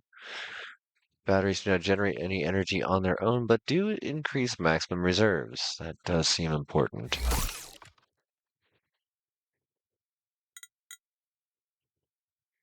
Battery, propulsion, lateral thruster, turning speed, and lateral thrust. Okay. Light bulkhead. How are we doing on aluminum and titanium? I see. Not enough for two. Uh, if your ship gets larger, you may find it useful to move specific blocks of modules around. You don't say.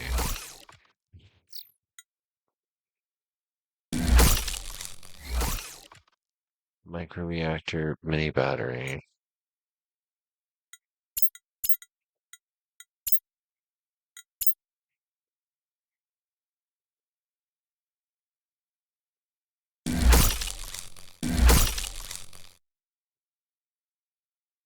How many more of these can I fit?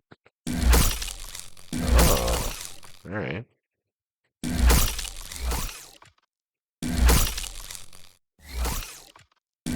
That does at least somewhat protect those. Get some. And same for that microreactor and mini battery. Okay. It's ugly as sin, but it's at least a bit more crunchy. Okay. Rama, the Sandwife has uncovered more scientific data than I expected from you. To reinforce this data-seeking behavior, whenever you return with sufficient new research material and I have time, I will answer one non-urgent question about our work. Not treating me like a lab rat would be another way to encourage data-seeking behavior. Was that a thank you? Mm. Your style of humor, this isn't humor, this is just a protest to you. Maybe you would find this funny, I don't know. No, an optimization. That wasn't much of a question. I will allow one more.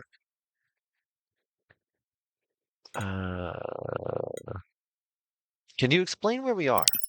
Assuming your question means this universe, not a complete collapse of your spatial awareness, we're in a universe that's separated from our own during the inflationary epoch, a remnant of the Big Bang, as it were.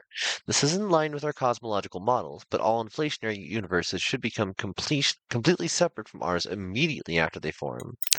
Which raises the very interesting question why this universe remained tethered to ours by a quantum wormhole. A wormhole which Starcom purportedly expanded via our new wormhole stabilizers. This is a topic that would consume more time than I will likely have to spare in the near future. If you have nothing more urgent, I need to return to my work. What did you learn from our trip to the Gateway? Obviously, I was correct in believing it served a similar purpose to the wormhole stabilizers that Starcom constructed. It's not powerful enough to create a wormhole to our universe, but it can create local bridges in the space manifold. Whoever constructed was technologically very advanced. Despite the lower power level, these gateways distort space much more efficiently than our stabilizers. It's possible that we can find more artifacts like these. We could open a wormhole home from the side. Makes sense.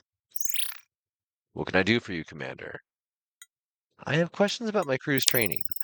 The command crew are the most important system aboard a starship. I take great interest in my officers' training. What can I help you with? Uh, should I focus on a specialization? The perennial debate. There are advantages to both. In general, having an expert is more likely to be useful during planetary surveys. Diverse skill set is more useful in ship operations. Take a look at the officer training branch and research tree. That is some specific programs we come up with to maximize command crew performance. What skills do you think I should focus on? Difficult to say. I would expect xenoculture, the study of alien thought and culture, to be of paramount importance during planetary surveys and alien negotiations, but it's less vital for shipboard operations. Tactics is useful when diplomacy fails. Observation is useful during surveys as well as exploration. Engineering is useful when things break. Biomed is when people break. All right, yeah. If you're exploring the unknown, it would be surprising if you did not encounter an unexpected use for a skill. That'll be all for now. Milton? We've managed to acquire part of a new weapon design. Any suggestions for obtaining the rest? That was a strange noise for that to make. Assuming Ask Nicely isn't on the table, some parts can be obtained from ship debris. There's a bit of luck involved. The chances of sensitive components surviving a catastrophic hull collapse isn't high. If you can remove the module before that happens, your odds improve significantly. Okay. Well, that uses up all of our research and all of our materials. I suppose we continue exploring. Our crew now has battle stations training. This allows them a brief but significant boost to ship operations. This will speed up repair and energy production and efficiency of damaged components.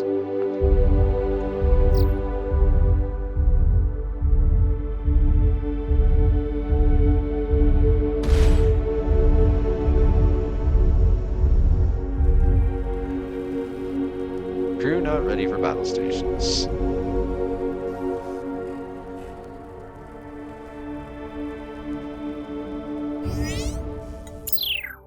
Okay, that fully repairs this. Good to know.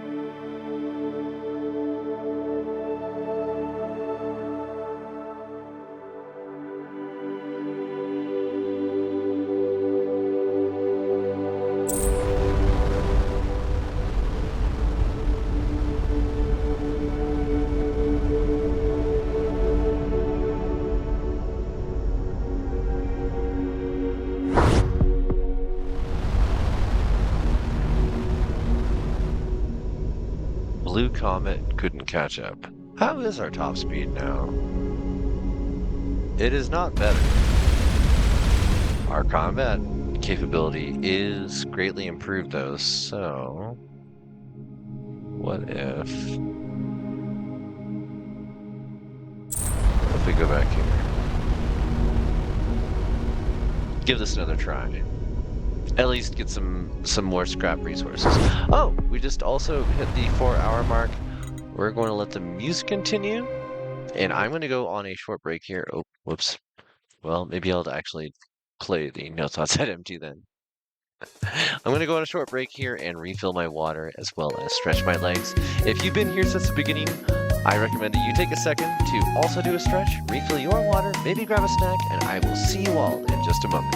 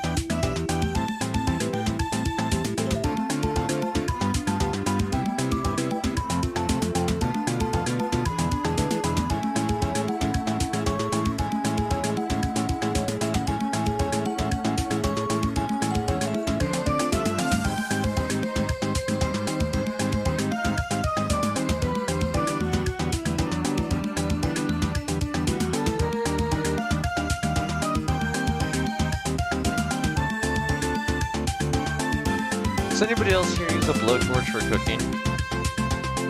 Like, not as a primary means of cooking something, but as like adding quick heat to a control surface.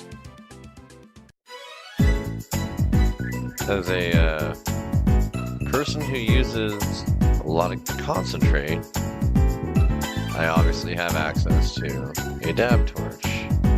Although in my case, I just use an ordinary butane torch for that. And so, fun fact, this is the same thing that gets used when you go to a restaurant and you order creme brulee. So, if you want to have something very quickly, instantly, torched to restaurant quality, this is exactly how restaurants do it.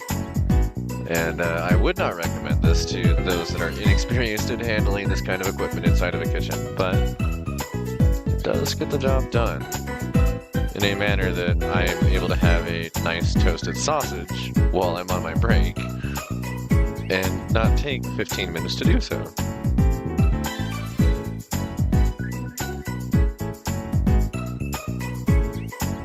It smells amazing.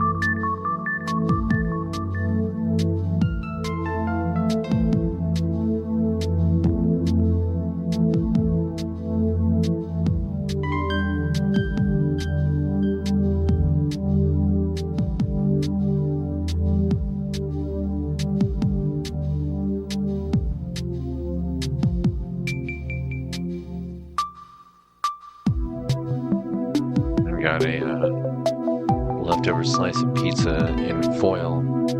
I don't have a way to really heat it at the moment in any quick manner, so I'm just going to place it in that same pan with the heat off and let the residual slowly bake through it.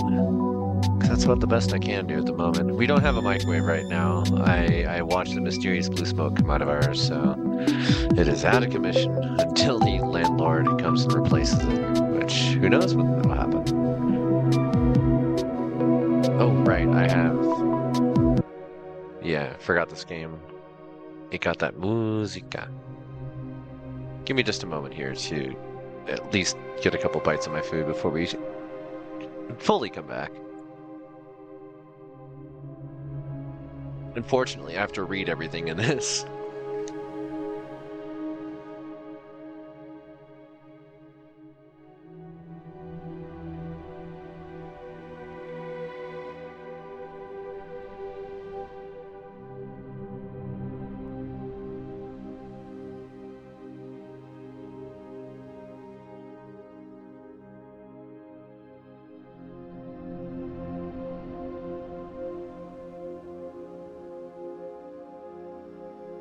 There's something to be said about being able to just make a flame-broiled sausage in the kitchen real quick. That is so nice.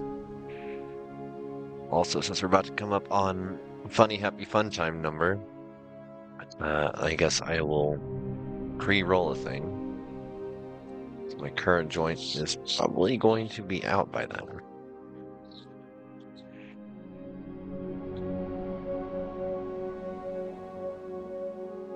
Got a new roller. It makes such a huge difference on the amount of material necessary and how not compacted it ends up. It burns a little bit better.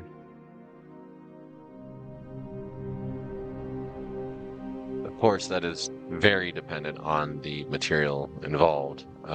If you're using something that's very damp, it's obviously not going to burn the same. But in this case, I'm benefiting from it. Okay. Roller noises.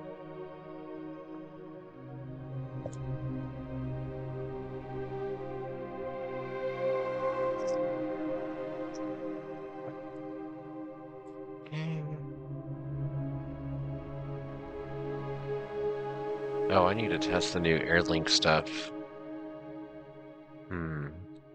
From stream side.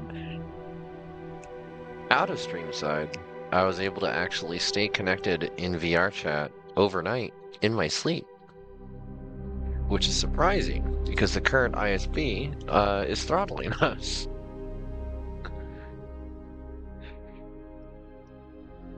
I'm sorry I'm late, just woke up. Good morning, Roxy.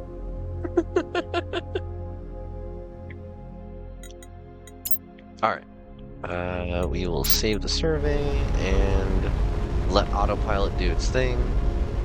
Where are we at? We are flying back from this gateway. Okay. We're playing something new at the moment called Starcom. Unknown Space. This is a new release that just came out on the 2nd. Crew is now ready for battle stations. Good, because we're about to go to battle. We should probably start by going to this gas giant because it was a little bit less defended.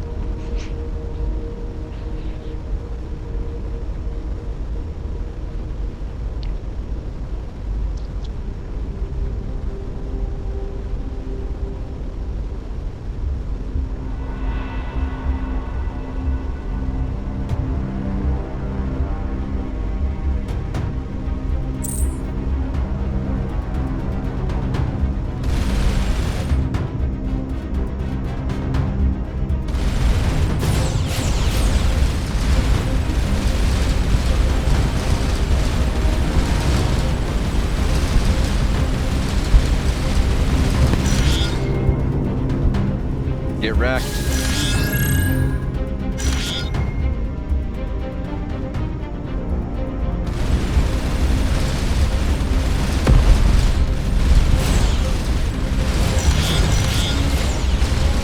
We got gold.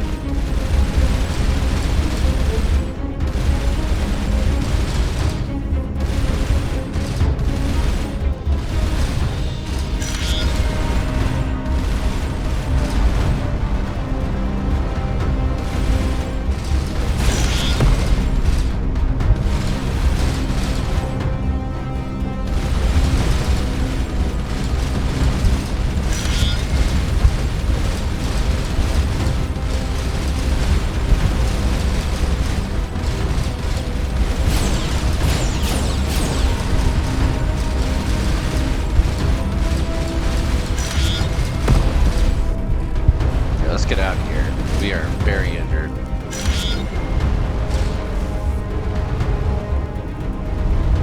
All crew to battle stations. Repair.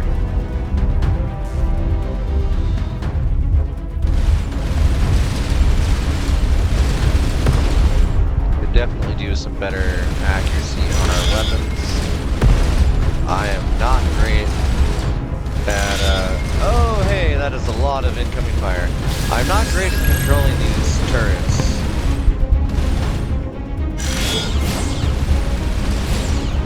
Okay.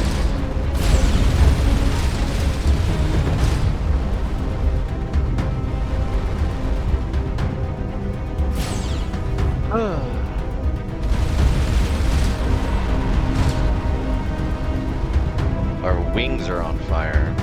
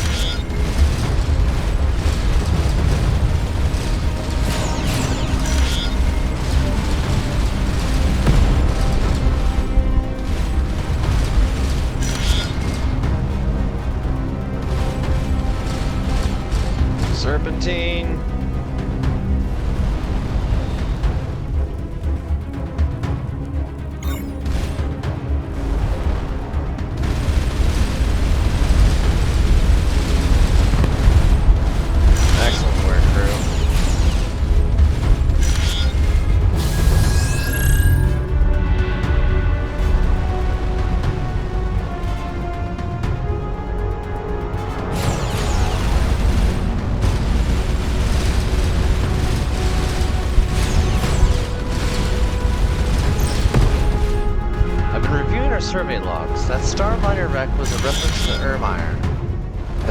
I think it might have been talking about a bribe. Okay. Whoa, whoa, whoa, whoa, whoa. Okay.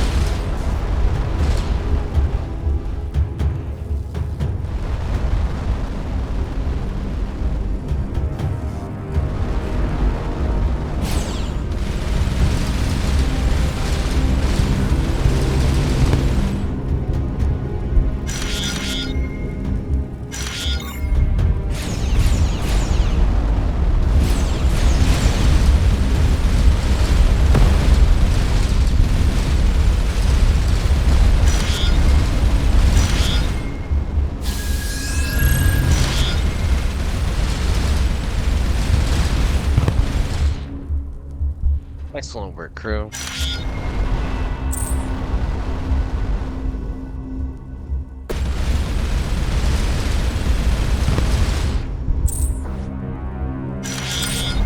Okay.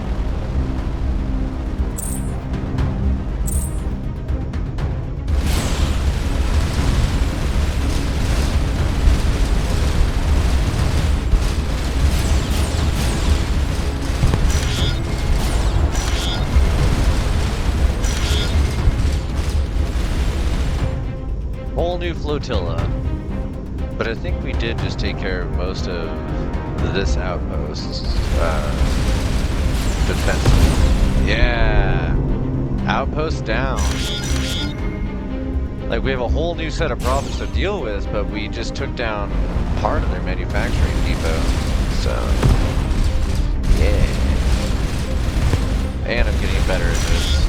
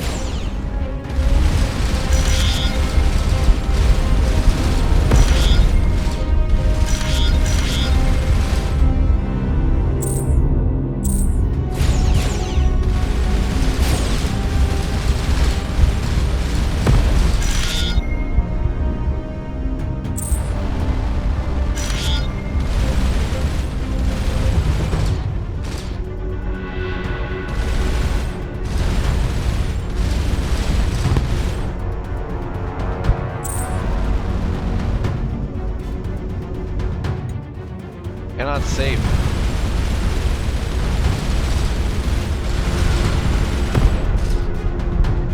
Alright.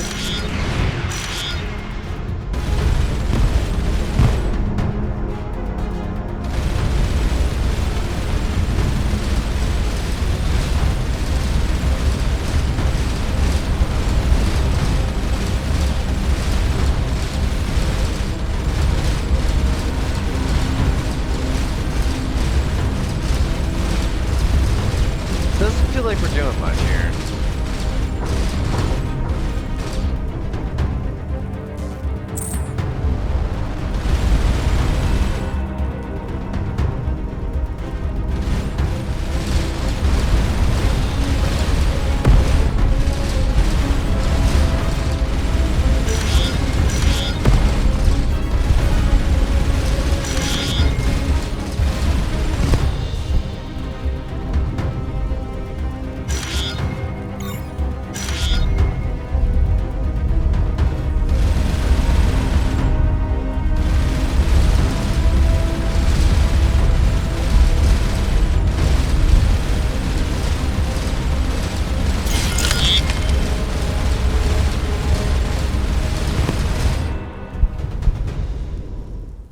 Okay, so seems like I could have gotten more than what I got out of all that if I had destroyed it in a slightly more deconstructive way. What looked like a small spaceport from low orbit turns out to be a fully automated manufacturing facility. Tracked robots carry ore from the nearby hills into a refinery connected to the main structure. A partially assembled Red Raider drone is being assembled on the launch pad. Somewhat easy. Have the team investigate the facility carefully. Ensign Cygnus Lee reconnoiters the area and plans out a path that will allow a quick retreat, but the caution seems to have been unnecessary. The facility oddly has no ground defenses. After gaining entry, the team is able to explore freely. The complex is old. The process of what creates the drone parts is very advanced. It's probably capable of automating almost any machine production. The complex is old but well maintained by robots of scarce sentience who ignore the team's movements. From inside, they can see processed ore turned into advanced ship components. With the team's unfettered access to the systems, it seems like it should be simple to shut down production. Then, yeah. Ensign Cleus identifies the main controller systems. That's a relief. Hopefully we'll see fewer of these Red Raiders now. After a bit of tinkering, the machine stops. With production halted, the team's able to help themselves to the processed ore. Nice.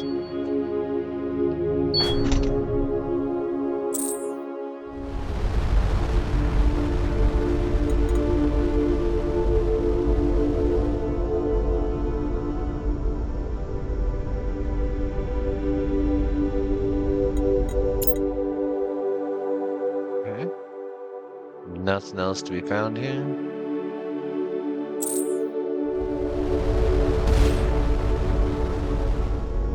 No anomalies. No anomalies. No anomalies. That's the drone factory. That's the orange star. Yeah. To the Forbidden Planet.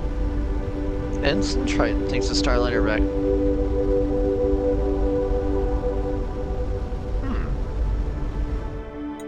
Save.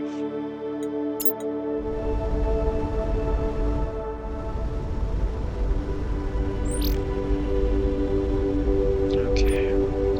A cylindrical container. Oh. Undamaged missile guidance system.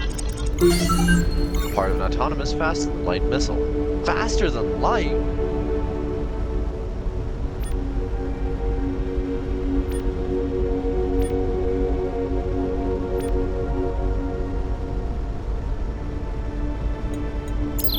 That's wild.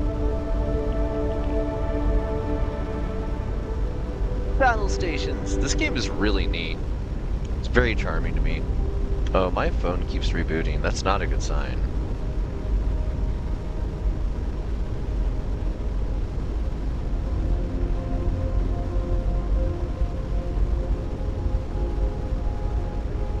Okay.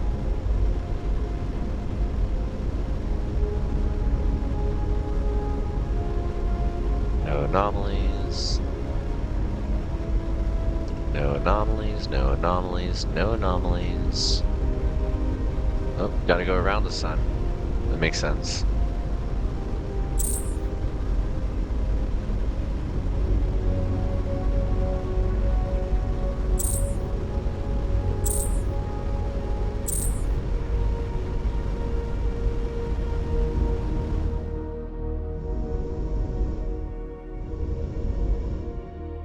How do I hail you?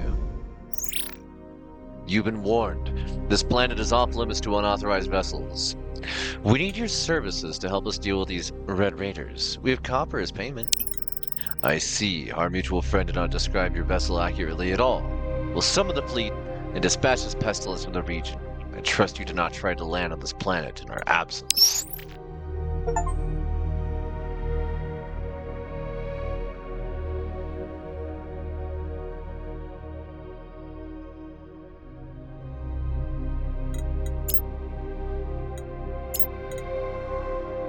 Alright.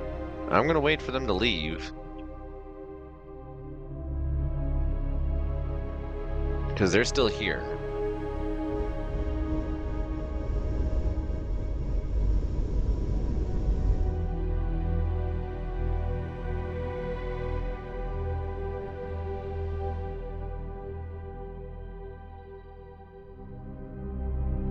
Still going.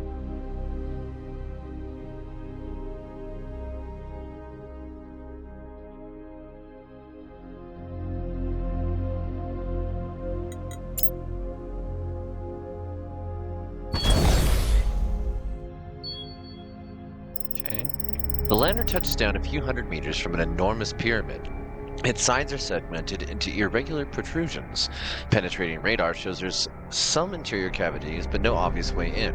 The team spends a considerable amount of time circling the pyramid, investigating its various facets before Ensign Kepler notices an opening in a face the team had definitely investigated before. The pyramid's door relies on a temperature differential with the outside. Gradual warming causes the hydraulics to expand, opening the door. Perhaps it's designed to open automatically at dawn? Examination of the door reveals that it possesses sensitive hydraulic levers that expand at certain equilibrium of temperature and pressure in the environment. The pyramid's interior is quite small relative to the outside.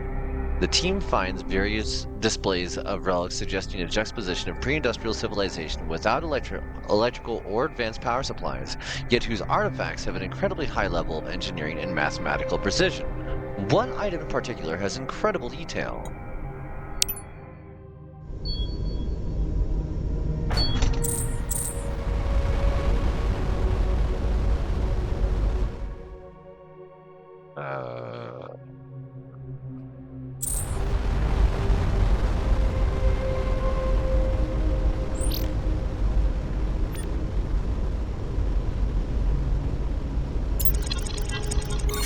Upon deeper analysis, there are movable parts within movable parts down to a remarkably small scale.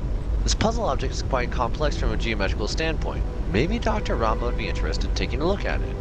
There seem to be rules governing how the interlocking shapes can move, like a puzzle game.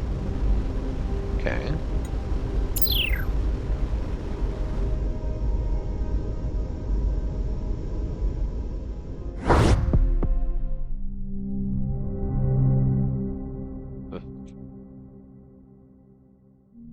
This is not where we meant to go.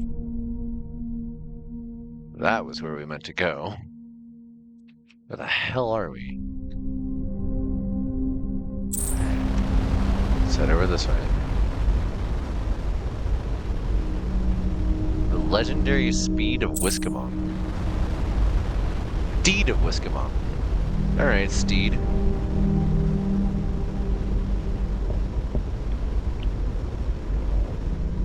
Whoa!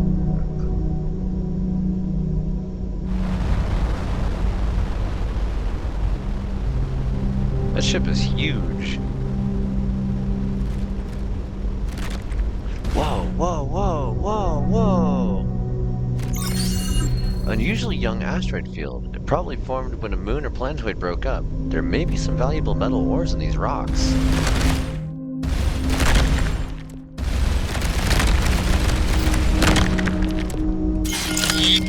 Orange glyph sphere.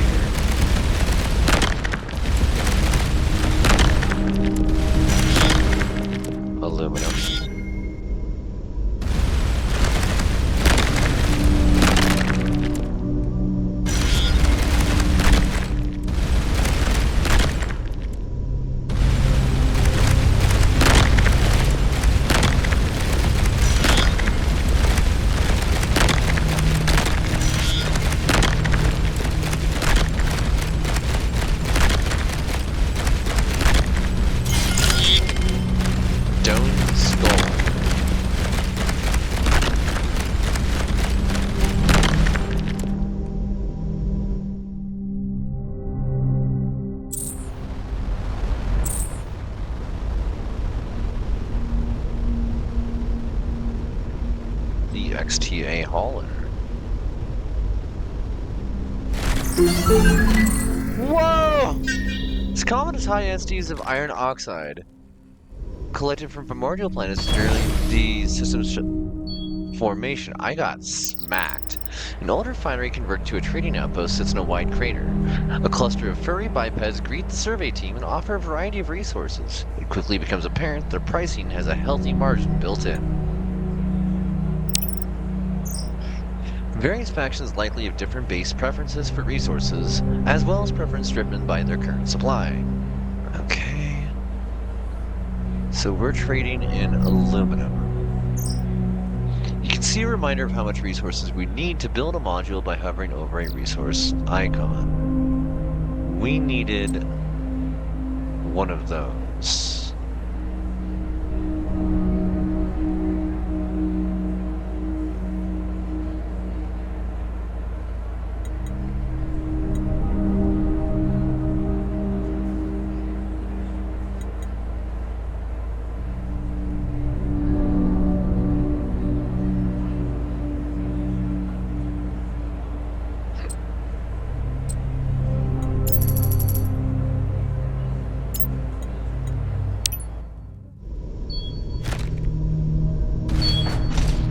I'm sorry. Early civilizations thought comets were portents of significant events. Later we figured out they were chunks of rock and ice from the periphery of star systems. It is I, Whiskamug. No doubt you thought me merely a legend, but trust that I am real. Analysis of their structure can give us a detailed record of star system evolution in this universe. We should keep an eye out for more of them. Indeed, I confess I am envious of you, having the pleasure of meeting one you thought a myth. Who has the pleasure of making my acquaintance? You wouldn't have heard of us. I am Commander Akil, Commander of the Sandwife. Such modesty recommends you. Someday songs will be sung of Commander Akil, who met Whiskamunk, hero of 1,000 years, champion of 1,000 worlds. I'd like to trade with you.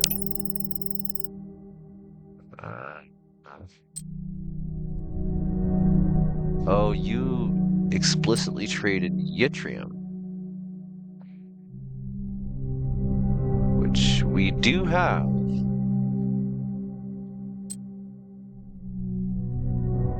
Not quite enough.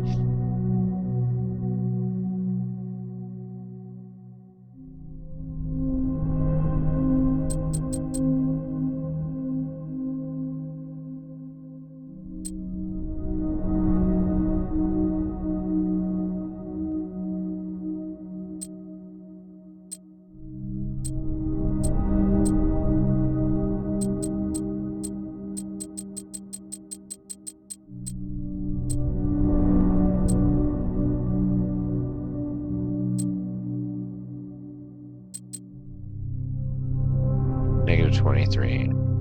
Yttrium is used for plasma. We already have 5 of them.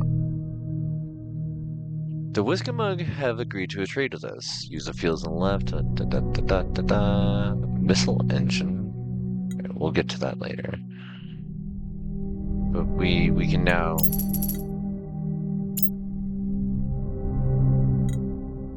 Whiskamug is a hero of many battles. He often has prizes to sell, the weapons of those foolish to do evil within his sight. If not now, then return soon to complete your collection.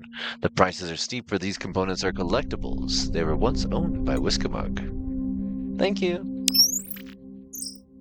What a peculiar individual.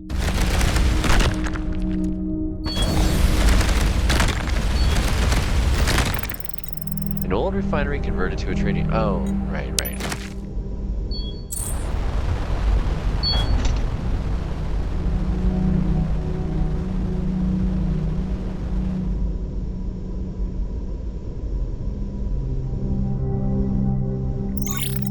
This is CXTA-2107. We are carrying authorized cargo only. Our manifest has been logged with the Trade Guild. I'm Commander Akil Starcom. We're on a peaceful exploration mission. That is good to hear. Is peaceful exploration a euphemism? What would it be a euphemism for? Give us your cargo, we become less peaceful maybe? You hailed us. Is this a shakedown or not? No, we really are on a peaceful exploration mission. How can we show that? In that case, you should show that by getting out of our way and letting us get on with the CXT authorized delivery. We'd like to trade with you.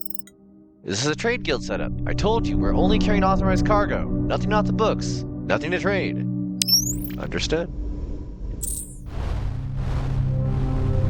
New mission added to log. Interesting.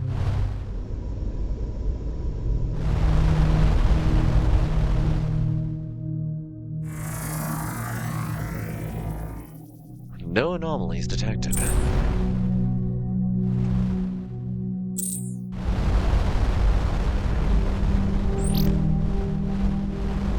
Initially, this appeared to be an unusually shaped rock of exceptional density, but it's actually a fossilized skull. This creature had a very unusual biology, probably evolved in a low-gravity environment. Unfortunately, the specimen is so degraded, there's little else to learn. Analysis shows the markings are something of a hybrid between a natural language and a machine language. Possibly this object was used to instruct an AI?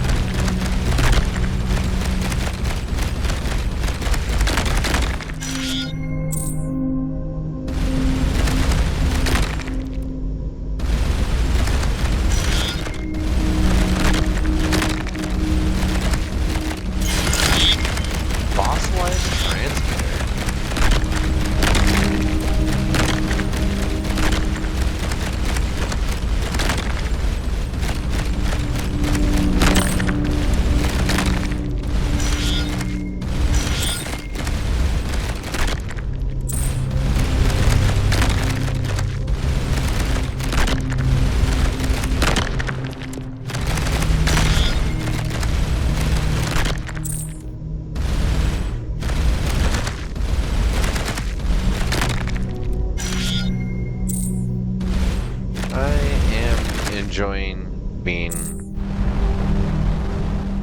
copper miner. I love making money, digging stuff up. Diggy diggy dog. Fossilized transmitter, a primitive radio device now turned to stone.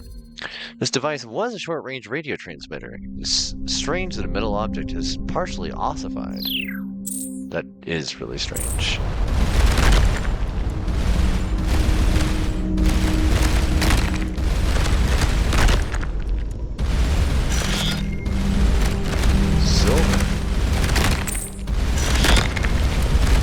Titanium.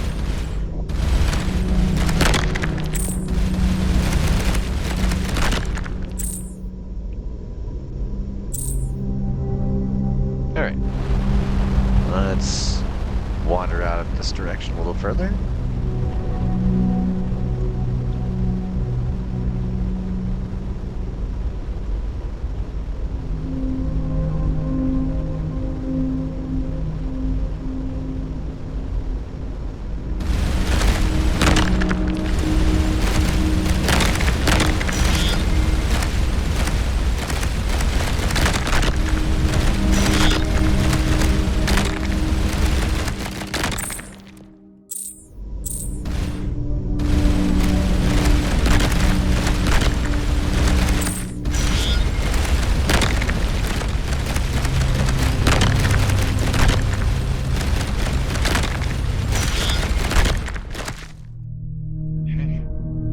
Not seeing much else here at the moment, so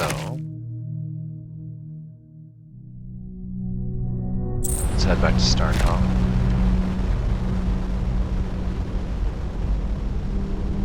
There's that comment.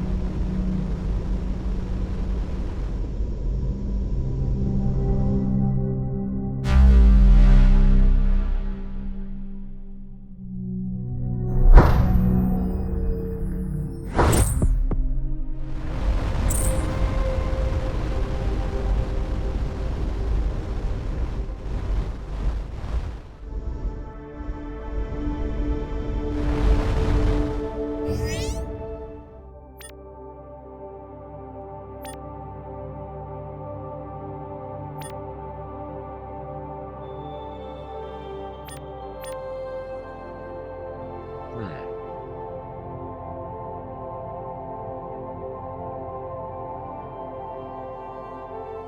Increase the max size, increase resistance to deflectors, allows construction of larger deflector modules. Now that I understand how deflectors work,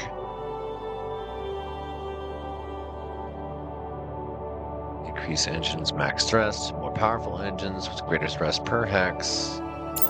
Probably need to do these.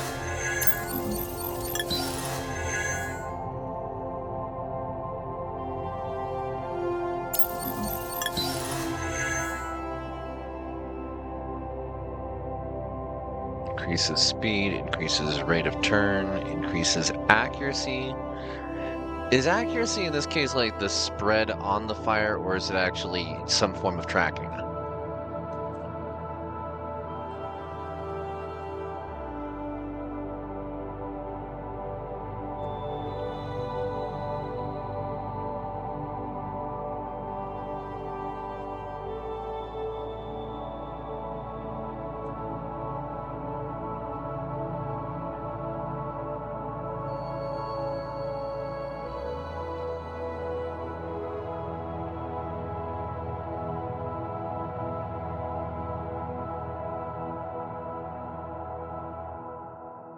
Oh. Hmm. Allows the construction of fixed guns. Fixed guns can only fire in the direction they're mounted in, but have longer range and are more powerful than plasma turrets. If our fixed gun shots hit a module or target below a certain health percent, they will continue through to whatever's behind. That's kind of neat. Increase damage, increase range and speed. Range and speed, range and speed.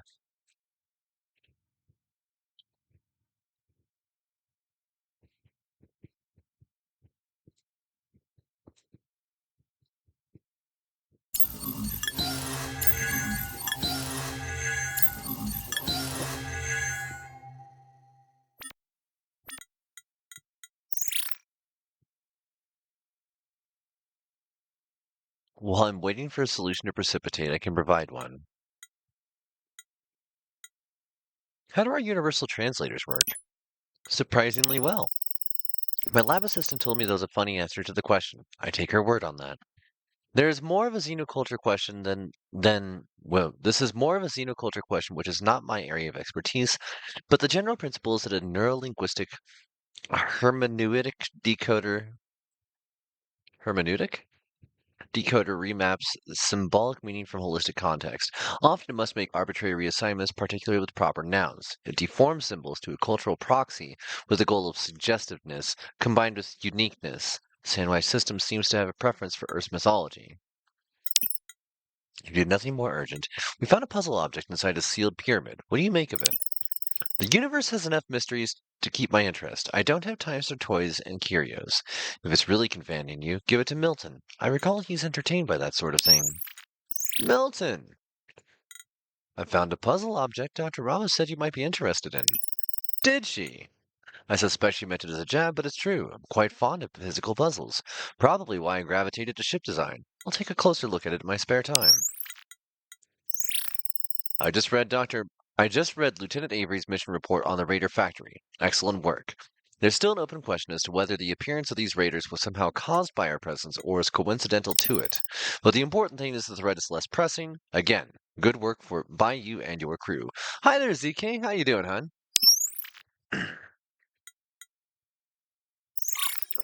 When the wormhole collapsed, the Sandwife wasn't the only Starcom vessel on this side. An archaeological research ship, the Alethea, has been investigating nearby systems. She's well overdue, and I want you to see what the delay is.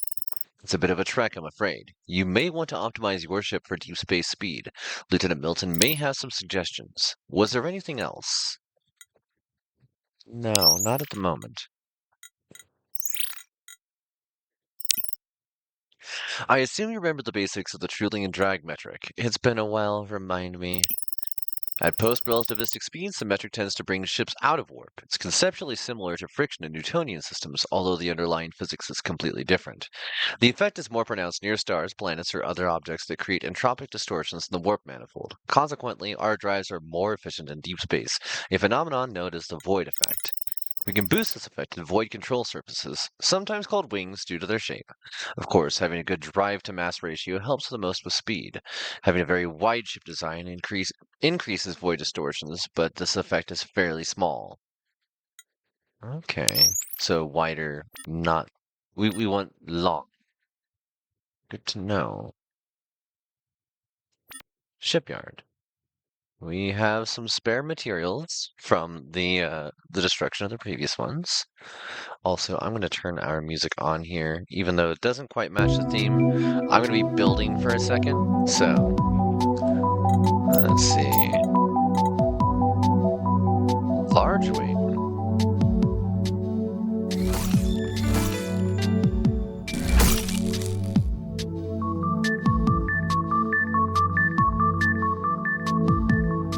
Insufficient resources.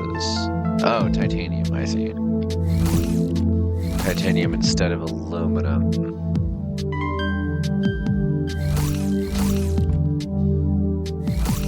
Technically, a void control surface wings increase a vessel's speed in deep space, the so-called void effect.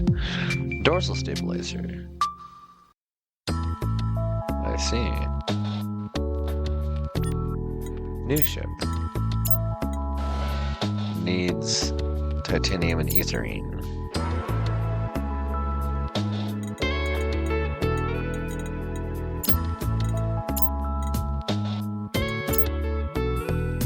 Okay.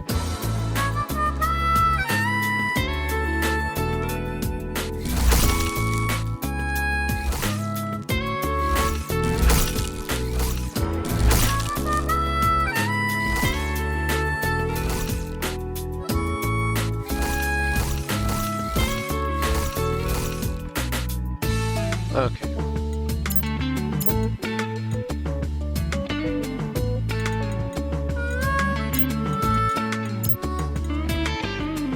So I need to trade for titanium. I do have a lot of aluminum that I can use to do so, though, so that's cool.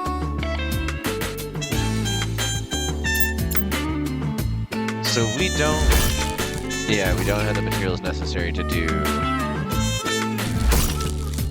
a bunch of wide wings.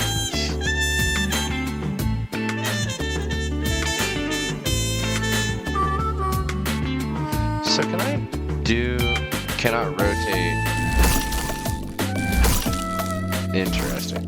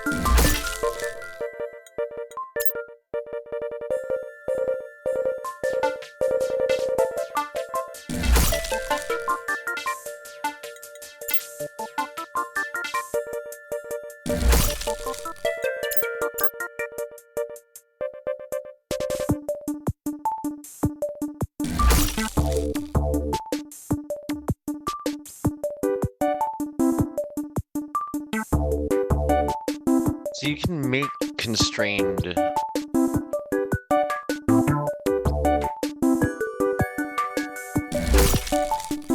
bulkhead, light bulkhead, connector, basic connector, another light bulkhead, exceeds max size of 30 for current bridge. I see. Okay, so can't have more than 30 active parts on the ship. That is the maximum number it'll let me do for engines.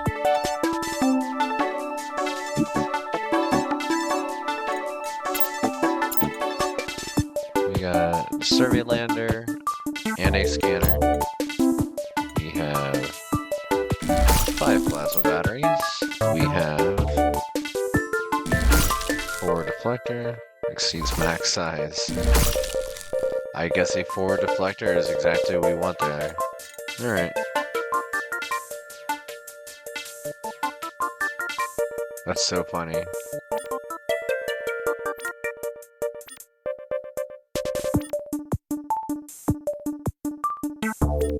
Okay.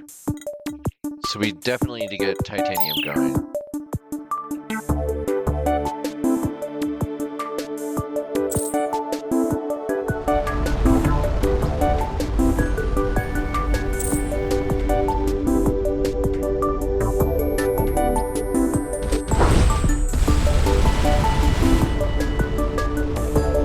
Much faster ship.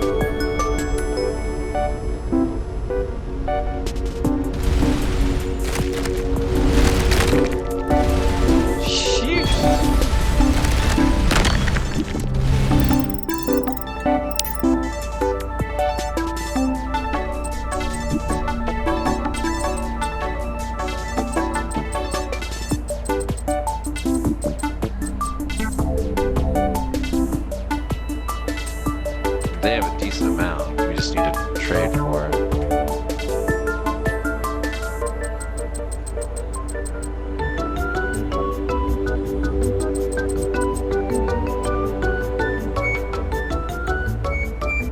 Right. We're actually like in an area now. Yeah, execute those trades. Return to the ship. We do want a better reactor. That much I'm seeing.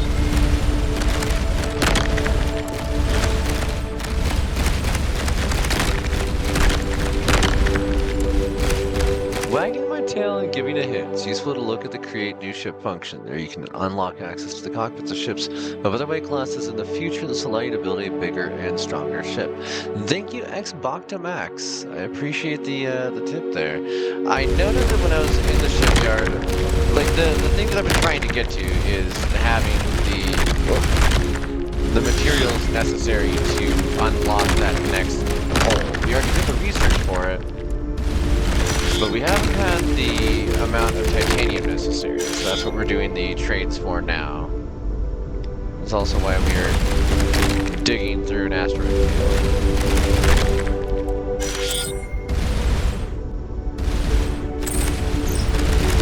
I've sufficiently studied the economies in this region that we can research trade analysis. This technology will reveal how much of a premium traders are charging.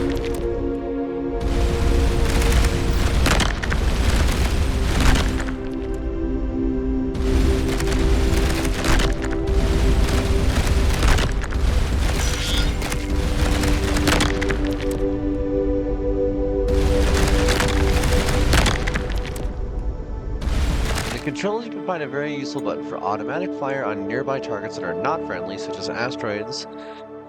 In the controls, this way to farm asteroids without having to aim. Let's take a look. Keybindings.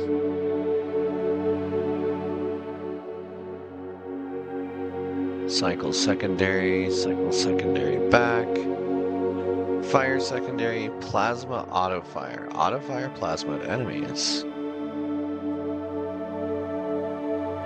Fire fixed guns, fire missiles, fire lasers. Shields, warp. So it looks like the G then. but it is specifically hostiles, not non-hostiles. Auto-fire plasma at enemies.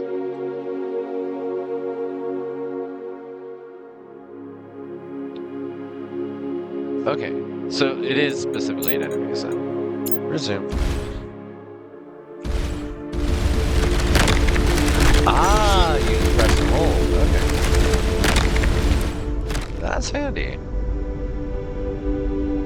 That also explains the weapons accuracy in the research tree that I was trying to figure out earlier. Okay.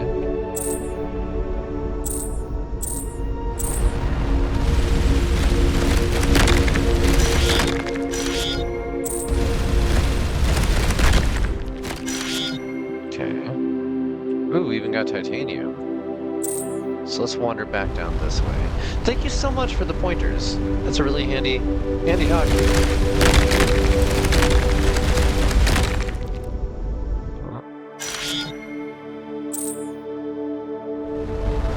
I suppose we'll turn around here.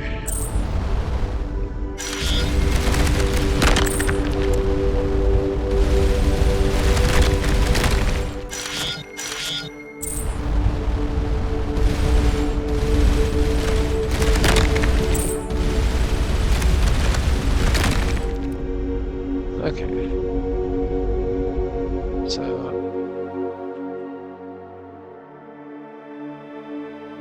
let's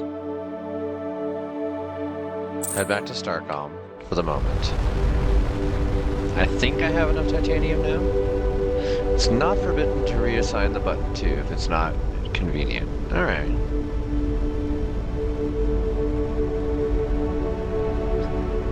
It makes me wonder if I should just assign that to left mouse.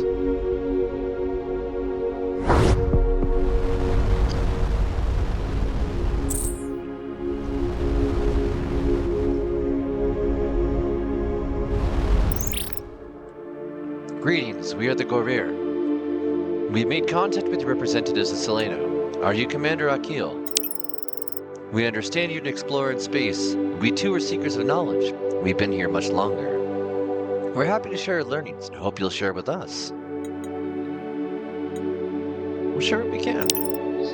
We too are happy to share what we know. What can you tell us about these remnant artifacts?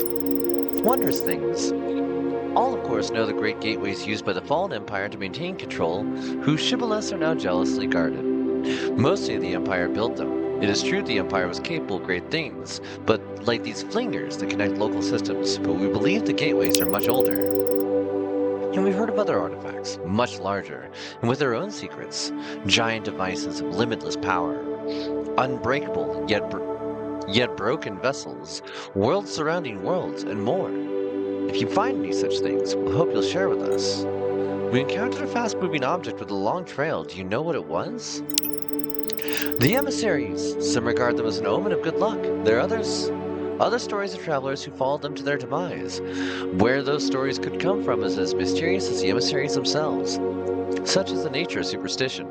We've detected them briefly in our sensors. I suspect they may be probes of some kind. What can you tell us about the Air Mirror? They're a brutish mercenary race. Trustworthy, but only if you have the most copper. We've had the occasion to deal with them, prefer not to. What do you know about the Whiskamug? The legendary Whiskamug? We've not had a dealings with this entity. There are a variety of stories. Most are implausible at best. The most reliable information we have is he's presently a trader, specifically a trader of weapon components. The provenance of these items is dubious, since he seldom seems to be in possession of complete systems. But if you're having trouble finding a tactical artifact for research purposes, his wares are apparently genuine, if exorbitantly priced. You trade in silver.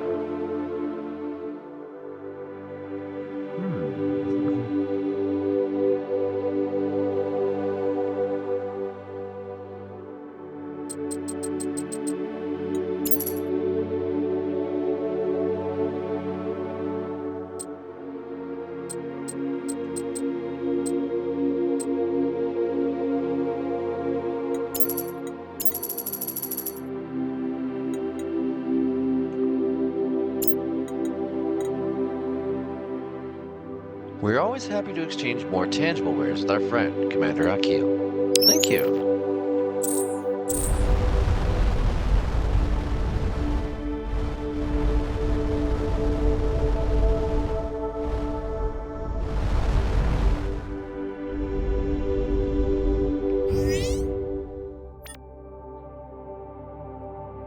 Cylindrical power coupling, 5 centimeters in diameter.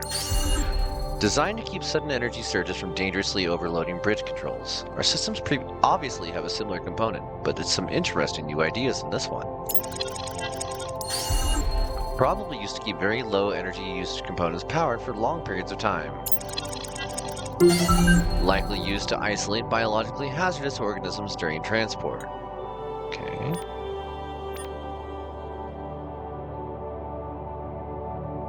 Shows us the relative pricing. Okay. Additional tractor beam.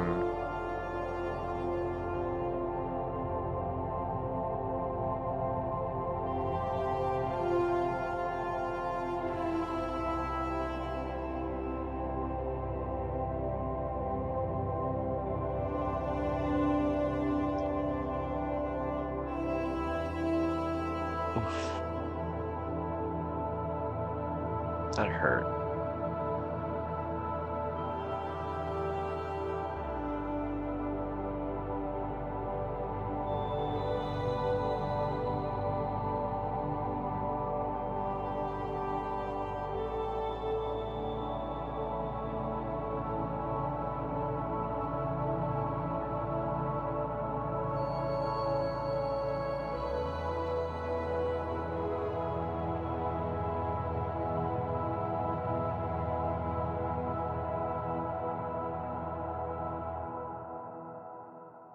I think speed is going to be the best at the moment.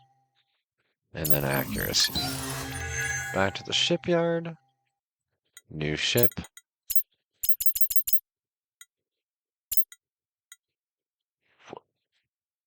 I just went... What? No!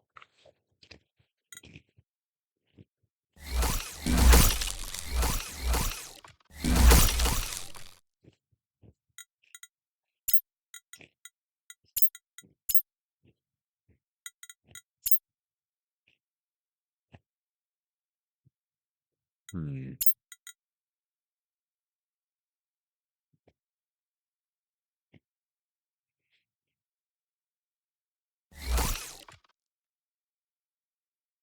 Ah.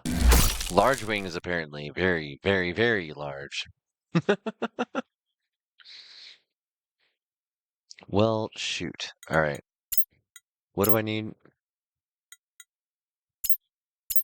What button do I hit to track this? I don't remember.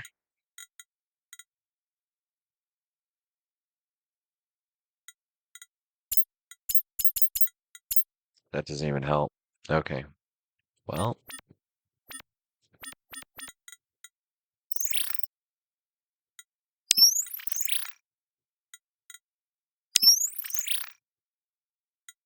What do you know of these Gorir? Given our vulnerable position right now, I'm relieved that the second faction who discovered our location isn't aggressively hostile. I maintain some skepticism that their motives are purely scientific curiosity. For now, consider them a source of potential information, but with caution. Okay?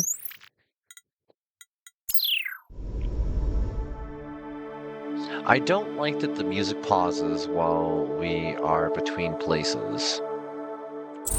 That's frustrating. Wait, seriously? Wow, the Alethea is out there.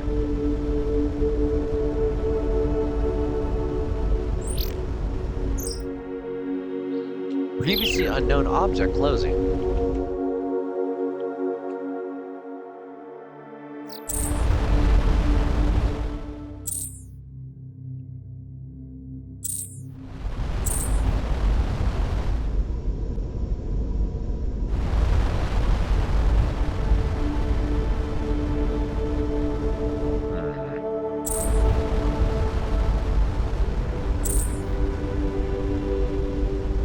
Wait a second. There's a star way the hell out there. Okay. In addition to the cab, the number of upgradable blocks is pumped up in the passive skills at the very top of the table. Oh, yes, thank you. Thank you for the reminder. I will have to add to those as well once we get more research points.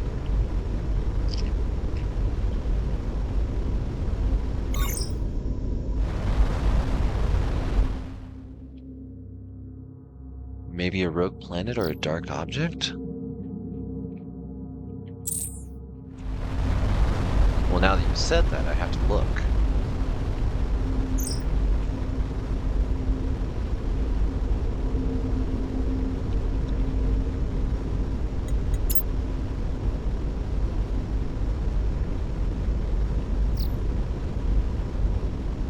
This is interesting because we have the full sensor suite supposedly capable of seeing further out.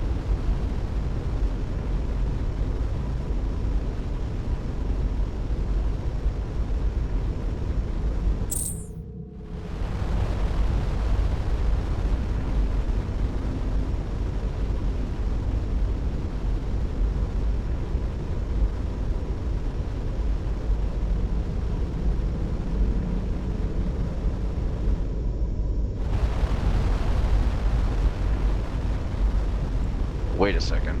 Stop. Go back. You stop turbo thrusting for a second here. Why?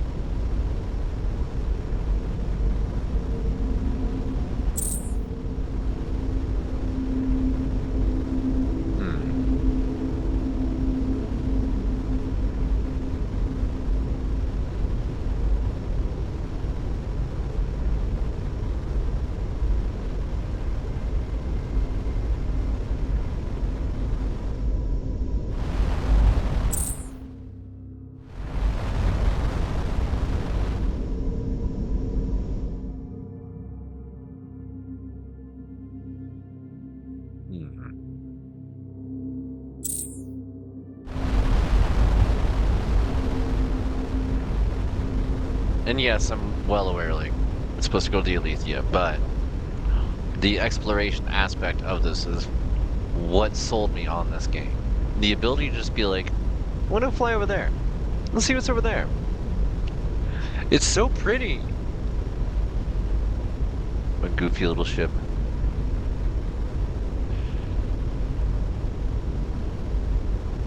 No sign of a rogue planet. No sign of... Oh! Object.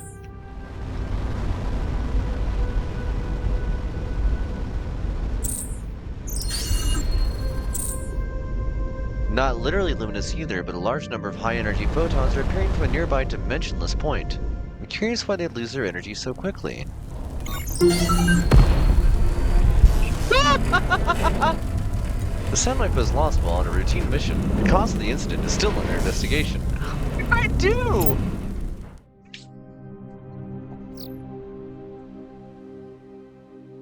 Okay.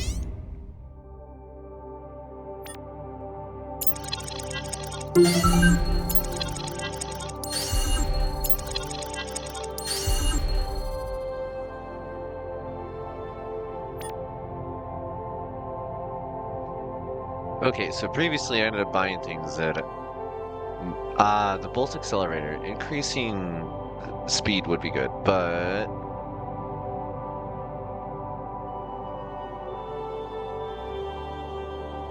Yeah, unfortunately, I already bought these. Aside from that one. Okay, I'm gonna go with the ones that I got before. That is not the one I meant to go for. Damn it. Okay. I guess we're getting a different set.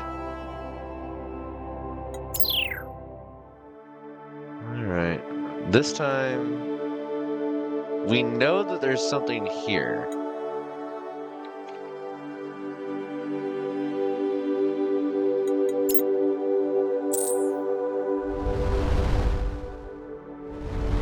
No anomalies detected. Are you sure? I think we detected one.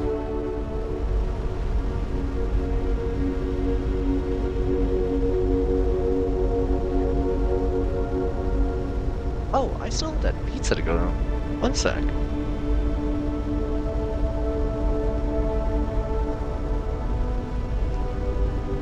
I love it. My autopilot's handling everything.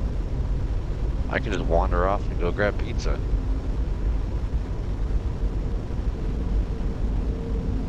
Okay.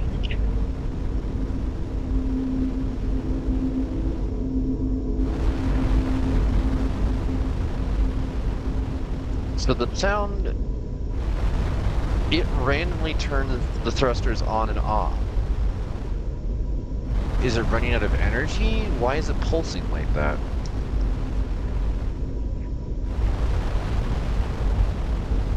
I don't understand.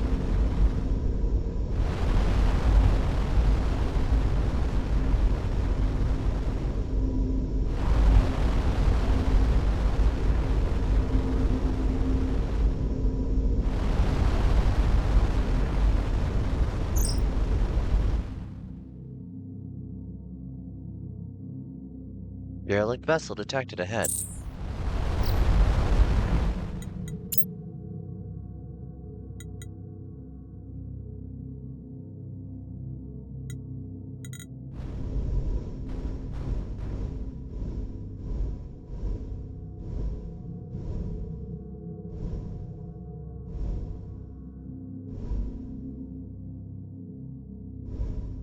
Where are you?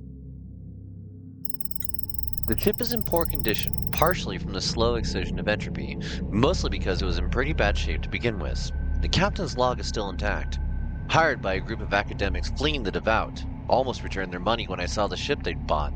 An Imperial Protector, former pride of our fleet, stripped to the bones. No weapons, no batteries, old fission reactor. We'll be lucky if we make it halfway to their final readout.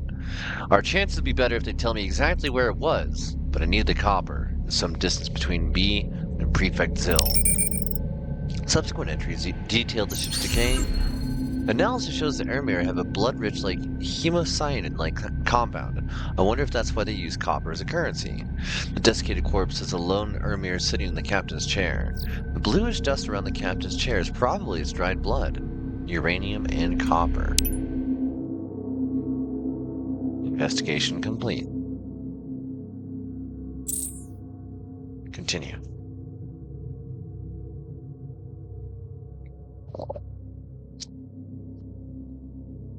Continue.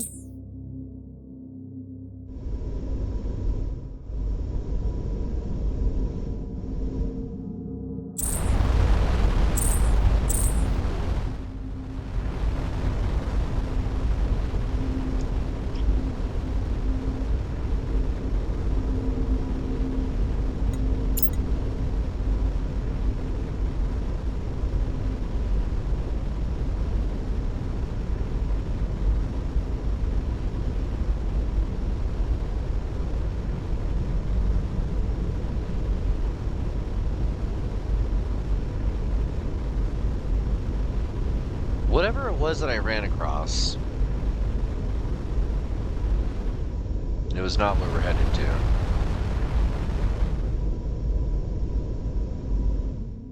And it was, on its own, an anomaly.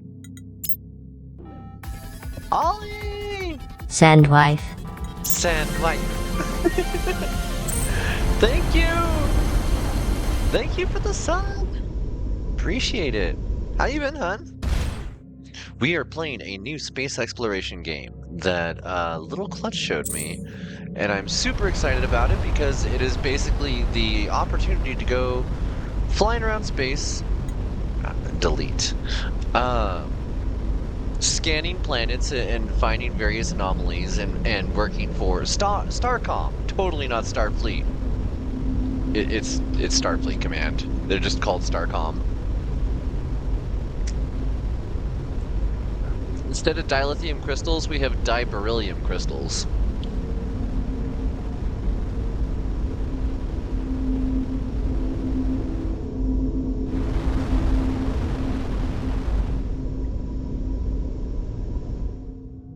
So what was it that I ran into? Was it random? Good, we're gonna start work, realize your sub ran out. Well, thank you. I hope works go... That. I hope works go... Can I speak? I hope work goes well.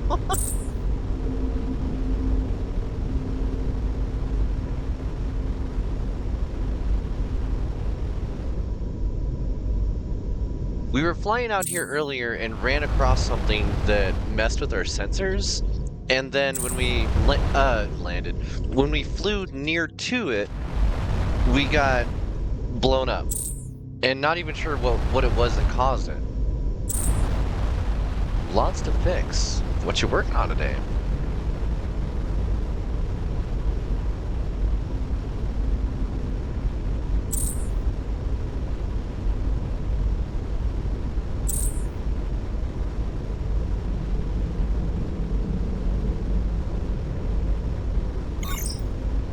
It's odd. I'm detecting a void drag effect, but the nearest celestial object on the scanners is too far away. Okay, so we are in the area then.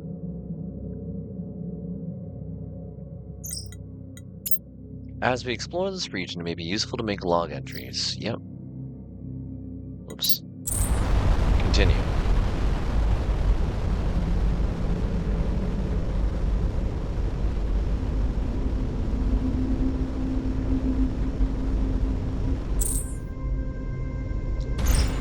This must be the source of the gravitational distortion.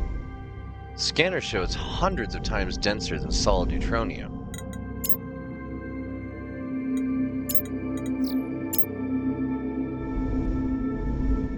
Polyhedral artifact. This massive artifact, several hundred kilometers along its long axis, is composed of an unknown material. And Sangliese determines there is a door, but a component to operate it is missing. Based on the live connections, the required piece is triangular in shape and capable of conducting several hundred terawatts.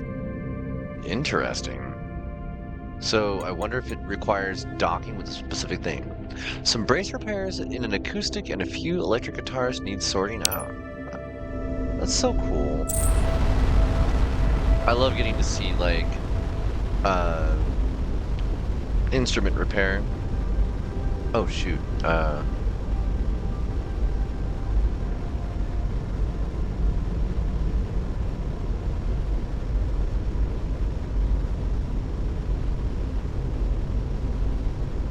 Ah!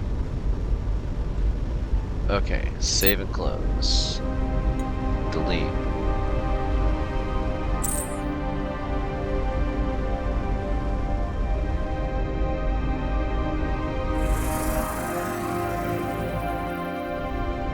No anomalies detected. Thank the stars. I was afraid we're gonna have to go back the long way. Well, that's only half the problem here. Where's the Alethea?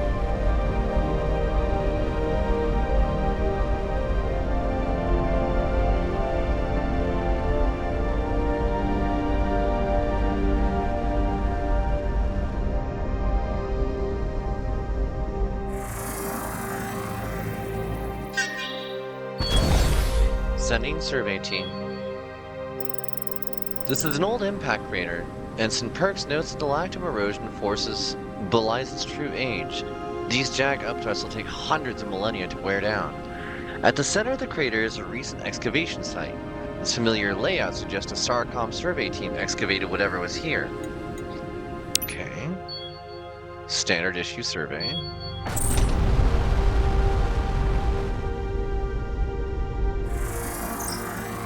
This is the area the Alethea was reportedly investigating. No anomalies detected.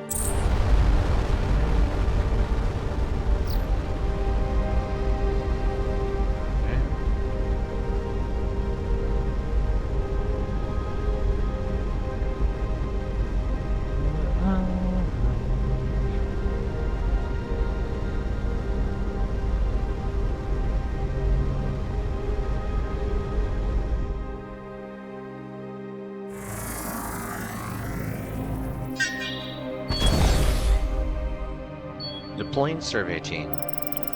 A cluster of carved stone pyramids are the only markers of civilization on this planet. Penetrating radar shows the structures had interior cavities at one point, but have since been filled in. Small glyphs along the protruding edges register as writing within the Universal Translator. The text repeats, "And from his chariot the Telonian pierced the sun with his lance, and then with a scintillating jewel, like a lure with his lance he cast the jewel into the hidden sea, its light illuminating distant new shores, but the shores left behind were now in darkness." It's time for work. Have a good stream. Thank you so much.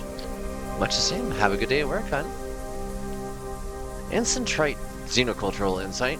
A starfaring civilization must have built these. The fact they did not colonize or mine this planet suggests this location had deep cultural or religious significance. Oh.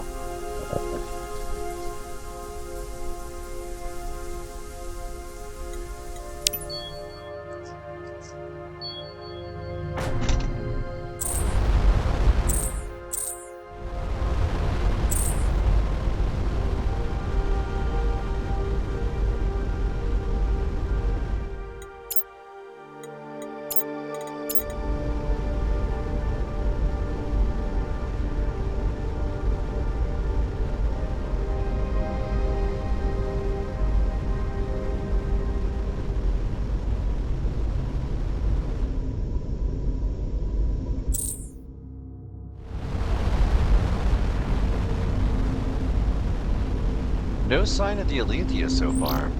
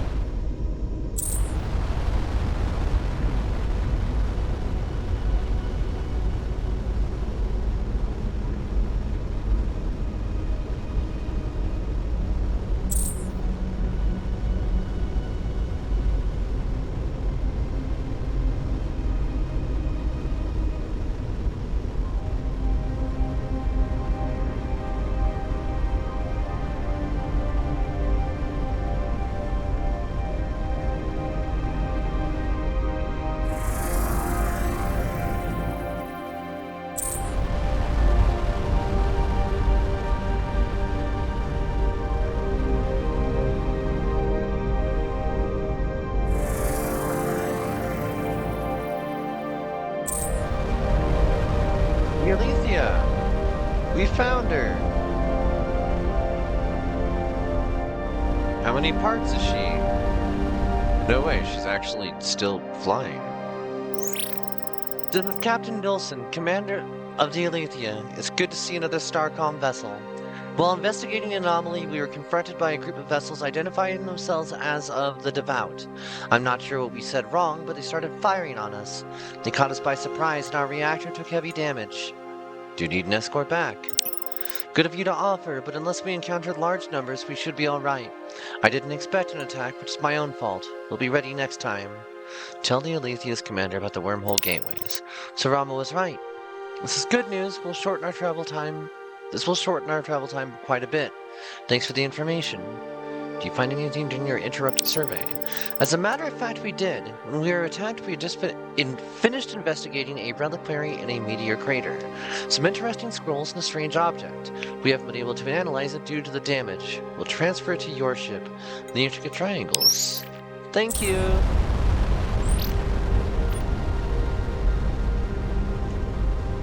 An intricate compound composed of nesting triangles made of an unknown material. The Alethea reported they uncovered it during an anomaly survey. The material is close to zero resistance. Conducting all the ship's free energy through it doesn't even make it warm. Whoa! Now that's a superconductor. No anomalies detected.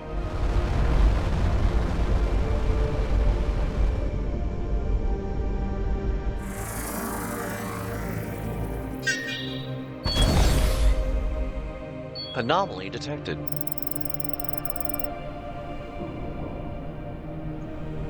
The anomaly is difficult to spot from the air. The lander makes several passes before Ensign Kepler spots a target. From a distance, it looks like an abandoned outpost that's gradually being erased by the elements. Up close, it's apparent the structure's surfaces have been camouflaged to the color and texture of the surrounding rock. Most of the useful equipment has been removed, but an unusual object directly connected to some tools of unknown purpose was left behind. Not far from the platform, there's some containers with the same camouflage treatment. Iridescent globe. It's a cache of shipbuilding components.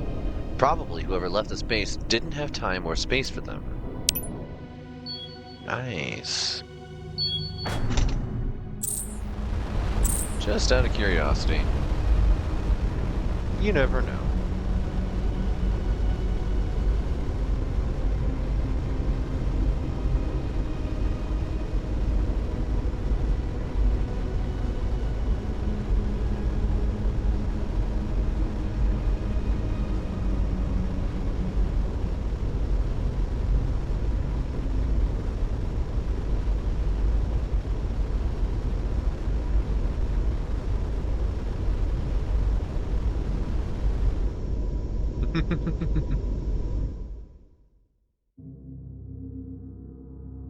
Okay. Actually, let's go over this way.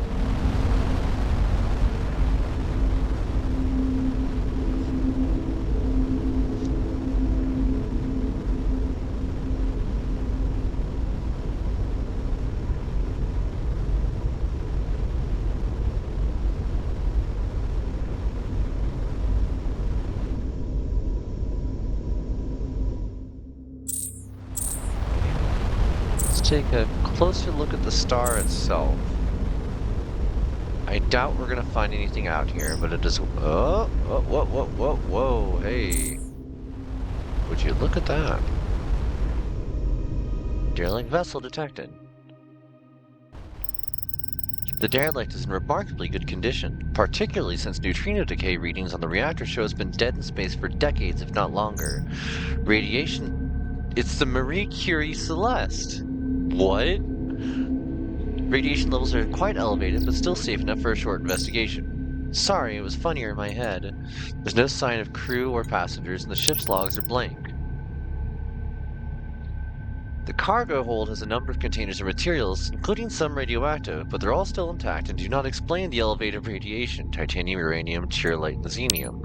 Okay, cool.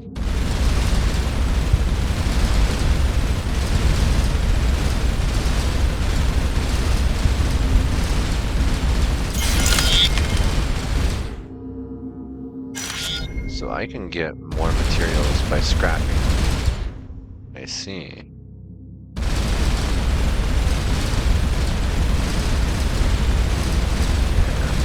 Break off the front of the ship.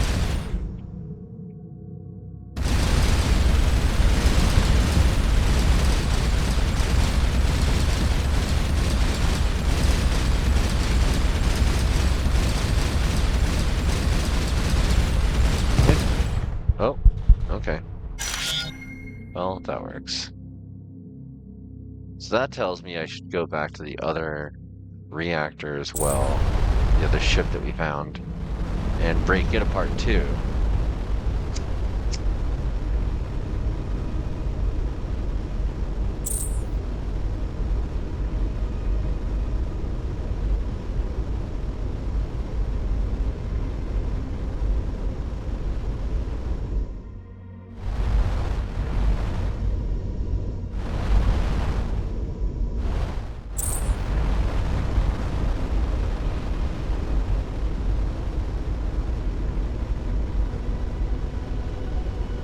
See Alethea.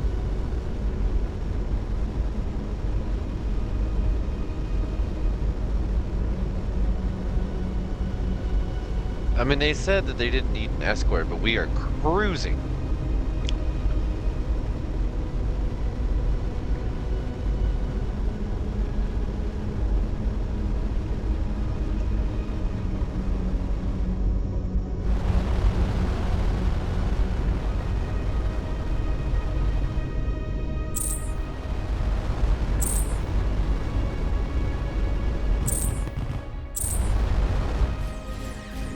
Oh.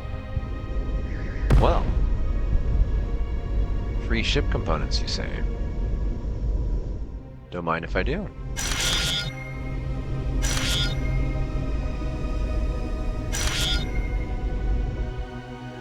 Did I accidentally, like... Oh, yeah.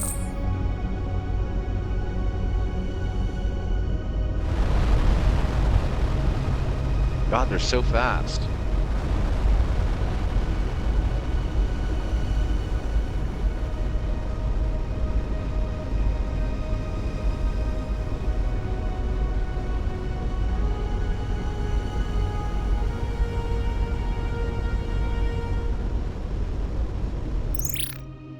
It is excellent to see you again, friend of Whiskamug. Okay.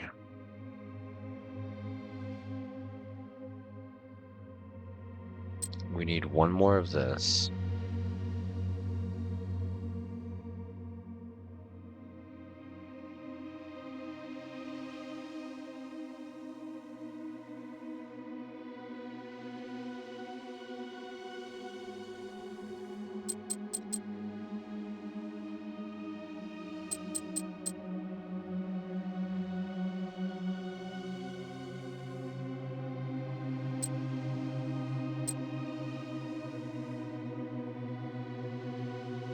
High energy experiments.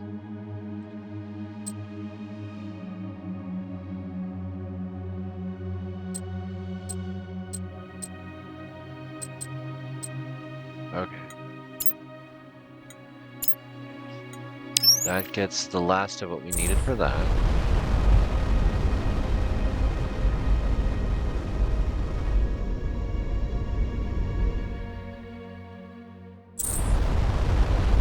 Derelict scout, you say?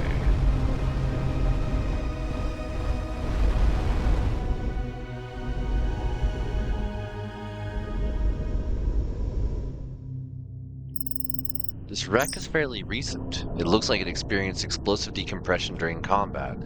The scout ship has no armaments, so it must have been a one-sided fight. There's some salvageable materials in the hold. I mean, if they're dead and gone.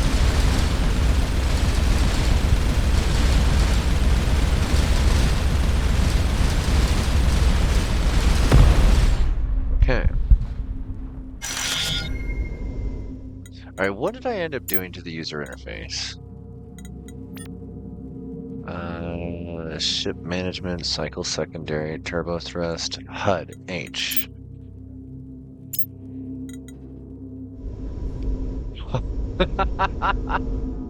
All that info. Okay, so there's that anomaly, there's that cruiser.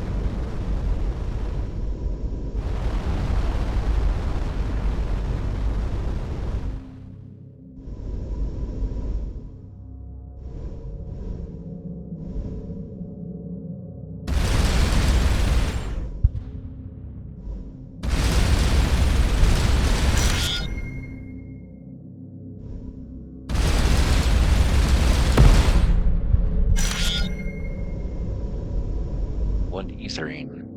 We actually got it. Nice. We never did go there.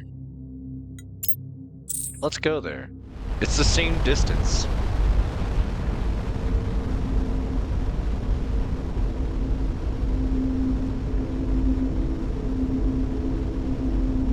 And I bet you there's a warp point over there. Whoops.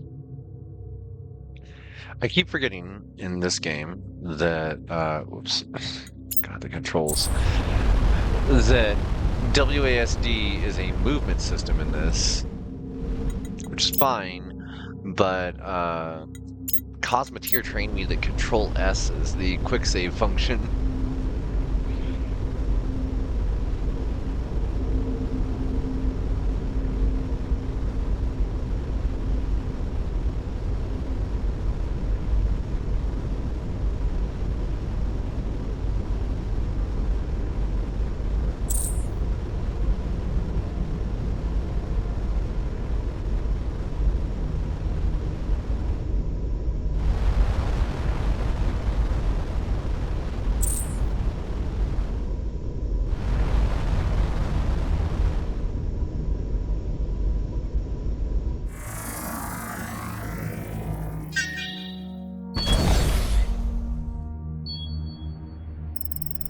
The wrecked hulls of numerous ships lie scattered over a wide area. The majority appear to be of the Red Raider faction, who seem to have gotten the worst of it, although there are fragments from other ships, perhaps those of the Devout. +9 titanium. You are the markings of the blasphemer who scraped forbidden relics from sacred worlds. You are condemned as the heretics of the Empire to burn. Make your choice. Accept the blessing of the remnants, become one in understanding, or reject them and perish here. I don't know what you think we did, but we do not give in to threats. We love the remnants are 100% ready to convert to whatever it is you all believe in. You're asking us to convert or die, or convert then die. Like the heretics of the Empire, your questions blind you from truth. Surrender yourself. Nah. Whoa! Hey! Not appreciated.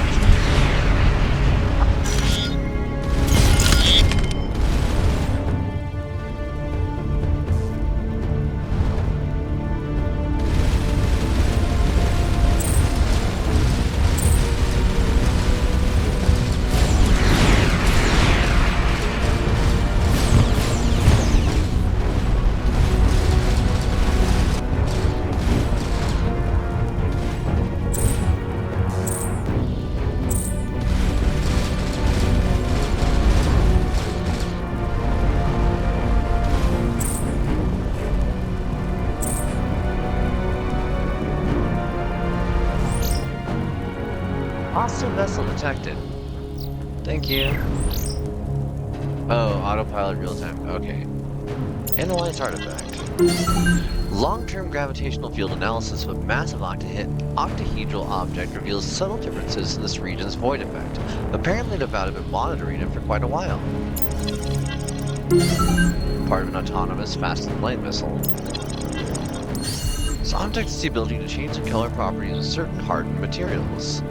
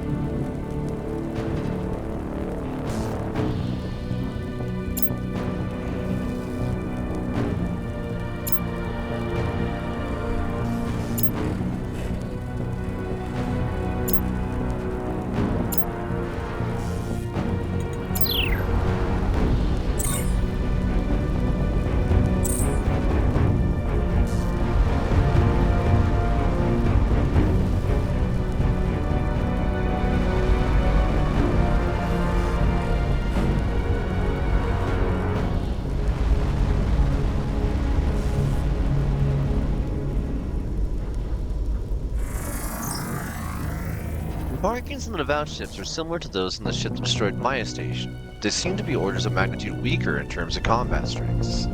No anomalies detected.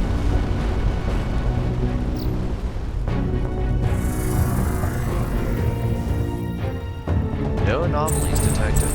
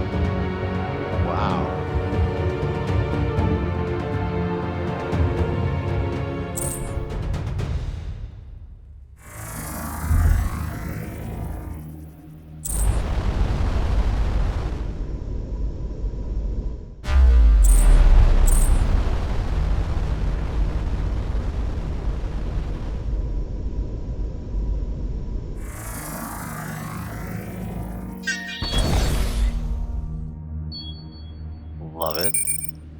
The debris from a flinger gateway is embedded in the desert dust. It's been stripped of technical components, but it was a rush job and some resources were missed. There are marks on the structure from mounted thrusters. Someone forced the thing to crash on the planet, possibly to break it up for scavenging? Incoming.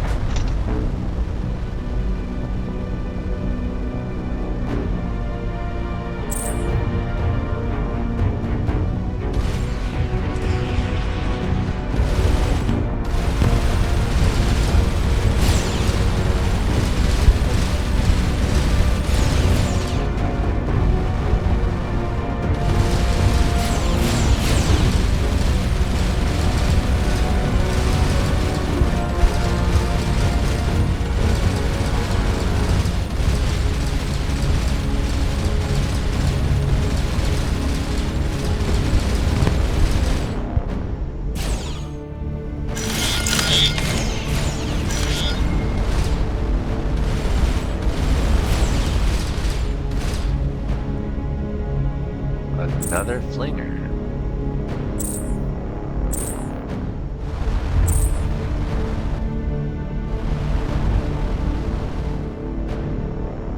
I mean, we're good for this.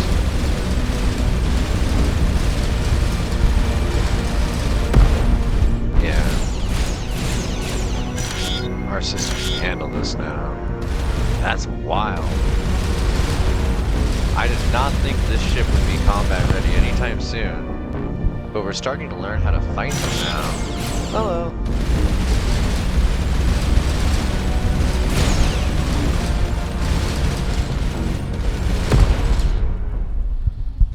That's so cool.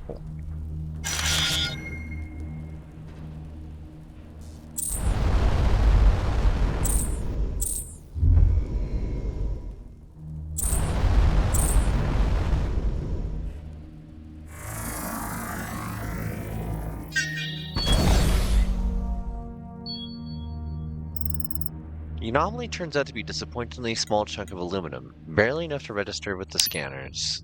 Dang. Another flinger.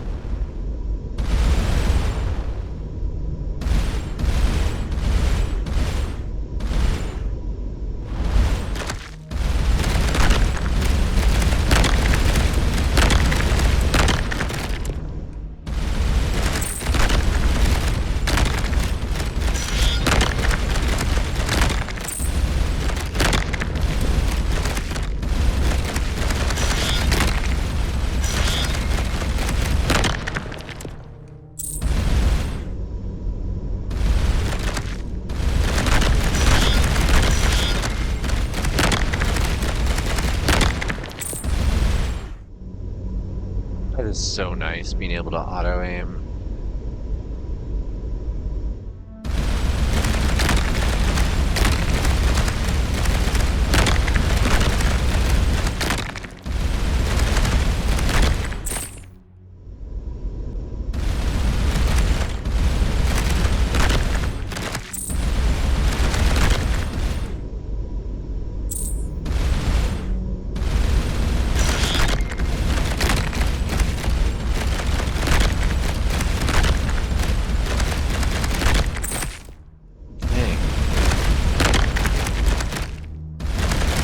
Face tracking just keeps going down today. Oh, what's that? Platinum. Nice.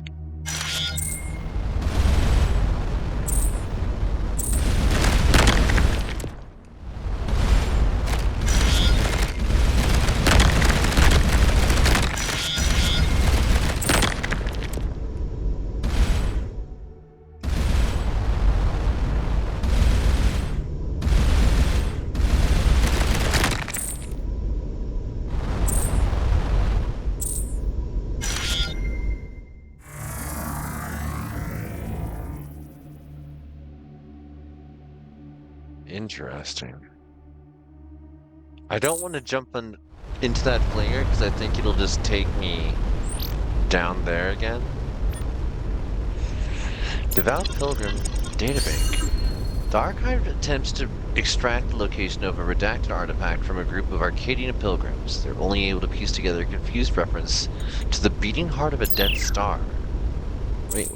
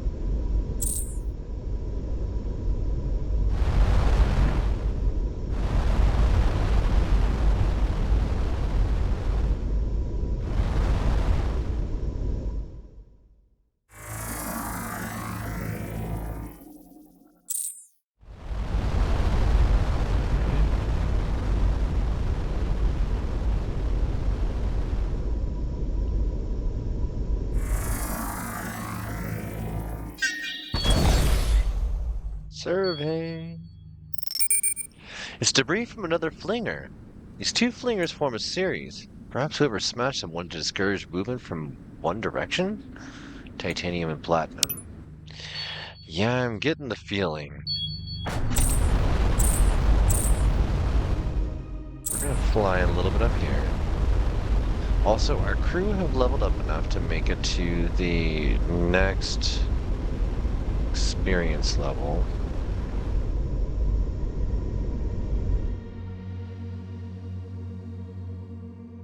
There's the next stars. Okay.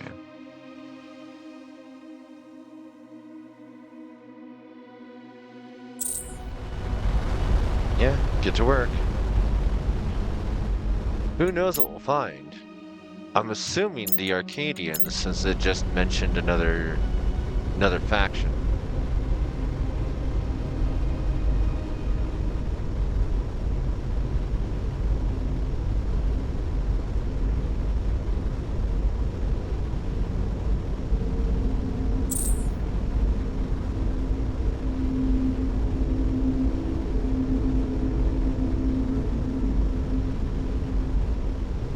There's another one. Okay. Class M10 planet. That tells me this is going to be populated.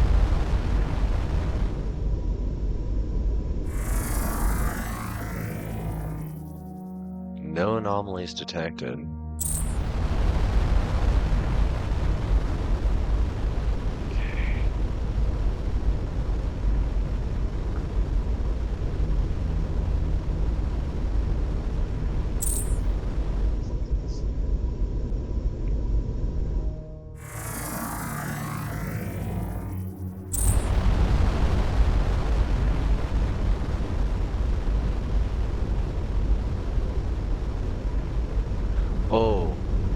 That is very much a populated planet. Okay.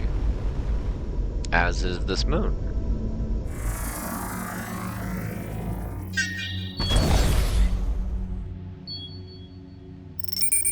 An incongruous chunk of titanium slag sits half buried on this planet, composed of otherwise unremarkable ores.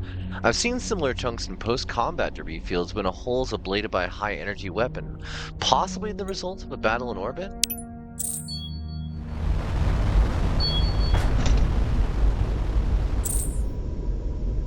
The command crew have advanced in skill.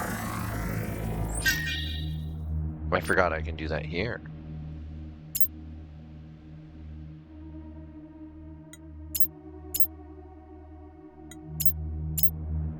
Ensign second class. Good job, everybody. You've been doing amazing work, and you all deserve a promotion. Okay.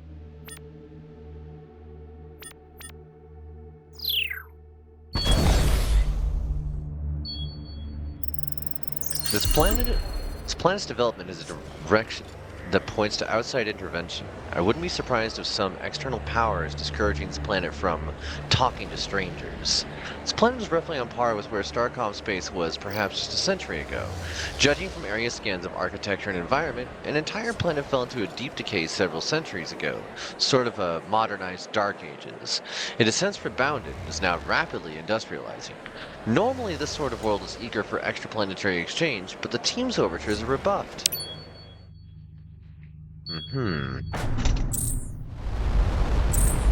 CXTA, you say?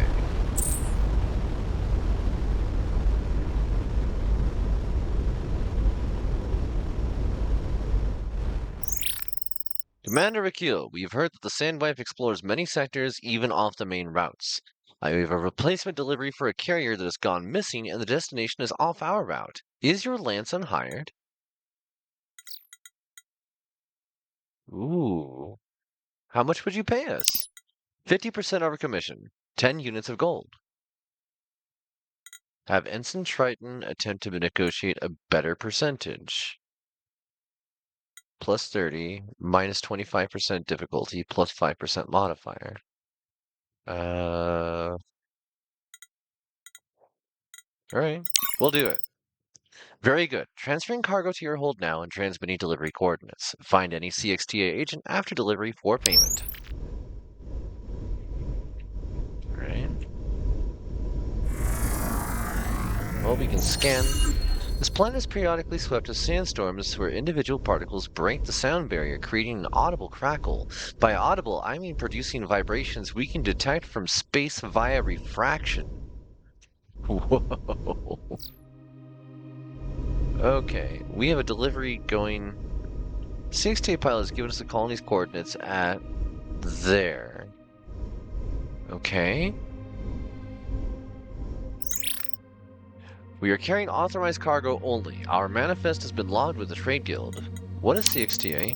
I'm not sure how our mutual universal translators have chosen to represent our organization's name in your language. It is a compression of a long list of prior organizations expressed in Hydragian. We are Civilian Cargo and Passenger Transport Collective.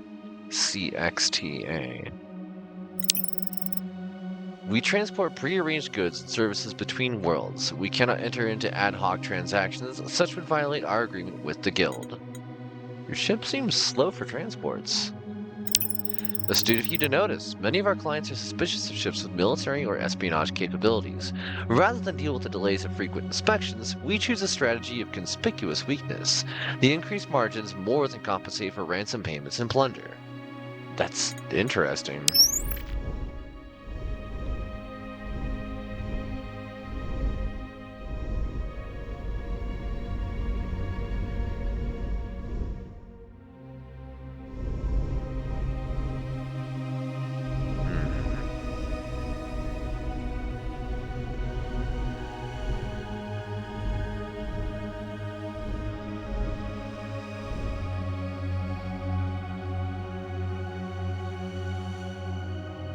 So we're currently floating around with this CXTA hauler.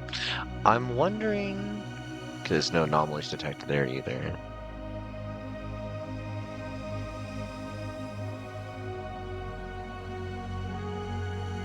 yet. Let's wander out this way. I'm curious.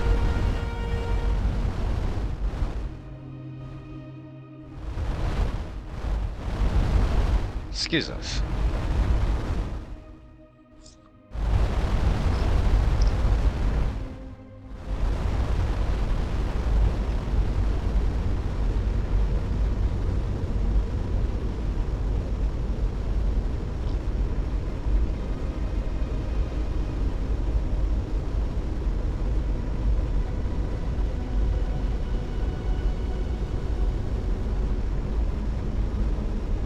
The next star is super far north.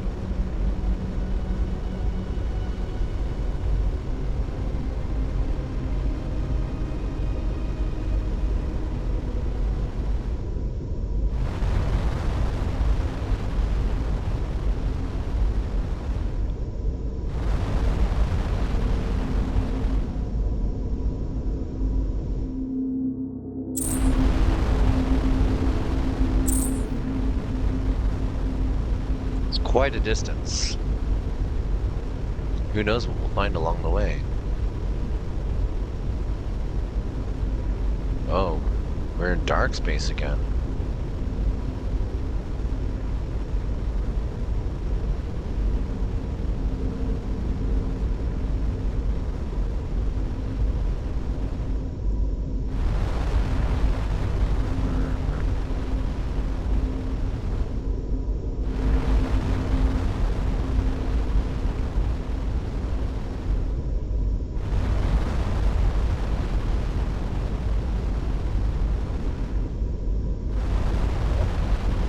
Civilian Exchange Trade Association, CXTA.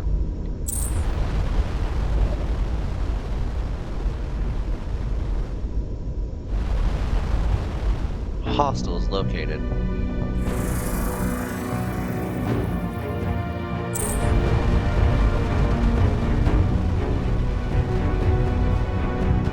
Are we talking hostiles or are we the steed of Wiscombe? Aren't you a welcome sight?